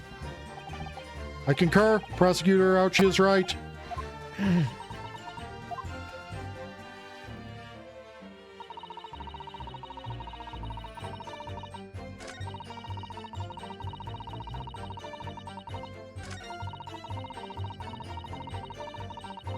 Yes!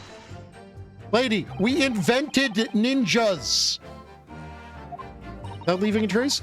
If someone is shot, or strangled, or stabbed, or thrown from a height, however a person's life is taken, there are always telltale traces on the body. Quite right, dear lady. And as our police force has been thoroughly... Police force has thoroughly examined the body of the deceased, there can be no doubt. Isn't that right, Inspector Hosonaga? As I've said, I always aim for a flawless investigation. There would be physical traces with all those causes of death, that's true. But maybe there's some other way of killing someone that doesn't leave a mark. If, heaven forbid, you doubt me, young man, you're going to have to tell everyone exactly how you think the professor did lose his life. Otherwise, I'm afraid your argument falls rather flat, doesn't it? Oh no, perish the thought calling such a sweet young lady's innocence into question. On my honor, I, Takasuchi Ouchi, will cut down any who dare cast such aspersions. Way of killing someone that leaves no trace. We need some evidence to back us up here. Yes, evidence.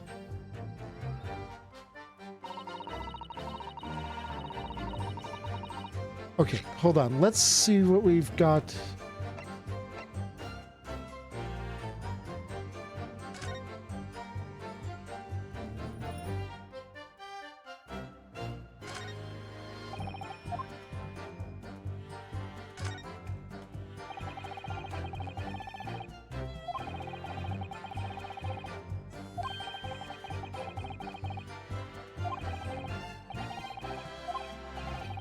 Yeah, I know enough about Phoenix Wright to know that despite the fact that I have come to the conclusion that there was poison placed in the glass,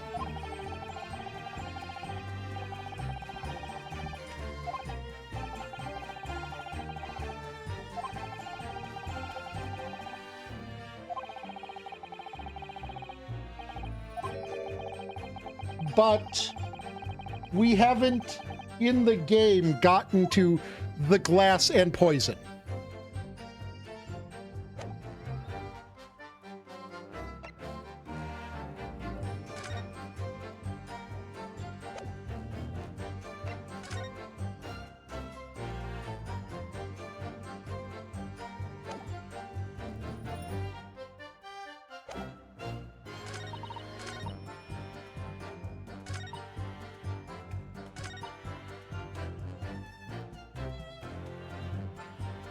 That is a very good point.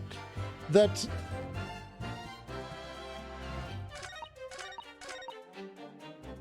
Yes!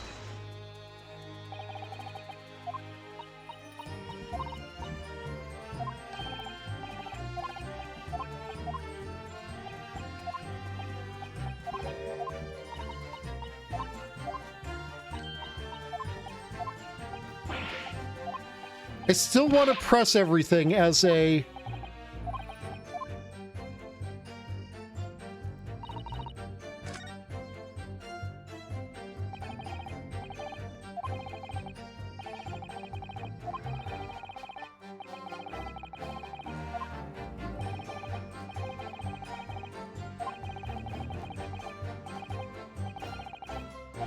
Okay, so we are being, I am being told press things hard. Yep.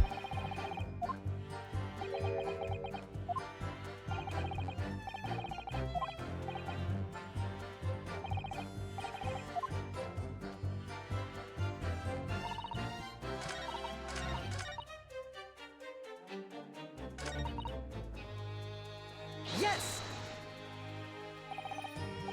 Inferior, what do you mean by that?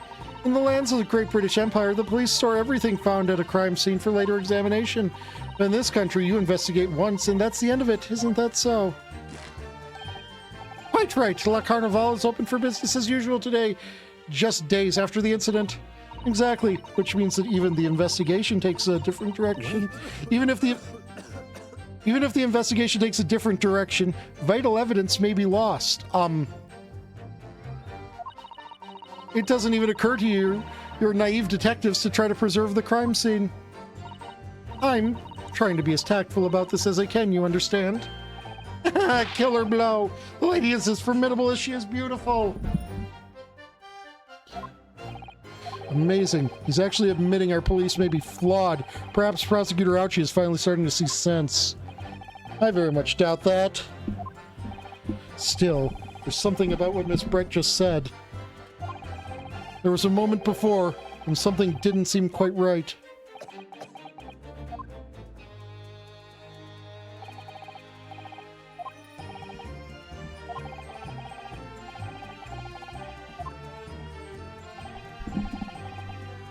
As suspected, she's a tough witness. We need to find a way to break her testimony, or the cross-examination will be over. But that would mean I have to find a way. There must be some clue to help us find a... Kazuma. What, Ryunosuke? There is one thing I noticed. Something that's been bothering me. Bothering you? You mean about Miss Brett? Actually, no. About the person standing next to her. Inspector Hosonaga. The detective? Yes. Seemed to react a little strangely to Miss Brett's last statement. I wonder if it might be significant. If it might present an opening, maybe. Alright, I have an idea. Try pressing around that last statement one more time, if you think so, but...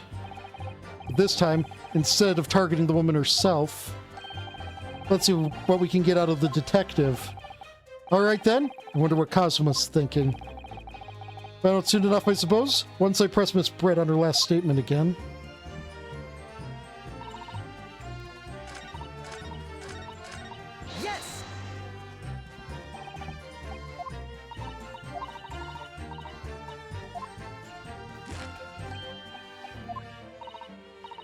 Wait.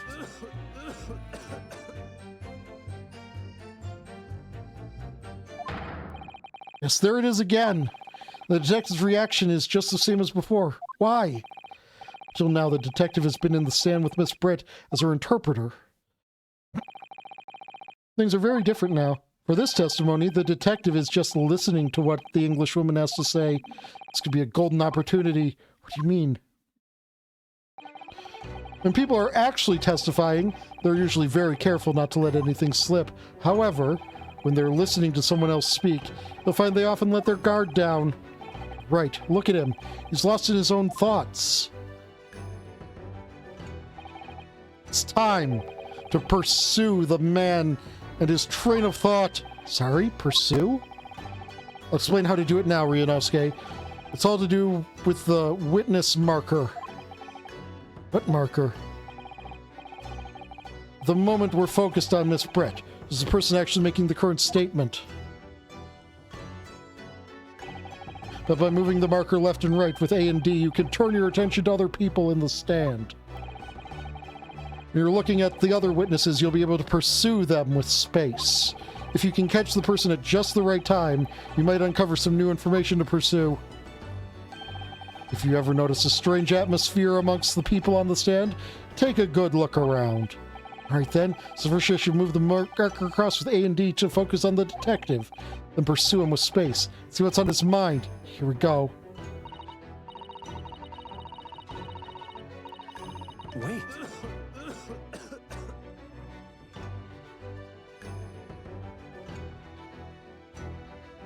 Excuse me.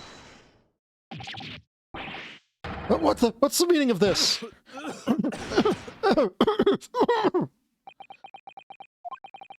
I'm so sorry. I didn't mean to shock you. He really was lost in his thoughts deeply. It looked like you were thinking something just now, Inspector. Perhaps having heard what the lady next to you had to say. If there's something you'd like to say, please share it with the court. What's the meaning of this? It's the delightful English woman who's testifying at the moment. If you can't find fault with her testimony, then the cross-examination should be over immediately. Oh, is that how it works? Absolutely not. Hmm? The detective is in the stand, which makes him a valid witness. Yes, not to mention the fact that he's intimately involved in the case. Inspector Hosonaga. Yes? Do you have something to add in relation to the statement just made by Miss Brett?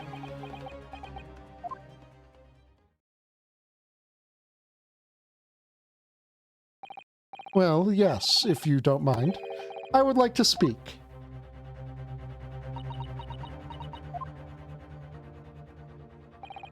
The lady is right. Our country's police practices are not as modern as those used in Great Britain, which is why I, Satoru Hosonaga, always strive to make every investigation I'm in flawless.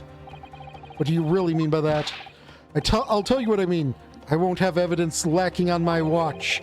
I'm not afraid to take everything I can from the scene of the crime. It's preserving evidence, you see. I don't care if they call me a crime scene thief. I'm not ashamed of what I've done.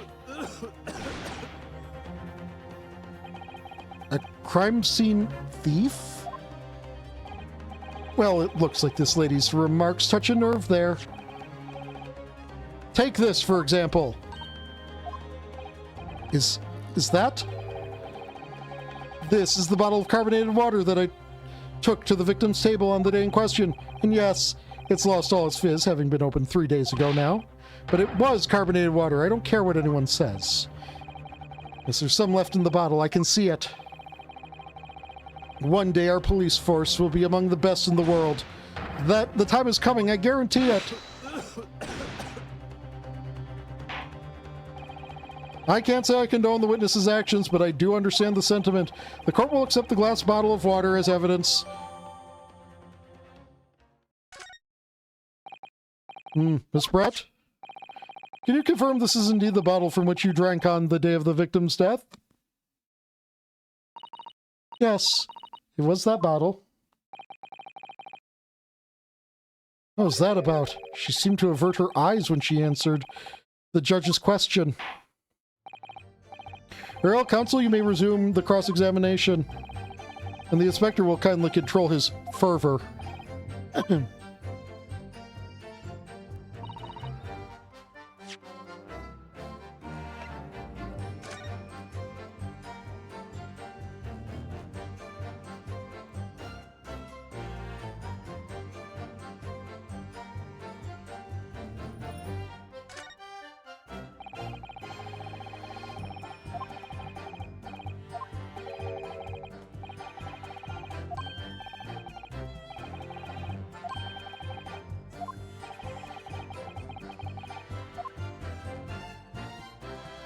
The label is in Francish.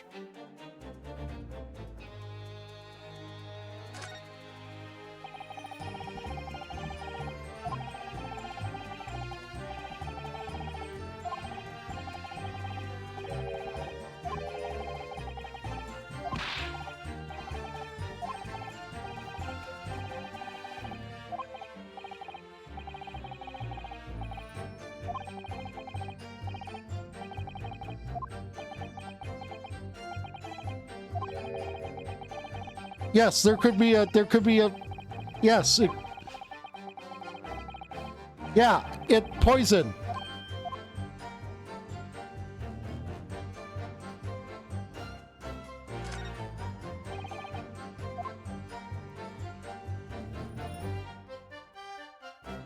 Also, that green spot is just reflection.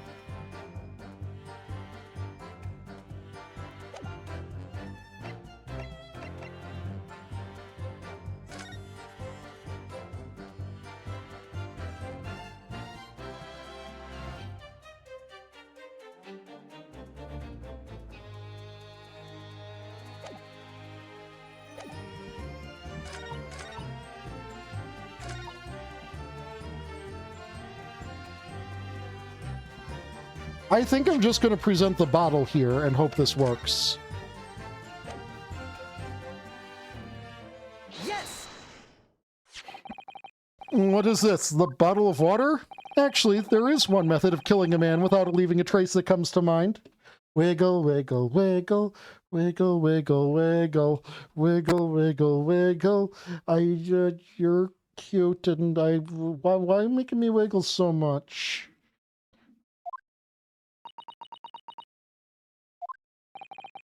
Obviously, I'm referring to poison. Wiggle, wiggle, wiggle, wiggle. I don't mind wiggling. Is everything all right?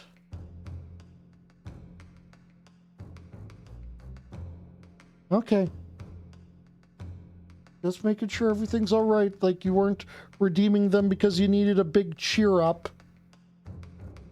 Obviously, I'm referring to poison. Poison? On the day of his death, we know that Dr. Wilson drank from this bottle of carbonated water. Could it be that there was poison inside? Could it be that the professor actually died after taking a sip from his glass?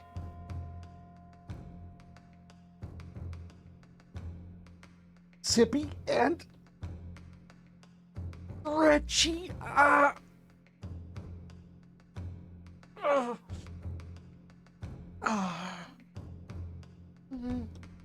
yeah.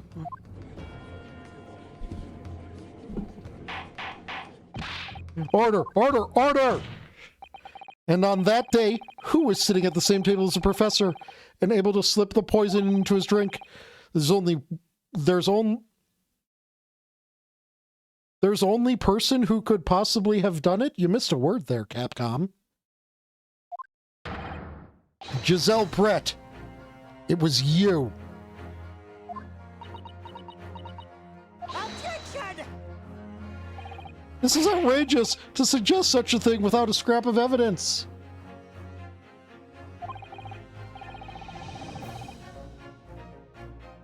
You little rookie imbecile. Have you even considered the delicate situation our country finds itself in now? Have you forgotten that we only have just signed an accord of friendship with the British Empire? Have you even the vaguest inkling that your rash accusations could jeopardize that entire treaty? This is not a political arena. This is a trial to determine one individual's guilt with respect to one crime. What? The fact that this woman is British makes no difference. We are here to determine the truth. If I may, I will silence you forever for this. It is you who should be silent. Of course. Dear lady. Where did that come from? She just snapped. Yeah, you're going to get used to the witness eventually snapping, dude. I'm afraid I may have spoken unfairly before. I offer my most humble apologies. I'm sorry, my lady. Of what are you referring? I described your police force as inferior. But no matter how inferior they may be, you still investigated this particular point thoroughly, I believe. The bottle, I mean, Inspector, and whether it contained poison or not.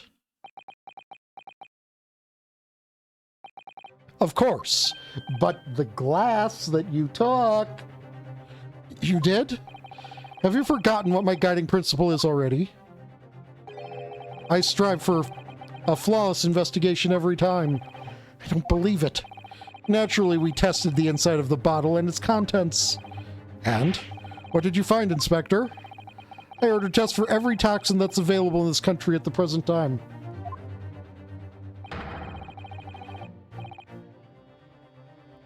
We could find no trace of poison of any description in the bottle of carbonated water, Your Excellency. What? Are you sure? The tests were meticulously carried out by the chief coroner himself. No! No!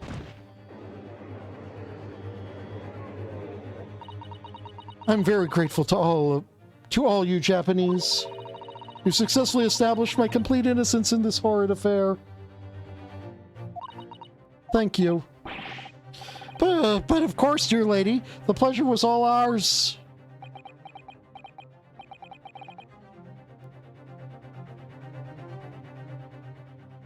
I was so sure.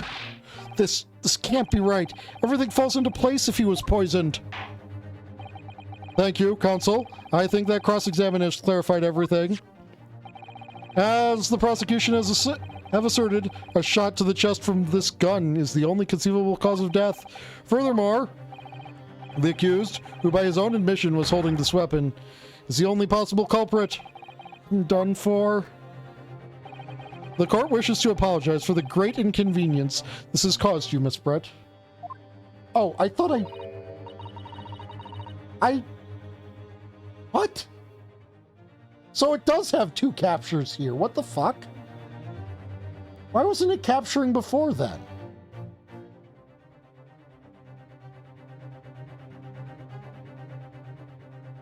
Oh no, I'm just glad the matter is resolved. Before proceeding, I must ask the counsel for the defense. Do you have any further new evidence to present the court at this point?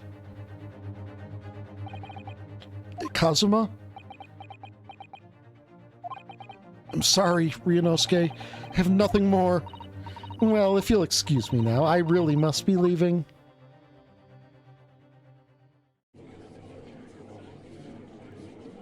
Hold it! Whomst? Oh! Her! Right. Person that's probably somehow related to Maya. Please, wait. Isn't that... But what is the meaning of this? Forgive me for intruding on court proceedings, Your Excellency. Susato Mikotoba, Judicial Assistant to the Defense. Mikotoba? In my darkest hour, with nowhere left to go, she appeared like a bolt of lightning.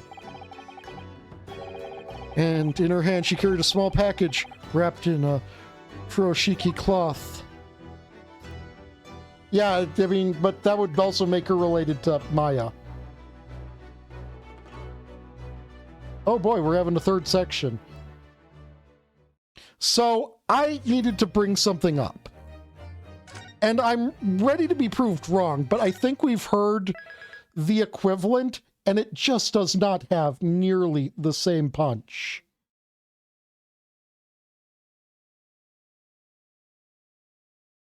What I just have to say is the trial music. While I understand they're going for more classy, more refined, more elegant,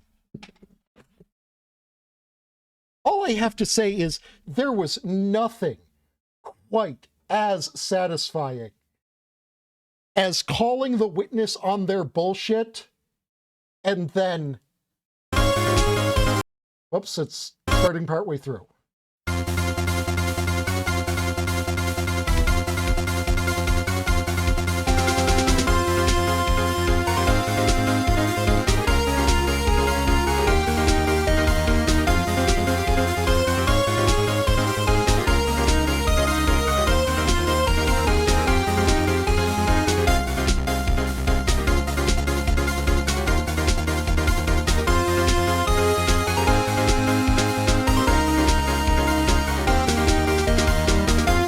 It's just the perfect theme that plays through as they're just trying to backpedal and trying to find any out. And you're just like, no, fuck you. Fuck you.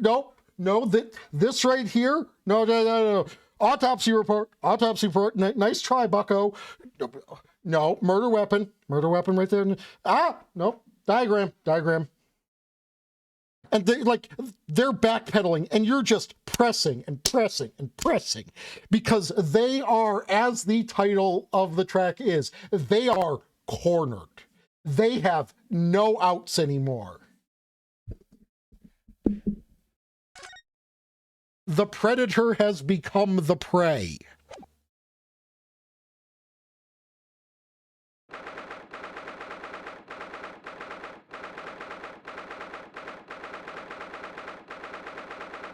That's why the browser came up, by the way.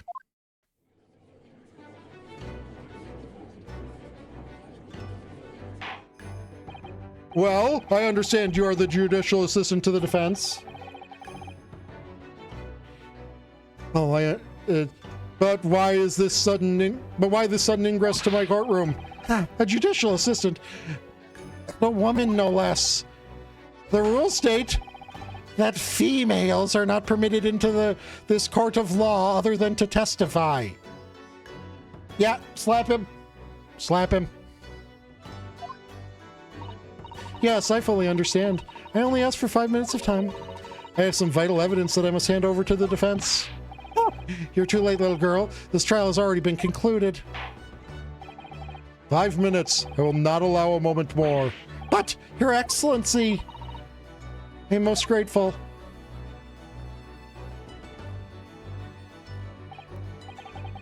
Who exactly are you? I'm sorry, there's no time. Please, simply accept this for now. What is it? A report about something? Written in English. It's Giselle Brett's research. The Englishwoman's? After the trial resumed earlier, I hurried back to the university. I went to Dr. Wilson's laboratory in the medical facility, in the medical faculty, and borrowed this paper. Oh yes, that's right. Miss Brett was studying under the professor, wasn't she? So, does this research, whatever it is, have something to do with the case? I'm afraid I don't know. I haven't been able to listen to the proceedings of the trial myself. Oh, no, of course not. Special characteristics of curare and its effects on human subjects. Interesting. Curare? What's that? I've never heard that word before. I don't know where I heard it.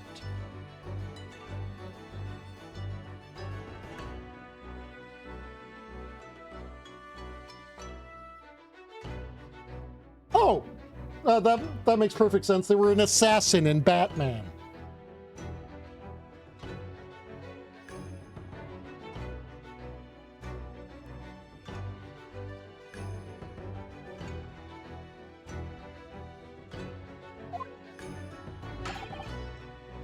Time's up. The prosecution demands the immediate removal of this female trespasser from the courtroom.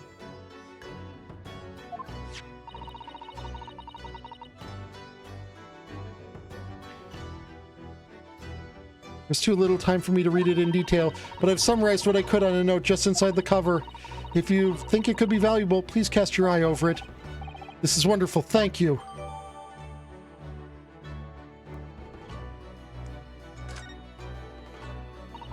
Goodbye, then, and good luck. I would make aspersions as to whether or not he has engaged in reproductive acts, but unfortunately we have evidence that he has. I am speaking, of course, of Ouchie. You've had long enough, Counsel. We cannot detain our English guests any longer. That's the prosecution and the defense now, one last time.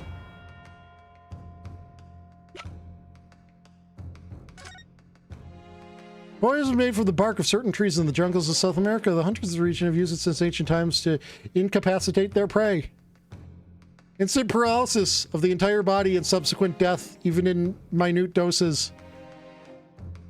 Rudimentary, the above mentioned effects occur when the poison enters the body through a wound, such as that inflicted by a blowpipe dart. Due to its ability to render a human body paralytic, it's believed the toxin could have application as an anesthetic. However, a solution for the respiratory arrest caused as a result of the full body paralysis must be found first, or patients would die of suffocation. So that's... the poison didn't kill him, it knocked him out.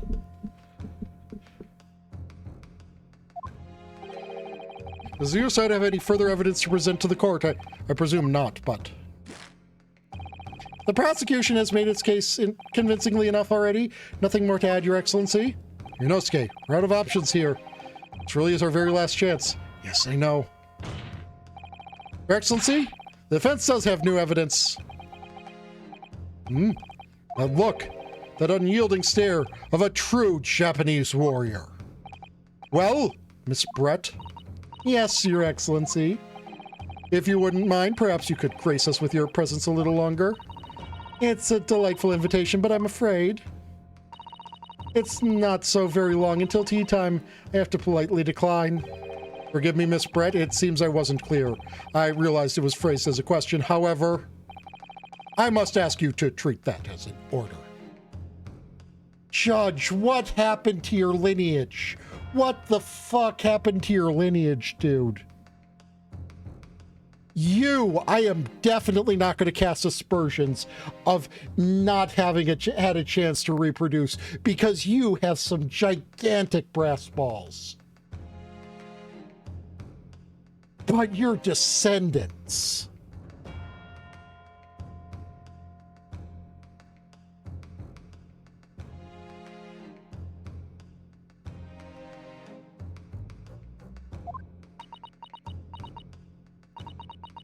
I've said it many times before, but the Japanese language makes no sense. My apologies, dear lady. So, counsel, what is the new evidence that demands the court's attention? I mean, it would have to... This is the new evidence. Yes! Miss Giselle Brett, I understand you were studying under Dr. Wilson at Yume University, doing research. Research, by sheer coincidence perhaps, into a deadly poison. What? Poison? Where are you going with this, counsel? A toxin known as curare, Your Excellency. Even the slightest amount of this deadly poison entering the body leads to instant death. What? Complete and utter nonsense. Curare, you say? I've never even heard of it. You wouldn't have done. What do you mean? I mean that you wouldn't have heard of curare before for one very simple reason. It doesn't exist in our country.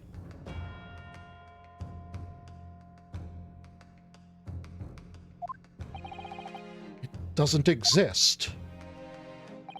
Correct, which means no matter what tests the police can do for toxins, they'd never identify curare. Why? Because there is no test available that can identify the presence of this highly deadly poison. What? Order! Order! Order!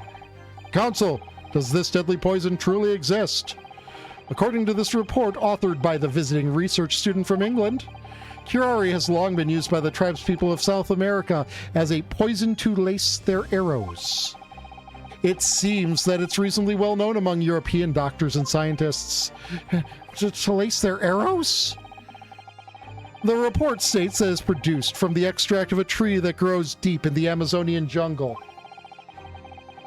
And it was first brought back to Europe at the turn of the century by explorers. It claims that animals shot by arrows laced with curare suffer instant death.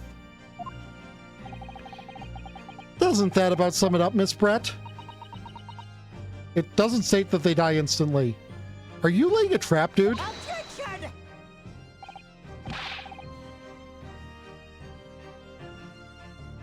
Trumpery. These aspersions are utter trumpery.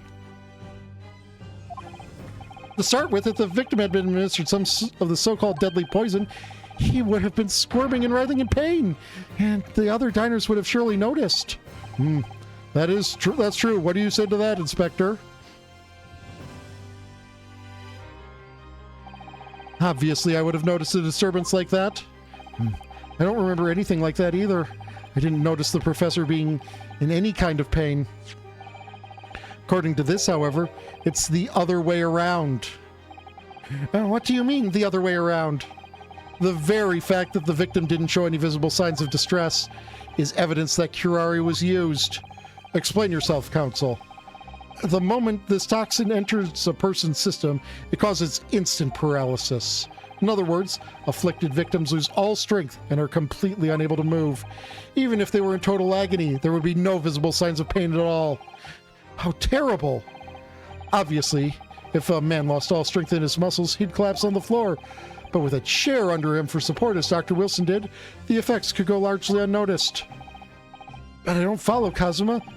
That's just paralysis. I thought the poison caused instant death. The full explanation is extremely unpleasant. The poison causes immediate paralysis, as I said, leaving the victim unable to move. But after a short time, the paralysis is so severe it causes the muscle that control respiration to fail. Respiration? In other words, the actual cause of death is suffocation. And all the while, the victim is conscious and aware, just unable to move. That's hideous! To the observer, it would look almost like the victim was slipping peacefully into an endless sleep. But for the victim himself, his final moments would be a living hell. That is the true nature of this deadly curare poison.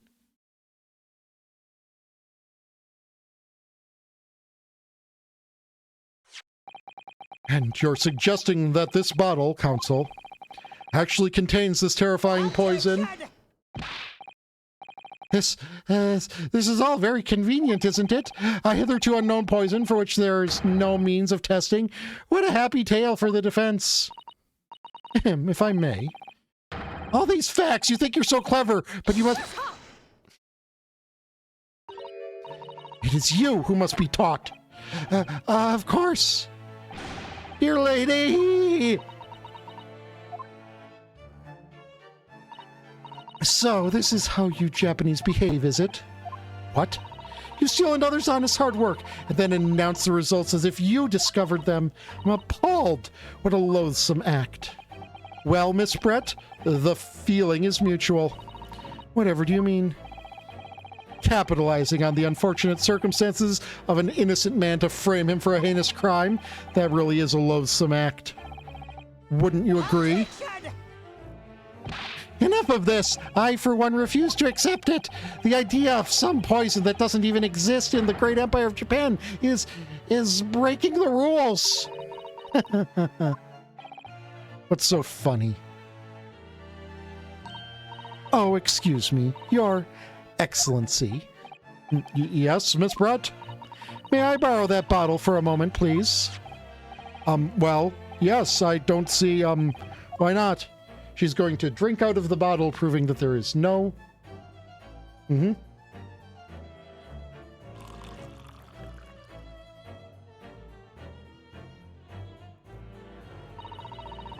Don't get too big for your boots, you insignificant little island boys. Sorry. To an Englishwoman such as myself, this whole affair is a farcical comedy. Your little police games and these foolish courtroom antics, it's laughable, really. But I'm getting bored of it all now. It's time for the games to end. Cheers.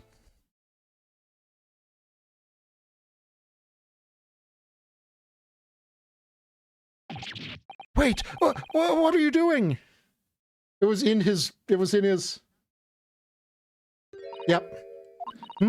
No sparkle left at all. How appropriate for this shabby affair.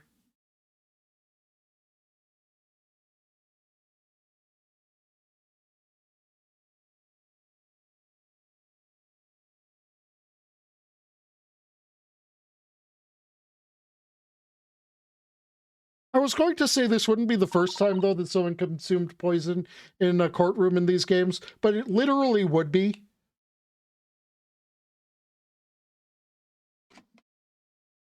Goodness. Whatever is the matter? You all look quite stunned. So, no curare. The bottle was clean. Is that what you're saying? You look quite incredulous, little boy, but of course. But that's the simple truth. Thank you for presenting the findings of my research so concisely here in this grand venue. Most kind. Thank you, waiter. Now then, Your Excellency. Yes, Miss Brett? I should like to be excused now, please. I think I've given more than enough of my time for the furtherance of friendship between our countries. Yes, dear lady. We are most gratified with all the assistance you have given. This doesn't make sense. There had to have been poison in that bottle. So how did she swallow a whole glass and live to tell the tale? Don't understand it. Well, I suppose if nothing else, this little Far Eastern charade will make for interesting conversation at the next party I attend in London. There has to have been poison in that bottle, doesn't there? But there can't have been, because otherwise she would have keeled over dead. Come on, Ryunosuke. We have all the clues now. That bottle of water contains no poison. Hey, you did it! You slammed the desk good. As I thought, there is no poison in that bottle. What? Ryunosuke! Isn't it obvious? If there was poison in there, she'd be dead by now. Sometimes your unadulterated naivety really astounds me, but sometimes it's in need of a good staining. Until as it's as dark as your uniform in the ways of the world. Oh, is that what this color is supposed to represent? It was a guileless ending to a promising line of inquiry, Counsel. Wait, what? For which you will be penalized. This whole trial is what? No, it was in the glass.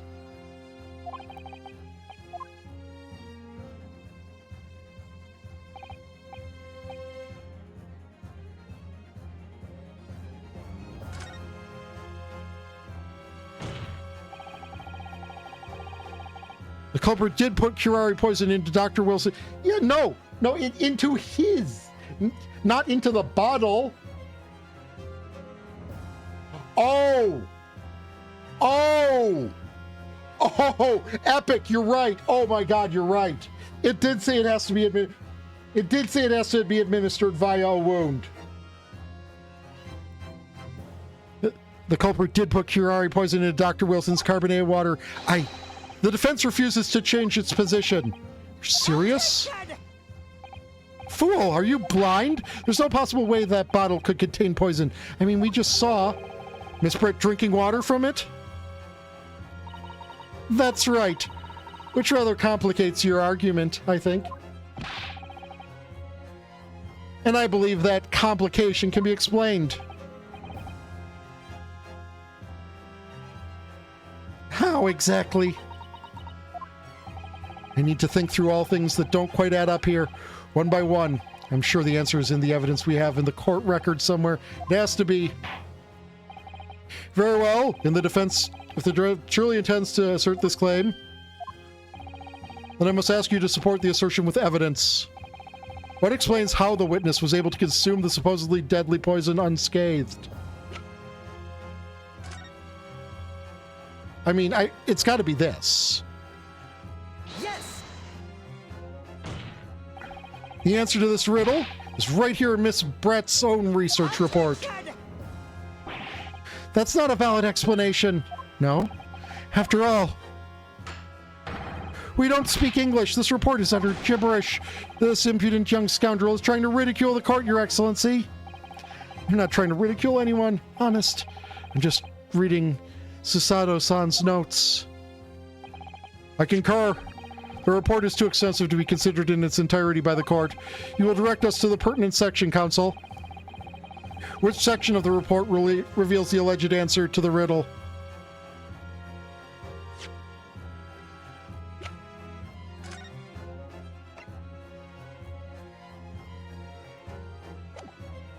Special characteristics, I guess? Yeah.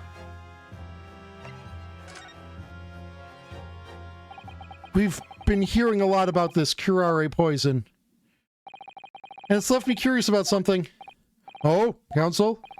Well, it sounds as though indigenous hunters have been using this poison for years and years to lace the heads of the arrows they shoot at whatever prey they're hunting. So we've been led to believe, yes. And the point of hunting is to catch prey to eat. Get to the point, please. But if they were to use these laced arrows, doesn't that mean there would be traces of poison left in the prey the hunters were going to eat? Yes, good point. So surely the hunters wouldn't want to eat their prey, would they? Because then they'd be eating poison. Good gracious, counsel. No, that would be madness. But I actually found the answer to that conundrum. In this research paper here, under special characteristics, it says this. The poison starts to work after entering the body through a wound. Through a wound, you say? I see, that makes sense. Yes, the mention of that particular detail seemed a little strange to me, though. But it all makes sense when you interpret what's written like this. When curare enters the body through an opened wound, it has terrifying poisonous effects. However, when it enters the body via the mouth, it has no poisonous effect whatsoever. What? Miss Brett? You authored this research, you knew curare's special characteristics, and you knew that you could make a spectacle of drinking that water without any danger to yourself. You meddling little... Swan! Told you the swan would react! I told you the swan would react! It's not a gun, but I told you it would react. Actually, it might still be a gun. I hope it's still a gun. Well, Ryunosuke, it turns out you're an even better lawyer than I thought you'd be. Really? Me? A lawyer? Oh, all this poison talk is fascinating, I'm sure, but I see... So the ill-bred little puppy has a new toy to play with. Some facts he read in a book, but I'm afraid knowledge doesn't suit you, little boy. It only makes you look silly. What are you trying to say? Your schoolboyish logic has a fatal flaw. Schoolboyish? Flaw? As even your brain has managed to deduce, curare is safe to ingest. It seems likely its effects are neutralized by the acidic nature of the gastric succus? Oh, yes. Well, of course. Gastric suckers? What are they? So, if this lethal poison is completely harmless when drunk, the professor wouldn't have died when he swallowed it, would he? Ah, that's right. Good gracious. That's basic science. Science that even a schoolboy should be able to understand. No.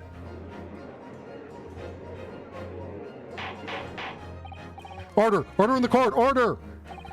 The logic holds. If the lady and the professor drank the same poison, they would be affected in the same way. Are you trying to suggest Yes, the curare poison is completely irrelevant to the case on trial. That's right. Surely even a little cockroach like you could understand something as simple as that.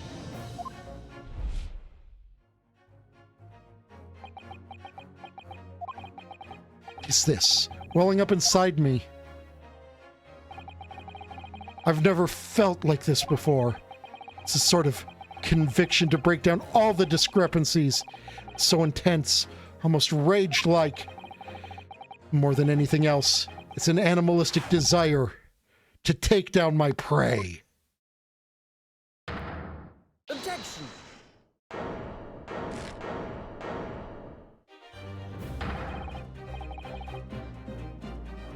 I don't think so, Miss Giselle Brett. He did the point, and did I actually legitimately said it, but I was talking about the cornered theme, didn't I? Watching the predator become the prey.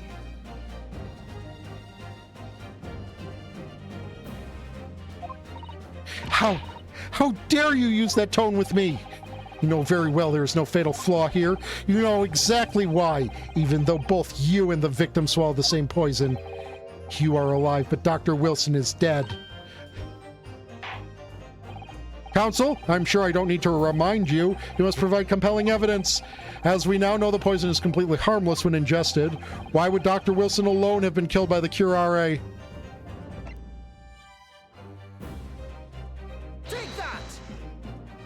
As Miss Brett so readily pointed out, she drank the same water as the professor. However, there was a fundamental and fatal difference between the two diners.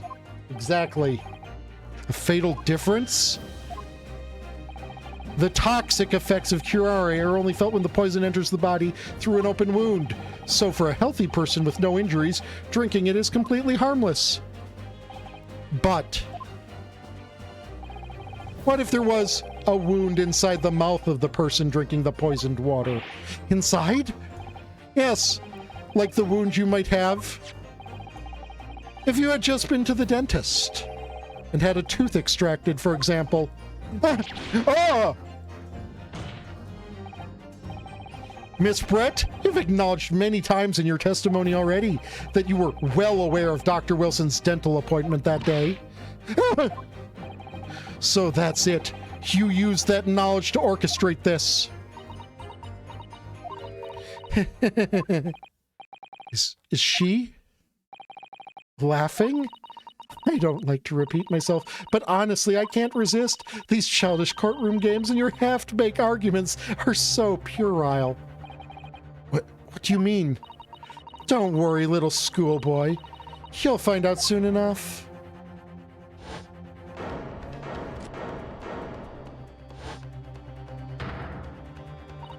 You see, when you leave vital evidence lying around, you never know what might happen to it. No! I mean, it could just slip.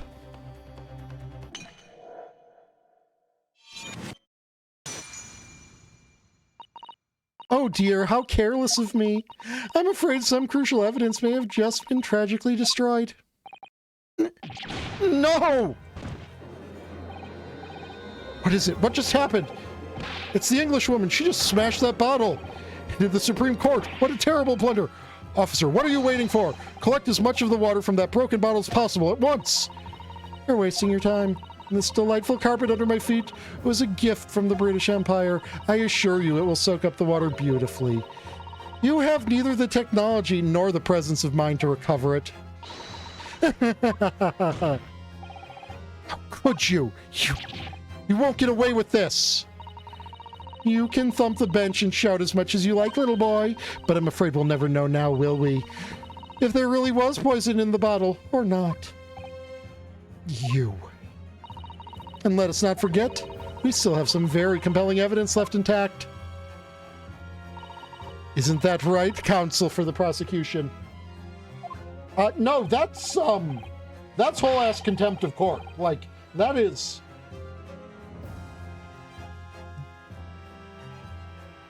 like...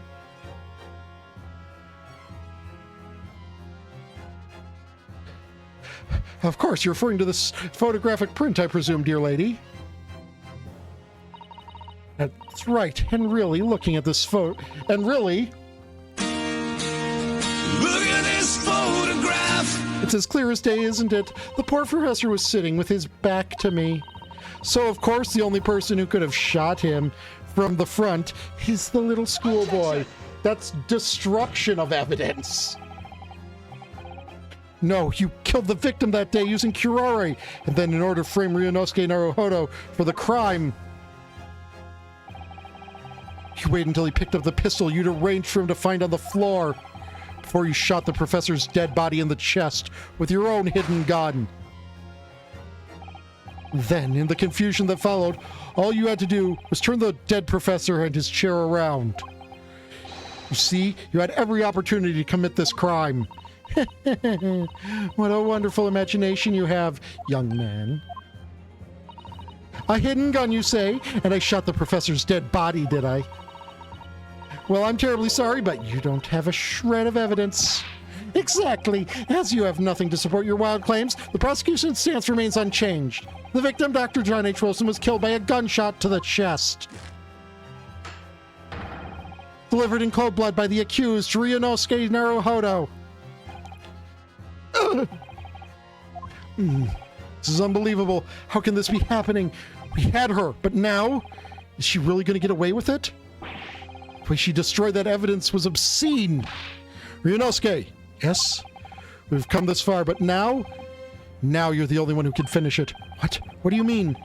We've lost a vital piece of evidence, it's true. So if there are any clues left for us to use now, they must be in your head. In my head?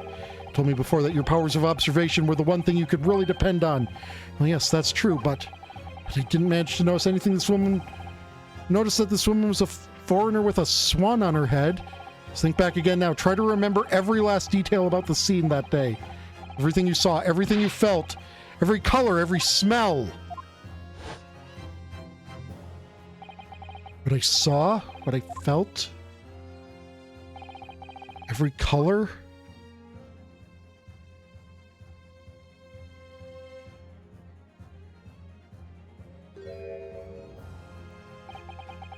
Is Kazuma right? Somewhere in the vibrant memory of this scene, the same scene in my head, there could be another clue to expose the identity of Dr. Wilson's killer? Actually, Kazuma, I think I might have something.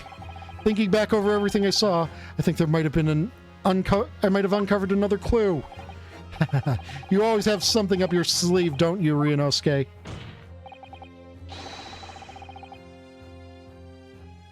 Come on then, let's wipe that smug smile off that English woman's face with some evidence.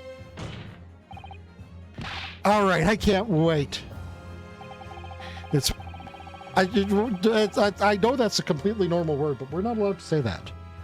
It's been bothering me for a while that something feels amiss in my memories of that day.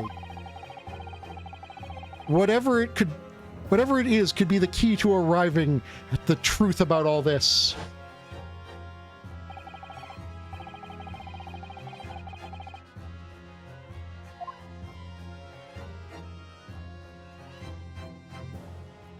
I mean, we got to go with the blood. Take that! Inspector Hosonaga, answer me this. Yes? What is it? That's actually a good idea. I'm going to use the restroom while the ad rolls.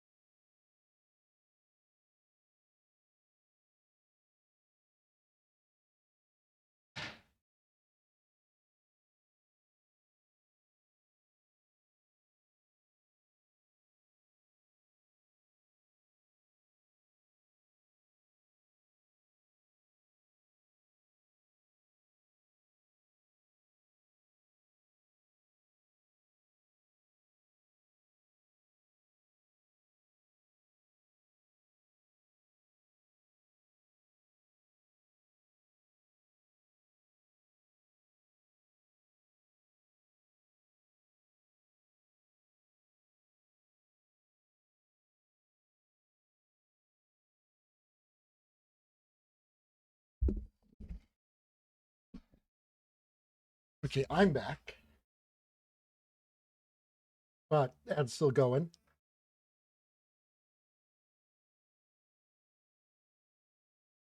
So how are you all today, chat? Are you enjoying the game so far?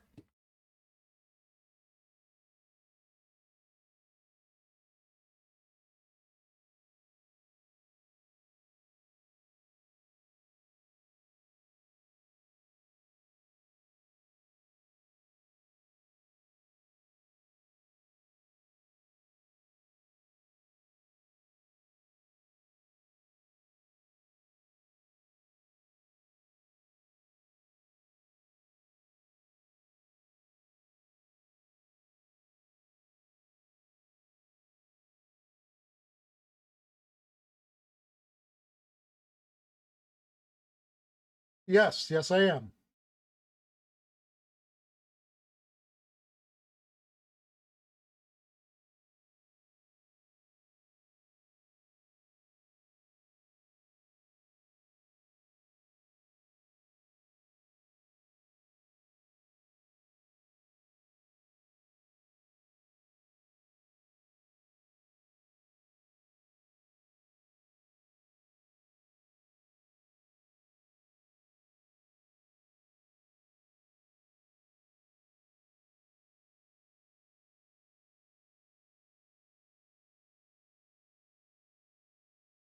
Still miles away, probably thinking about that bottle being smashed.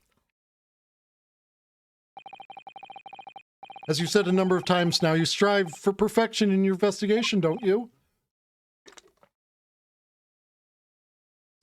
Absolutely. I wonder, therefore, if perhaps you took anything else from the scene of the crime. Like, for instance, the plate of steak you took to the victim's table that day.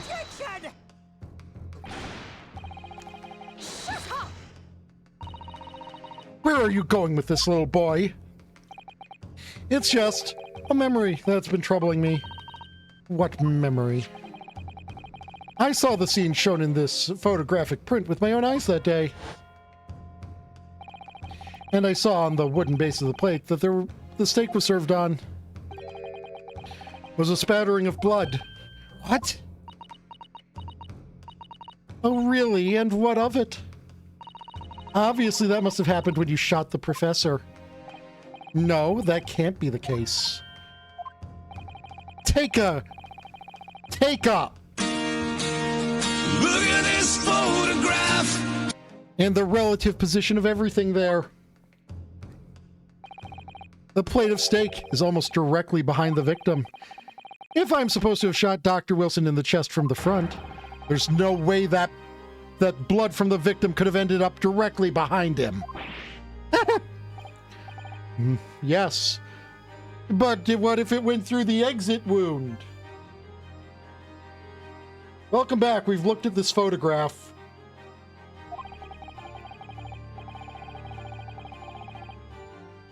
Probably.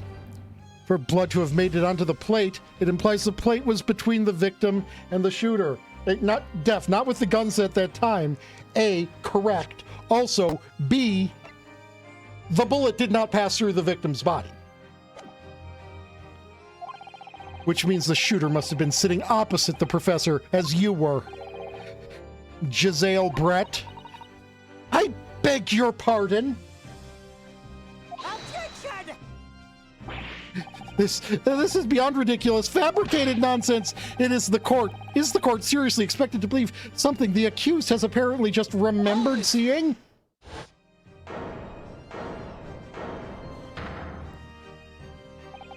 This could be the moment that my entire career in the police force has been leading to.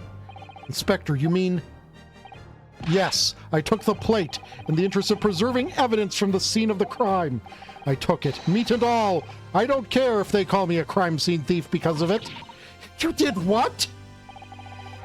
I took the steak that you had been eating, Miss Brett. I took the steak that the sergeant had been eating.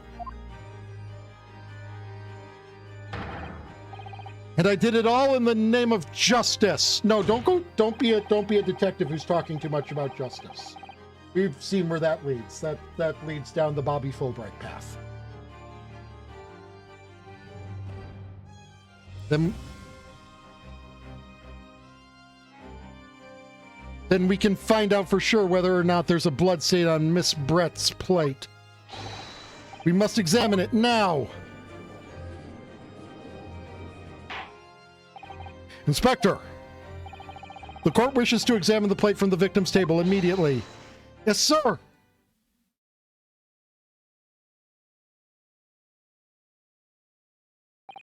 Sorry for the delay. Here is what you ordered, the steak. Well, what about the blood? Is there blood on it? Of course there isn't. Quickly, Inspector, the blood man, show the court. Of course, examine the plate at your leisure. No, you brought the wrong one.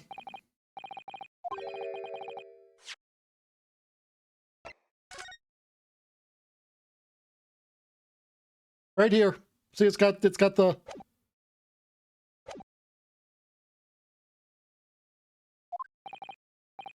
And that one looks even more like it was directly bitten into.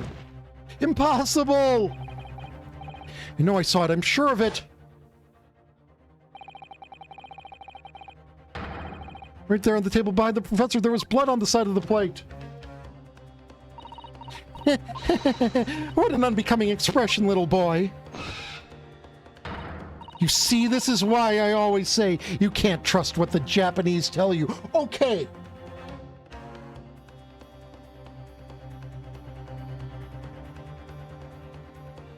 Jesus Christ, lady.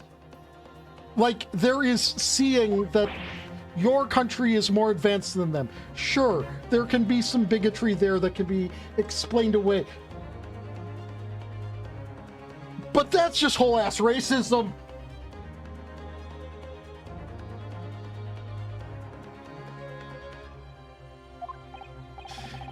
I couldn't agree more in the case of this disgrace to the Empire.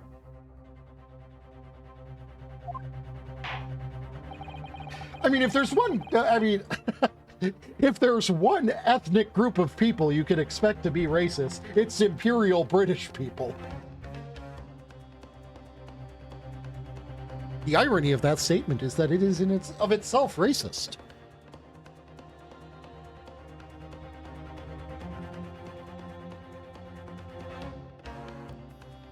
I believe we may have finally reached a conclusion in this trial. Let's hope so. This let's pretend attempt at a courtroom proceeding has been painful to watch.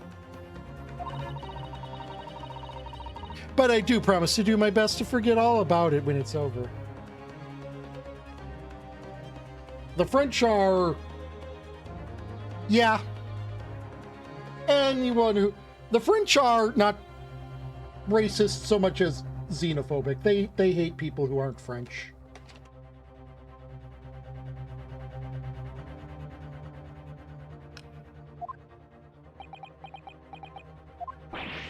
Ah, this sorry-looking steak reveals all the facts all too clearly. If the sorry-looking accused wishes to examine it again, be my guest.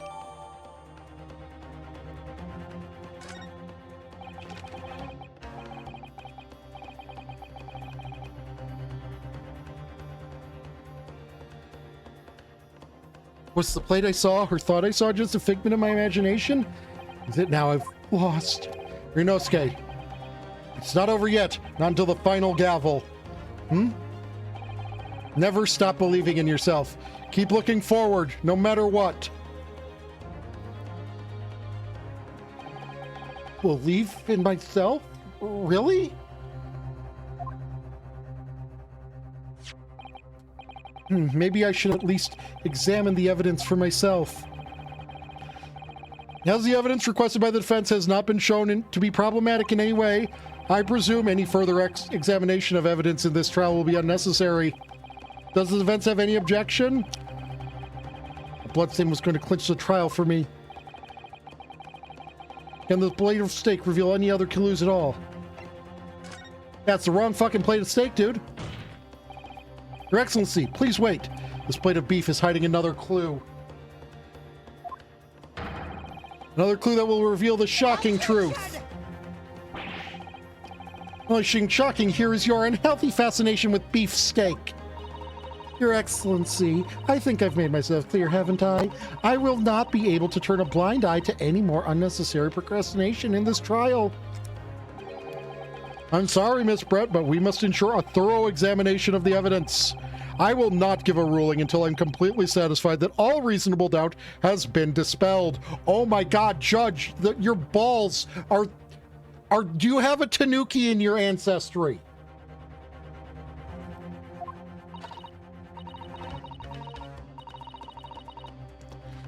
Ah, I see. As a newly affirmed ally of my country, that's still your position, is it? Thank you, Your Excellency. Counsel for the defense, you will now clearly show the court to what you are alluding. Where precisely on this plate of beefsteak is this new clue to be found?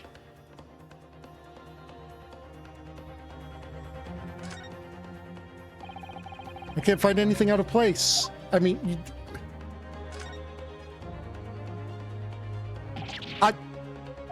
that's not what? Okay, there's the Koban. It's coming back. No, I don't mean what. Wait, why are we autoplay? It's doing there. Wait, did you say it was a Hoei Koban? Yes, apart from the meat juices, it looks to be in good condition. I imagine it's very valuable. This isn't the first time today that there's been talk of... Yeah, no, correct. But this is... I would have gone with the fact that we have a picture of the steak, and it's clearly not the steak that was taken after the picture of the crime... as the crime scene was after... But sure, now we have more proof that it was from there.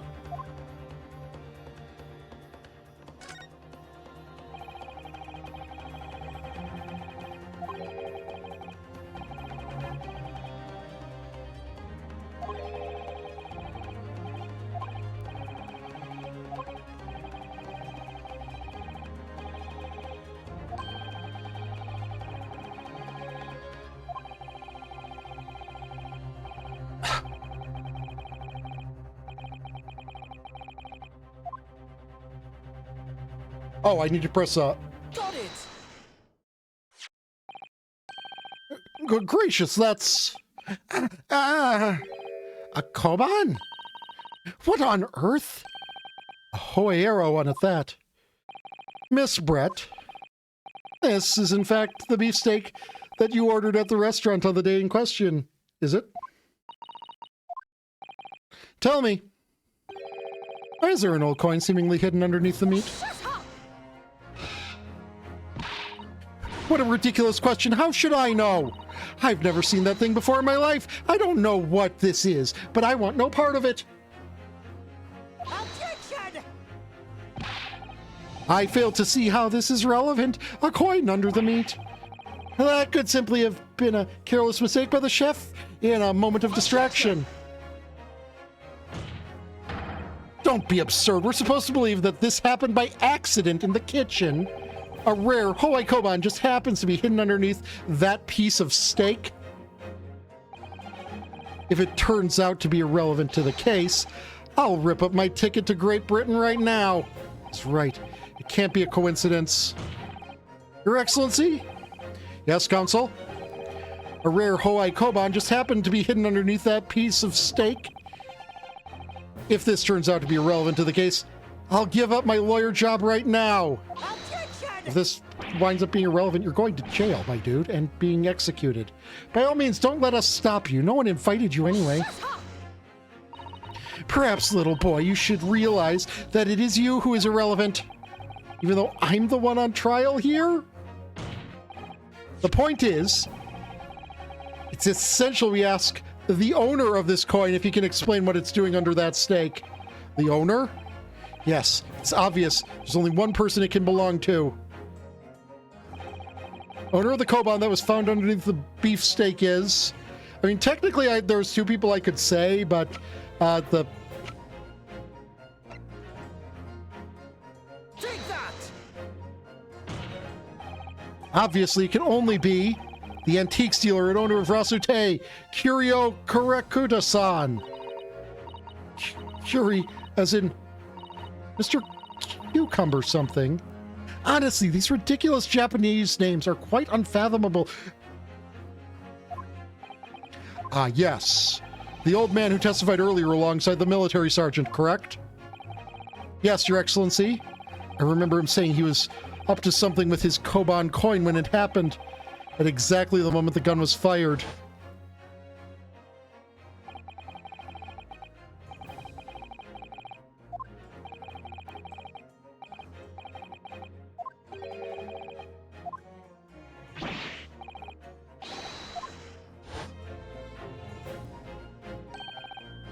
In this Hoya-era Koban, do you mean to tell me? No, please, why would Korakuda-san's Koban be sandwiched between the victim's beefsteak and its plate? It makes no sense. Well, it's not the victim's beefsteak, it would have been her beefsteak, you know that, right? Which is why I'm asking to bring Korakuda-san back to the witness stand so we can ask him. Officer, bring both witnesses that testified earlier back in here. Without a moment's delay.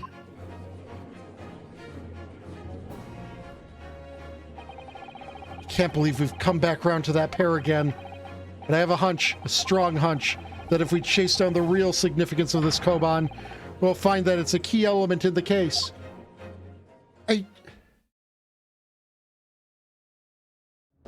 My interpretation is just that we have the wrong... He said he took 2 plates. He just confused the plates. What's this all about? Why have I been called up again?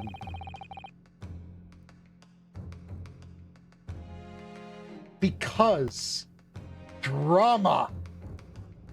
Don't you realize that it's dinner time for little baby Ido? When my son's belly is empty, he's fiercer than a pack of wolves. Exploited by the police we were, like miserable dogs forced to bear false witness. And when cast from this courtroom myself, I became a ruined man in trice, a worthless, withered antique. Nothing more have I to say. The sun has set on this Rasutai shop owner's existence. As it may, Korakuda-san, something has come to light that requires your clarification.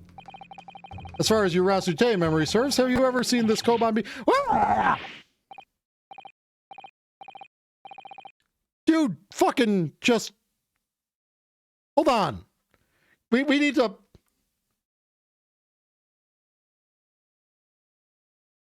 Dude just grabbed a knife by the blade.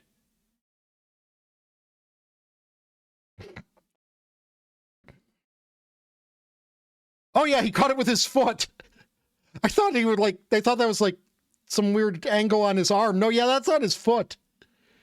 This is the exact one, the very exact one that it is. The resplendent, splendiferous Hoei treasure that my rusty bones managed to misplace that fateful day. It can't be. As I thought. Young man, enlighten this decrepit old fool. Put me out of my misery. Where was my treasure? Where was it dropped? Oh, I'm not sure it was dropped anywhere. We found your coin sandwiched between a beefsteak and its plate, soaked in the seasoned meat's juices. Sandwiched? Soaking? Seriously? Clearly it couldn't have fallen there by accident, which means... somebody must have hidden it there on purpose. Somebody concealed my Hoei treasure between a slab of meat and a metal plate. Who would do such a thing? Such an unconscionable thing!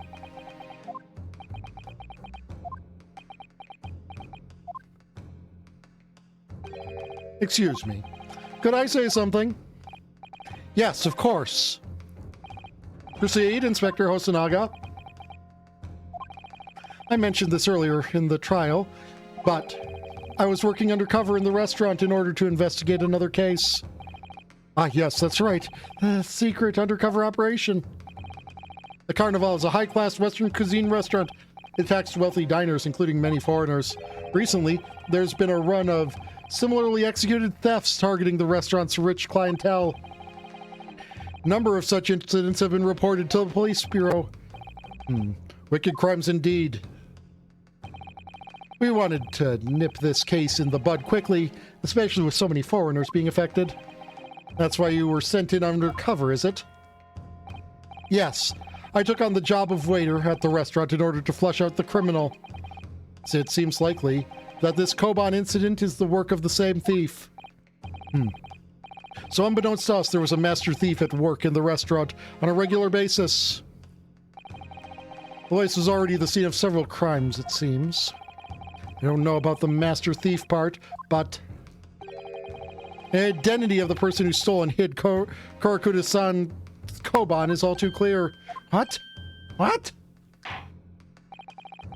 I think the court would like to hear the defense's view on this matter. Tell us who the despicable scoundrel is. Take that! Obviously. It can only be you, Sergeant Yasanosa.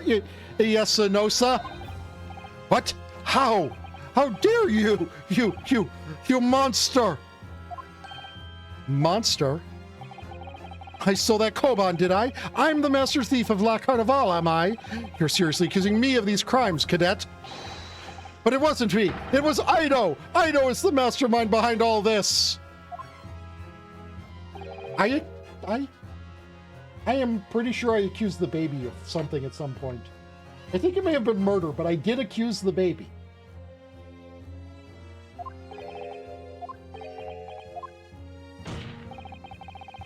You would push the blame for your crimes onto your own son? An innocent little baby? It's you who's the monster, Sergeant Nosa.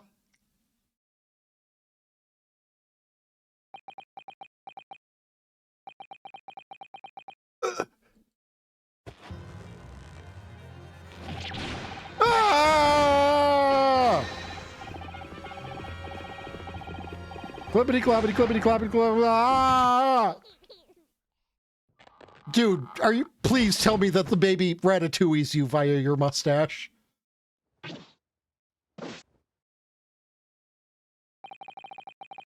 Nippon Imperial Army Sergeant Yasanosa, preparing to stand down in the Supreme Court, sir.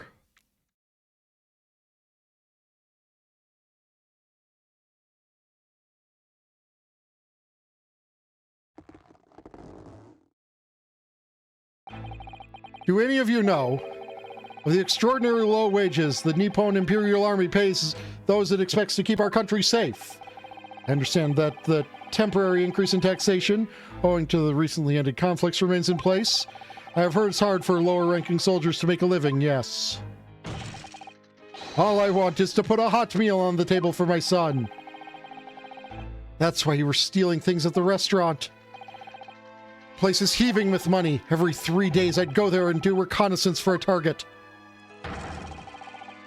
And I'd enjoy chomping my way through a good steak at the same time. Sounds like he doesn't bother with a knife and fork, which is worryingly believable, especially considering how that steak looks. And your target that day was the old man in his Koban. Yes, sir. He was an easy mark. I slipped the coin into my pocket without any trouble at all. A veritable phantom thief you are. I was all set to leave the steak. I was halfway through devouring when it happened.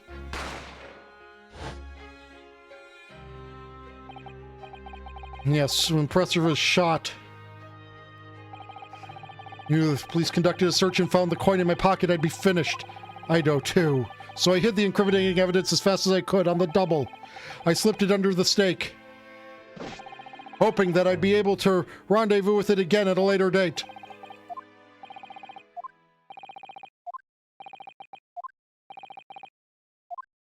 Dude, this went through so much more work than it needed to for us to prove that this wasn't the right plate. Perhaps you could carry on with this absurd prattling in your own time. Well, Miss Brett? Oh, of course, dear lady, of course. How rude of us. I'm quite sure there's no need to detain you any longer at all. May the esteemed gentlewoman please be excused, Your Excellency? Indeed. The theft of the Koban was clearly perpetrated by this baby-saddled sergeant. It would certainly appear to be unrelated to Dr. Wilson's murder. Of course it is. Hiding a coin under a lump of meat. The sheer nonsense of such an idea astounds me. Nonsense, is it? Well, I still like my world where the baby is the master thief and he ratatouilles his father by pulling on his mustache. Like, come on, tell me that that isn't just...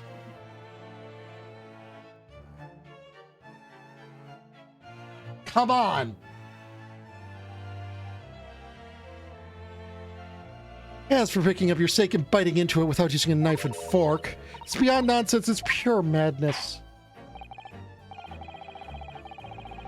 Also, yes, I do enjoy using ratatouille as a verb.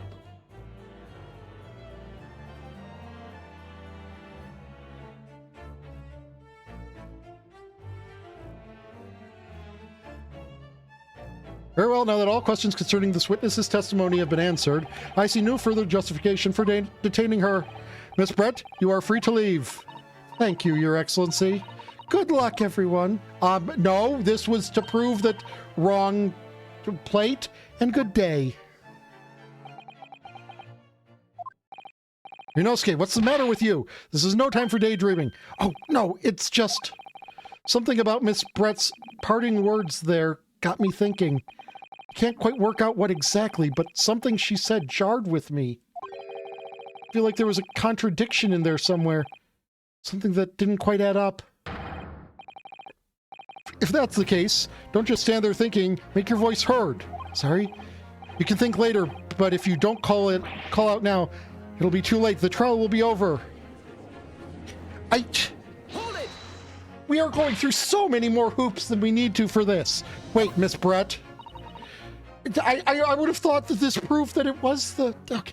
What is it now? I'm afraid, just one last time, there's something I'd like to ask you. I'd like you to explain the contradiction in your parting words from just a few moments ago. What are you talking about? What contradiction? What new student nonsense is this? Well, what parting words are you talking about, Ryunosuke?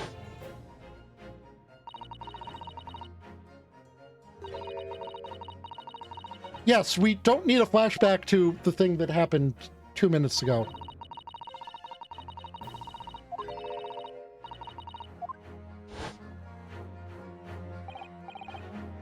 Yes, I'm right. What she said there exposed an undeniable contradiction. I'm going to need to see evidence, Counsel. Brett's words are truly contradictory. Where's the evidence to prove it?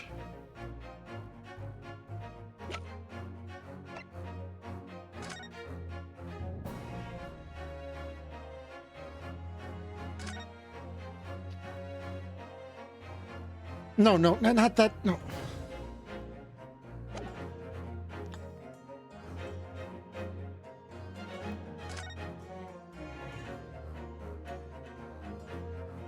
What? Oh! Take that! The steak that Miss Brett had been eating before the professor was killed. Yes. Go on. More accurately, Your Excellency. The steak that was on the victim's table just before the professor was killed. Now you're just splitting hairs. Not true.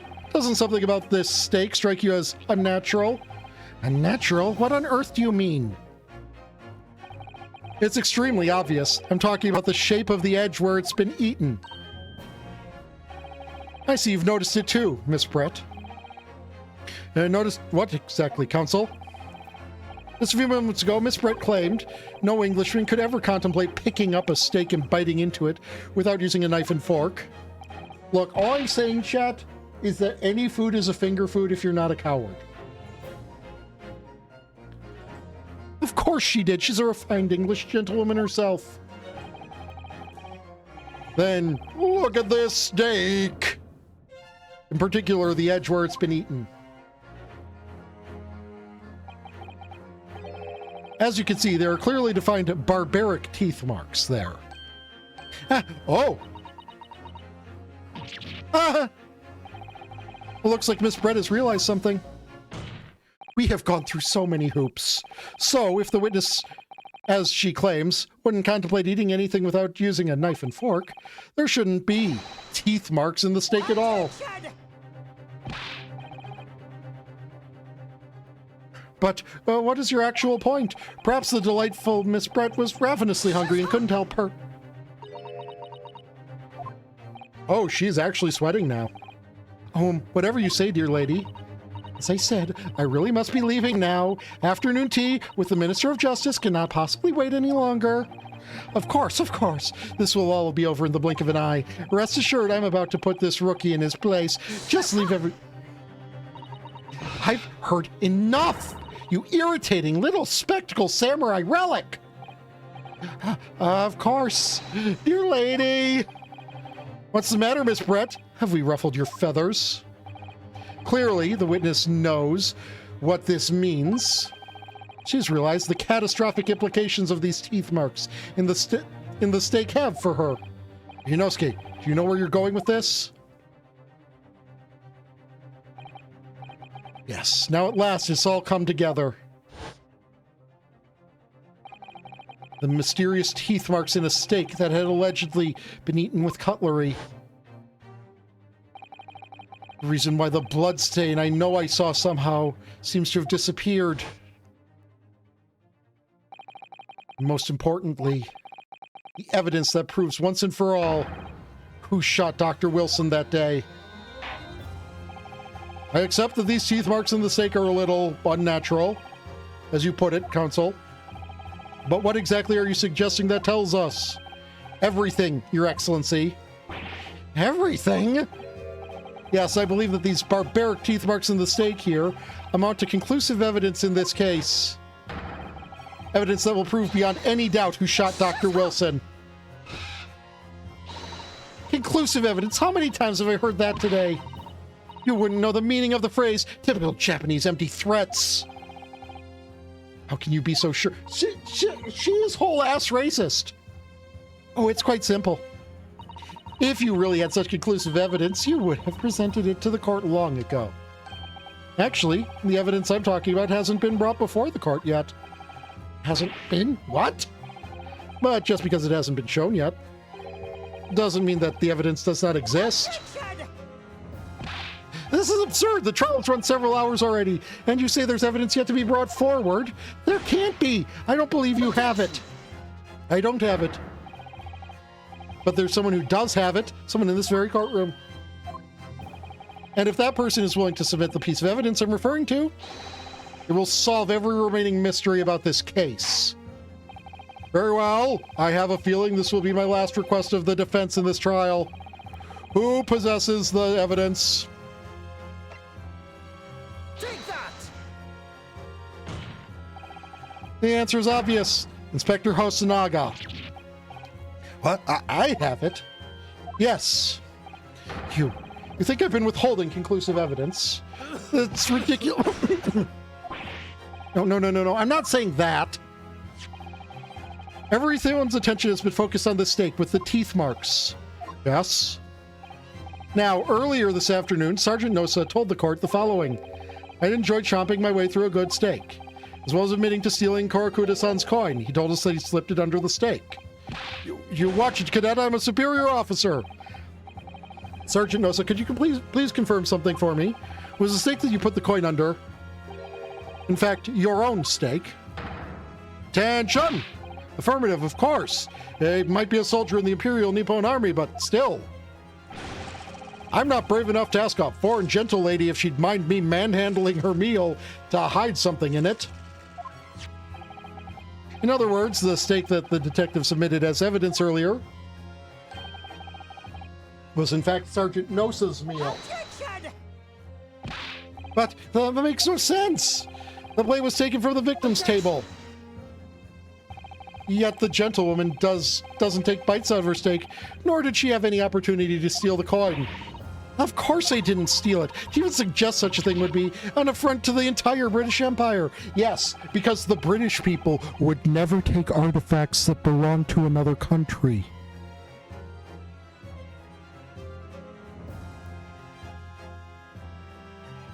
Well then, how do you explain this paradox? Exactly. Surely you're not going to suggest the sergeant switched the two steaks over.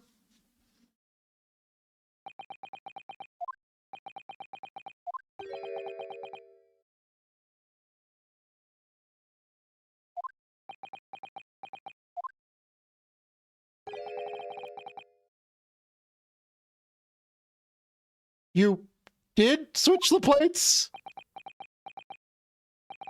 Well, after it happened, when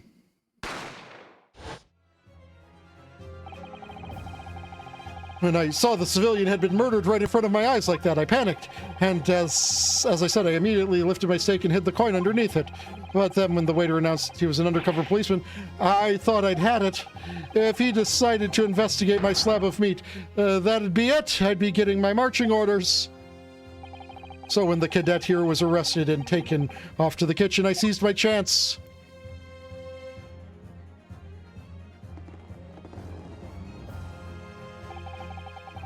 With military precision and timing, I switched my stake with the one on the foreign lady's table.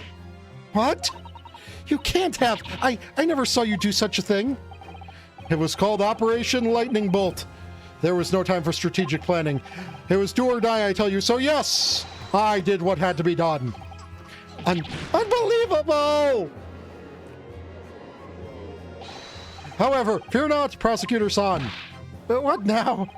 I swear on the brass buttons of my uniform. That's all I did, sir.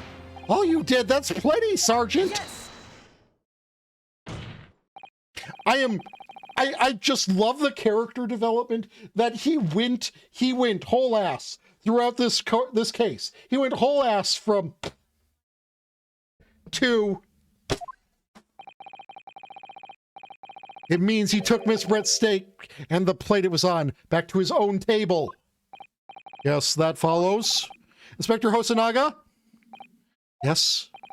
Earlier in this trial, you told the court this. You said that you had not only taken Miss Brett's steak after the incident, but also the sergeant's. That to preserve evidence, you had taken both. Ah. Oh, she is...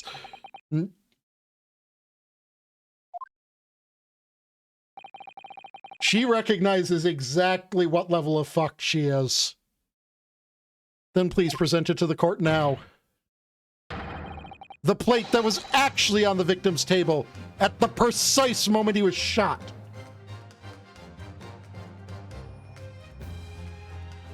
Okay, so this is the cornered theme.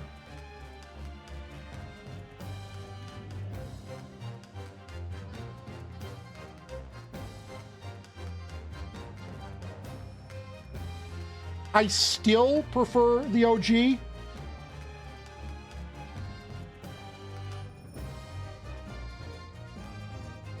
Ooh.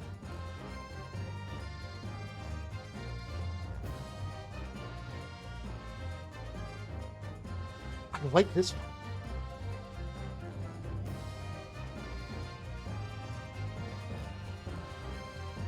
It's kind of got a march going to it.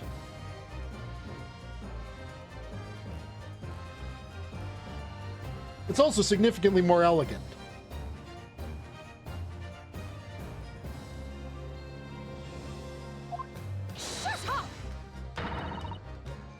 What can that possibly tell us now? I mean, a cold slab of tough meat, it can't have the slightest bearing on the case.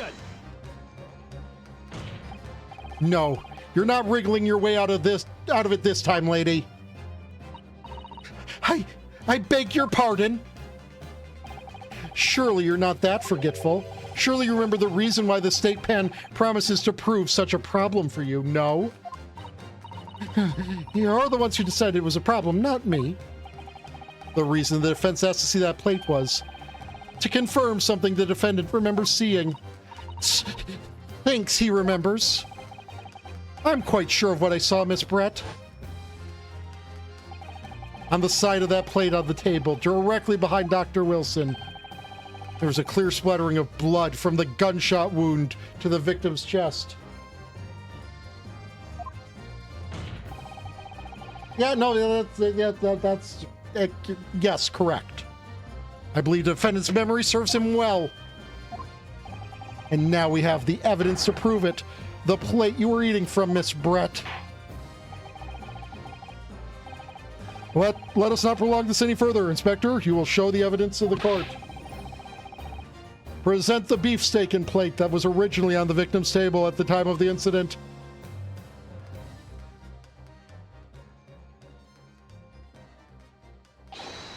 Yes, sir.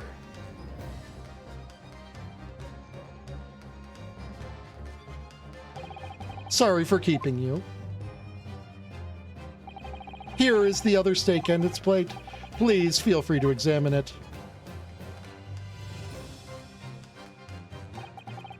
The blood stain. It's clearly visible. Look! Yes! Now this makes everything clear. The blood you can see on the side of the plate shows that at the moment the victim was shot, he was facing the table with his back to me. In other words, it's impossible for Naruhodo-san to have shot the victim.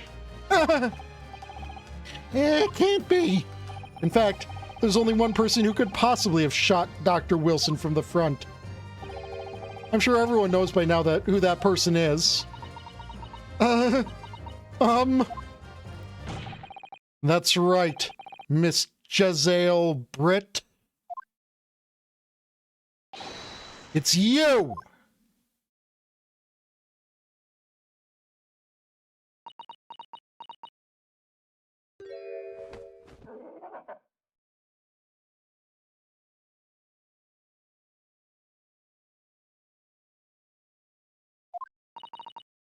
Done by a oh my god, lady! By a Japanese? Me? By a Japanese schoolboy? No, no, no!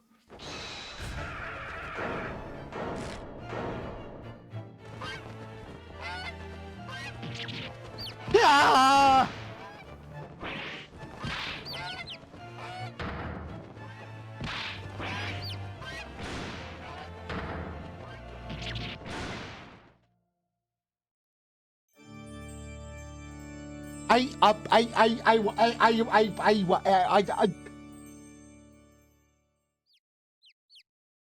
Nutty the fuck?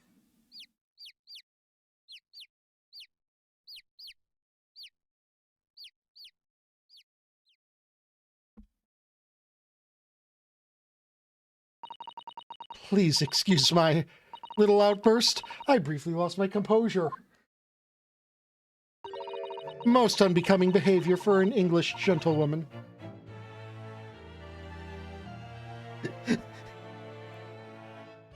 They did, but that was... Forgive me. Well, Miss Brett, I think it's time you told the court what actually happened that day. The truth this time.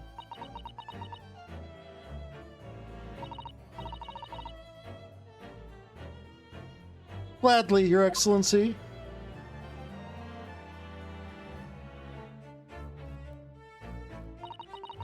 It was I who took the professor's life using curare.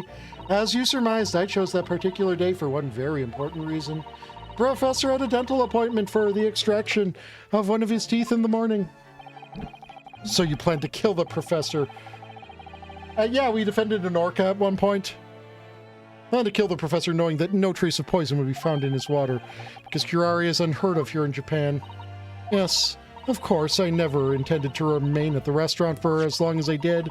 I only needed to see the professor take one tiny sip of his water, and it would all be over. I would place the steak I had ordered in front of him to make it appear as though he had been dining alone, and leave immediately, however. How do you cross-examine a parent?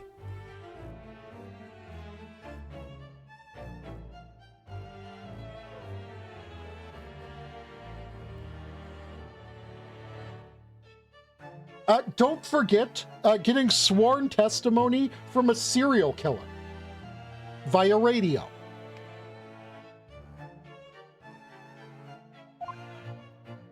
Oh, and the number of times that we have channeled ghosts.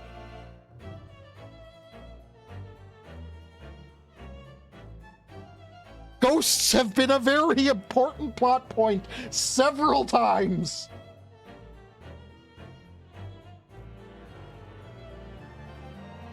Before any of that happened, there was an unexpected traitor at the... unexpected traitor! Where the fuck did traitor come out of in this? Unexpected visitor at the professor's table. That would be me, I suppose. Yes, you. Who else? Such a trifling matter, but the fact that you decided to come over to greet the professor. meant that I had lost my chance to slip away unnoticed.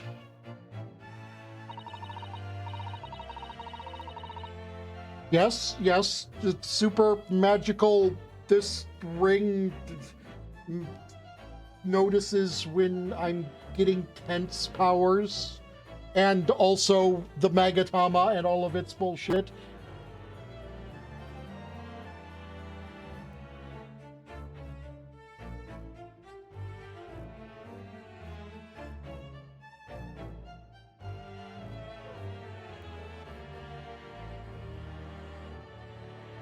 Which is when I was saying was they've already done the actually speaks English but pretends they don't thing, or actually speaks Japanese.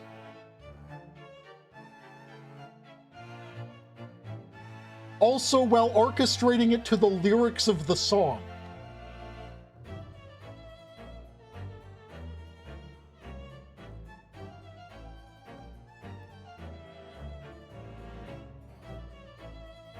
And just rubbing a metal detector over the prosecution in order to prove they still had a bullet in them.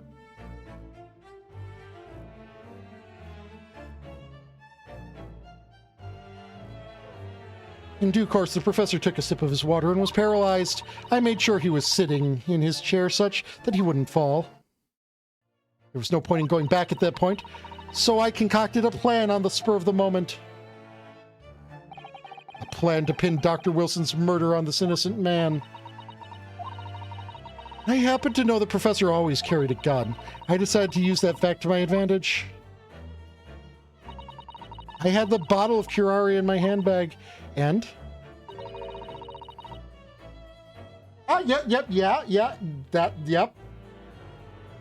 We talked about Fulbright earlier. And my own pistol concealed under my skirt. Under your skirt? So I was right, there were two guns, and fuck it, one of them should have been the Swan. Yes. And then I finished my coffee and got up to leave.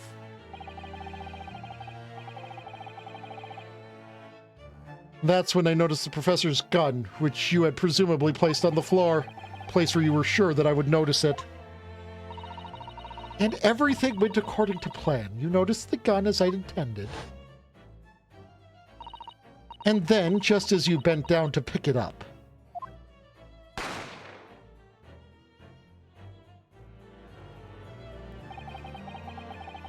that's when you shot the professor with your own gun, even though at that point, he was already dead. Naturally, the gunshot caused a commotion, at which point the waiter appeared. Obviously, I assumed Naruhodo-san was the culprit and apprehended him. I took him to the pantry that adjoins the kitchen and locked him inside. That's when I took the opportunity to turn the professor in his chair around.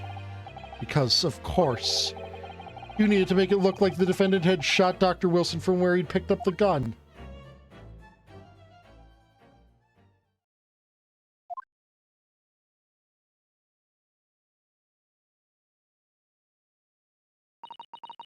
So there you have it. And that's the entirety of my misdemeanor.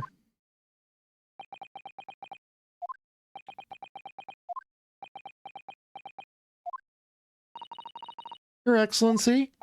Yes? I wonder... might I speak with you in private later? I shall call on you. Thank you. Good day then, everyone. I hope you can forgive me, Naruhodo-san. No!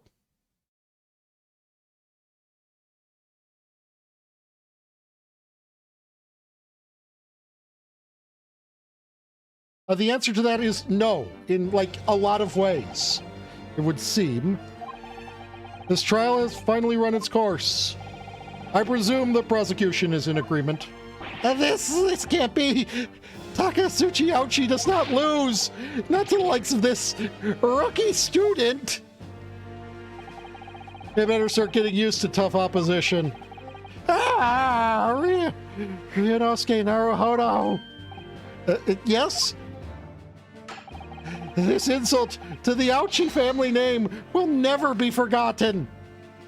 We will plague the first case of your descendants for games to come. You become conceited with age, Council, but the old have to stand aside to make way for the new. It's the way of the world. May you never forget that.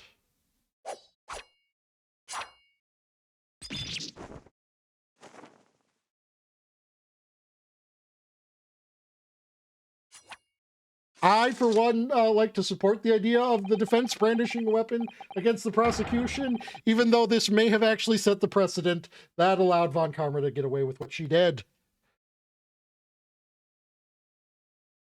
1,000 millennia may pass, and still the Ouchie clan will never measure up to the Naruhodo clan. This trial of the Supreme Court of Japan will, I believe, go down in history as the start of a new chapter in our country's judicial system.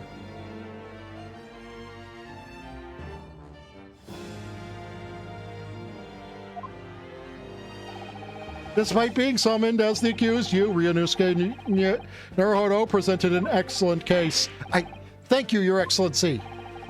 The use of evidence and deduction and bullshit, so much bullshit, to unravel the truth is a modern methodology. After all, it has only been a few short decades since our country opened its doors to the wider world. But the Western ideas of science are rapidly gaining acceptance here. I feel sure that science will soon bring new methods of investigation and new procedures of justice. A new future of law awaits, but what will it look like? I cannot begin to imagine. That is for the young to pursue. Kazuma Asaogi. Yes? After this trial, you are set to embark on a journey of discovery to the illustrious British Empire. Learn all you can. Absorb everything of the wider world that you are able to. And do not forget to fulfill the mission imposed upon you.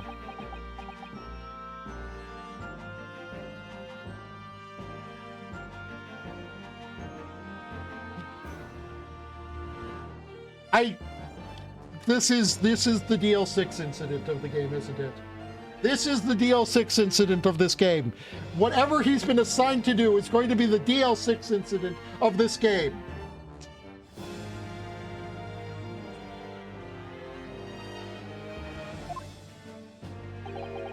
I understand, Your Excellency. What was that about? Why do you look so grave all of a sudden? Ah, never mind.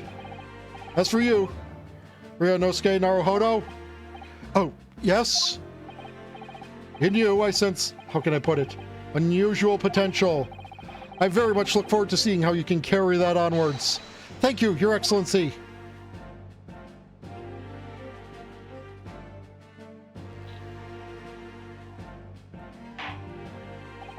It is time to deliver the final verdict.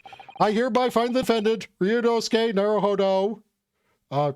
Guys, have we invented the court fetty yet? Have we invented court fetty? Because, you know, like, releasing court fetty, it's definitely going to be a thing in the future. So have we started doing that yet, or is that something that's going to come later?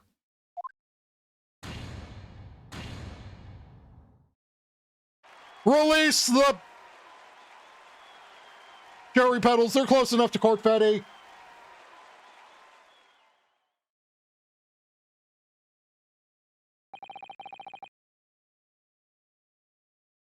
I am so glad that there was confetti. I love the, I do not know why I fixated on the fact that there was, quote, court-fetty at the end of every case, but I am so glad that it's present in these two.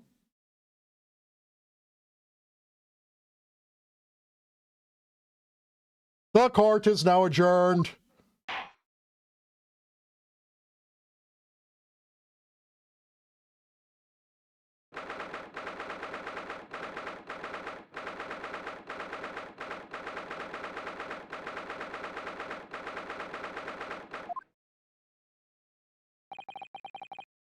I can't believe it. I can't believe what's happening. I made it! I defended myself and made it through that horrendous trial! Ryunosuke, you finally pulled it off. Congratulations! Well, I couldn't have done it without you. Thank you, Kazuma. No, it was a pleasure to watch you at work. So you owe me an extra large sukiyaki from the place on Yume University Street, don't forget. Good afternoon. All your hard work has certainly paid off.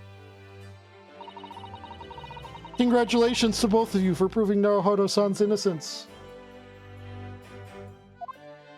You know, usually the first chapter is shorter. Our trusty judicial assistant, you worked hard for that result too, you know. No, seriously, like, it's usually the first one is short, the next two are medium length, and then the final one is fucking Xbox huge. Oh no, I didn't do anything. Thank you so much. If we hadn't had that research report of Miss Retz, I don't know how things would have turned out. Actually, I do. Badly. Your kind words should really be for my father. I was simply doing as he asked. It was his idea for me to go to the university and investigate. Father? Ah, yes, of course. Forgive me for intruding on court proceedings, Your Excellency. Yes, she has the same last name as the professorman. Ah, there you are. I believe congratulations are in order.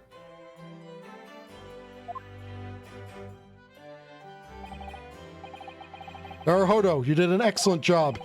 Thank you, Professor. Oh no, it is I who should be thanking you. After all, your efforts exposed the true criminal that took the life of my good friend. Good friend? Oh yes, you mentioned that before.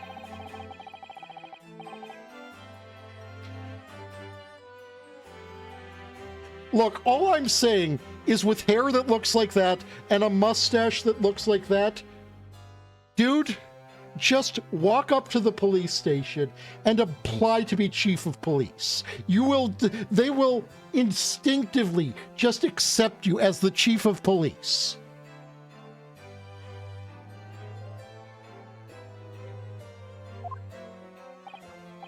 Tell me I'm wrong.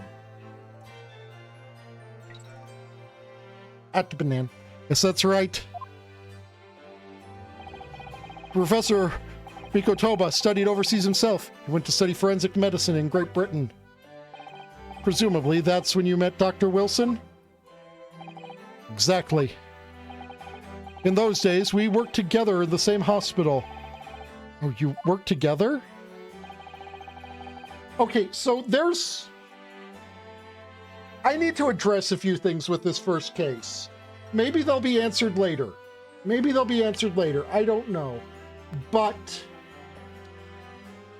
okay. So the disappearing chair was never addressed. Why she took the glass was touched on, but not really addressed.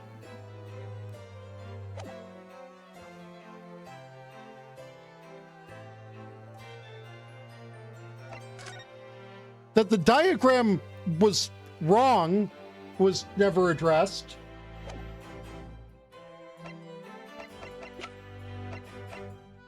And we haven't established what Giselle's motive was. Wiggle, wiggle, wiggle.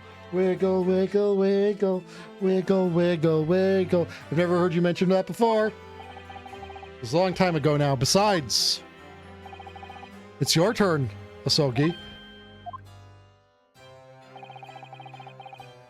Great Britain is a magnificent country. It leads the world. In science, medicine, engineering, culture, and of course in law. Hi, Gennaro. Watch and learn, my boy. See what's happening in the world's largest melting pot. I will. I'll learn all that I can.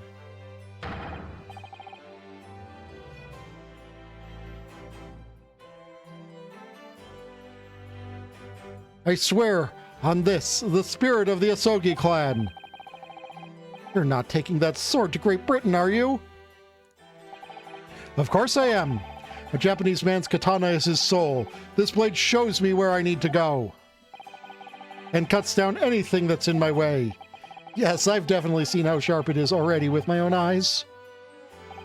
That reminds me, what's happened to the woman? To Giselle Brett, I mean. After all, she's guilty of murder.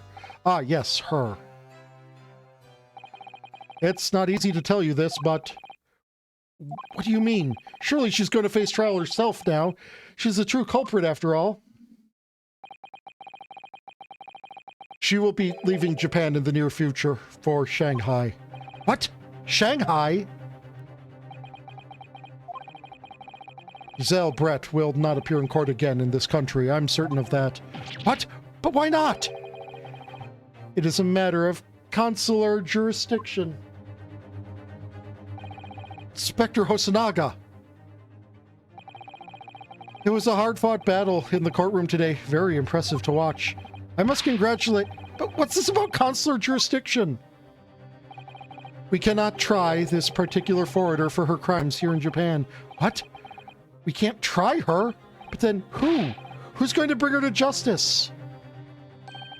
A British consular court will hear her case somewhere far away where our voices can't be heard. But why a consular court? Professor, I simply don't understand. I thought consular courts were a thing of the past, now that we've signed the Friendship Treaty. Yes, in normal circumstances, you're right. Then so long as this is not a serious incident of a highly political nature to our respective governments, they can't invoke a consular court just like that. Oh, can't they? Yes, she's a student, but it doesn't justify our governments making secret agreements about her fate, does it? Something strange is going on. Could be worse. We could use her as political leverage to get you guys to free, like, the biggest arms dealer ever. That's a thing that could happen. So Miss Brett can't be held accountable for her actions here in Japan. I'm afraid that for the young student, today's trial was nothing more than a game all along. There was never any danger of comeuppance for her. I don't believe it. The British government's Foreign Affairs Ministry has demanded that we hand over custody of Miss Brett. They're obviously taking this case of a foreign student committing murder very seriously. But it's all going to change from now on. We can make it change. This is a time of great turmoil. This new era heralded by the start of the 20th century. One day, I have no doubt, that woman will receive the judgment she deserves. Yes, change is coming, and we're the ones driving it. Well, I think that's enough seriousness for now. Evening calls for a celebratory drink. But, Professor...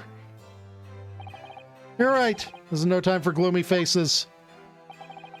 We should be celebrating Ryunosuke's not guilty verdict. Let's start having some fun.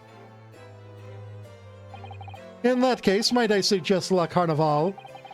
As the head waiter, I should be delighted to provide you with ample food and drink. You're a detective, Hosonaga-san, aren't you? Let's not worry about details for now.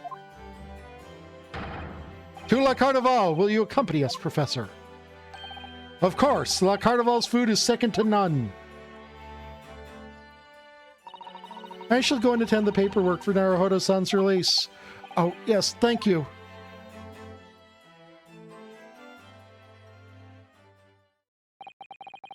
Yeah, that's not going to be addressed either, or at least not yet. I mean, I'm working under the assumption that this guy is just going to be this game's gumshoe. So Giselle Brett won't be tried here. I suppose that means I'll never know. I'll never find out why she killed Dr. Wilson. Okay, so that is at least being addressed. Kazuma. Yes, Ryunosuke? I just wanted to say thanks again. That's all. You really saved my skin today. Ha ha ha ha! I didn't do a thing. You were the lawyer in there, weren't you? The defense was all your own work. Your skills made the difference, though. One day, I bet you'll be the best lawyer in the world. I'm not so sure about that. To be honest, something kept occurring to me over and over again during that trial. I couldn't help thinking that maybe you're the one destined to become a great lawyer, not me. What? Come on, be serious.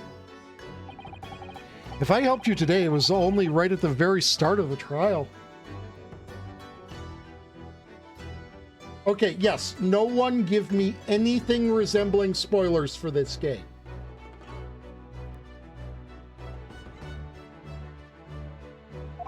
No vague alluding to things that are going to happen to characters in the future.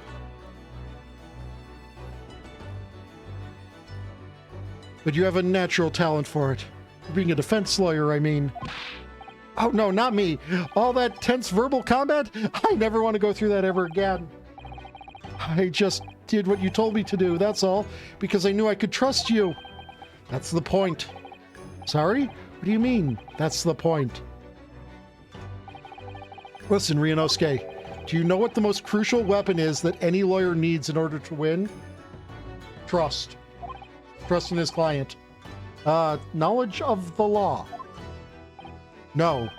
The ability to believe. Believe? To believe what? A defense lawyer has to fight for his client. He has to believe in them at all times. I think you believed in me when I said I didn't do it. I'm human, just like you. I don't have some superhuman ability to know the truth. Like, I mean, seriously, imagine it. Like, just being able to, like, look at someone and when they're lying, just see a whole bunch of locks appear over them. That'd be fucking wild. But you have to make a choice about what to believe in and stick to it when you're defending someone. Sometimes in the courtroom, you can really be backed into a corner. But being able to remain faithful to what you chose to believe in, even then, well, that's not something that anyone can do. It takes a special kind of person. Believing in your client. Just look at today's trial. I'm a student lawyer with precious little real experience. But you never stop believing in me.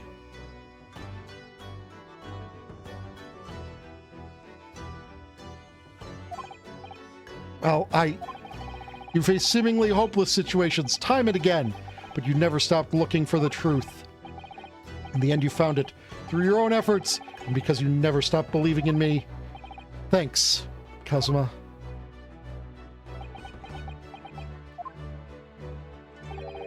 There's something I want to ask you, actually, Ryunosuke. Oh, it's a favor, really. Something very important to me. It sounds serious. What is... Ah, you're still here, are you?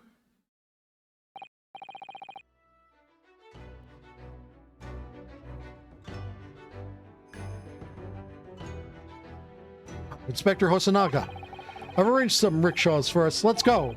Thank you. We'll be right there. Let's pick up this conversation again later. We should be celebrating right now. Your first court victory. And your study tour to Great Britain, don't forget. Ah, yes, that too.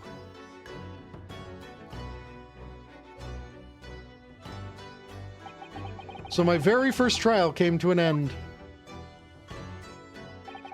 Kazuma.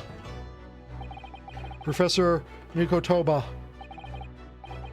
Susato-san, who acted as my assistant. Inspector Hosonaga, who didn't really play much of a part, but still.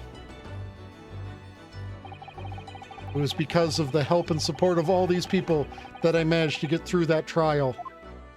Even though the inspector nearly got you fucking convicted. But more importantly, Kazuma hadn't yet managed to ask his favor of me.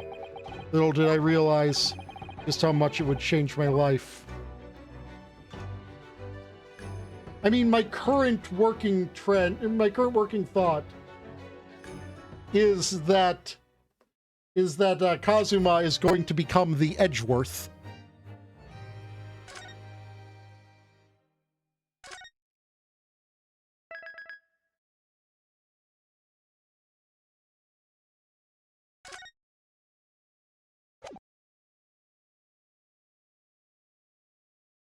Okay, and that will do it for today's stream chat.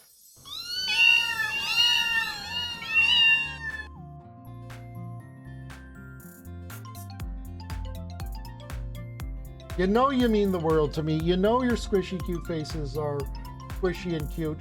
Let's go see who's online.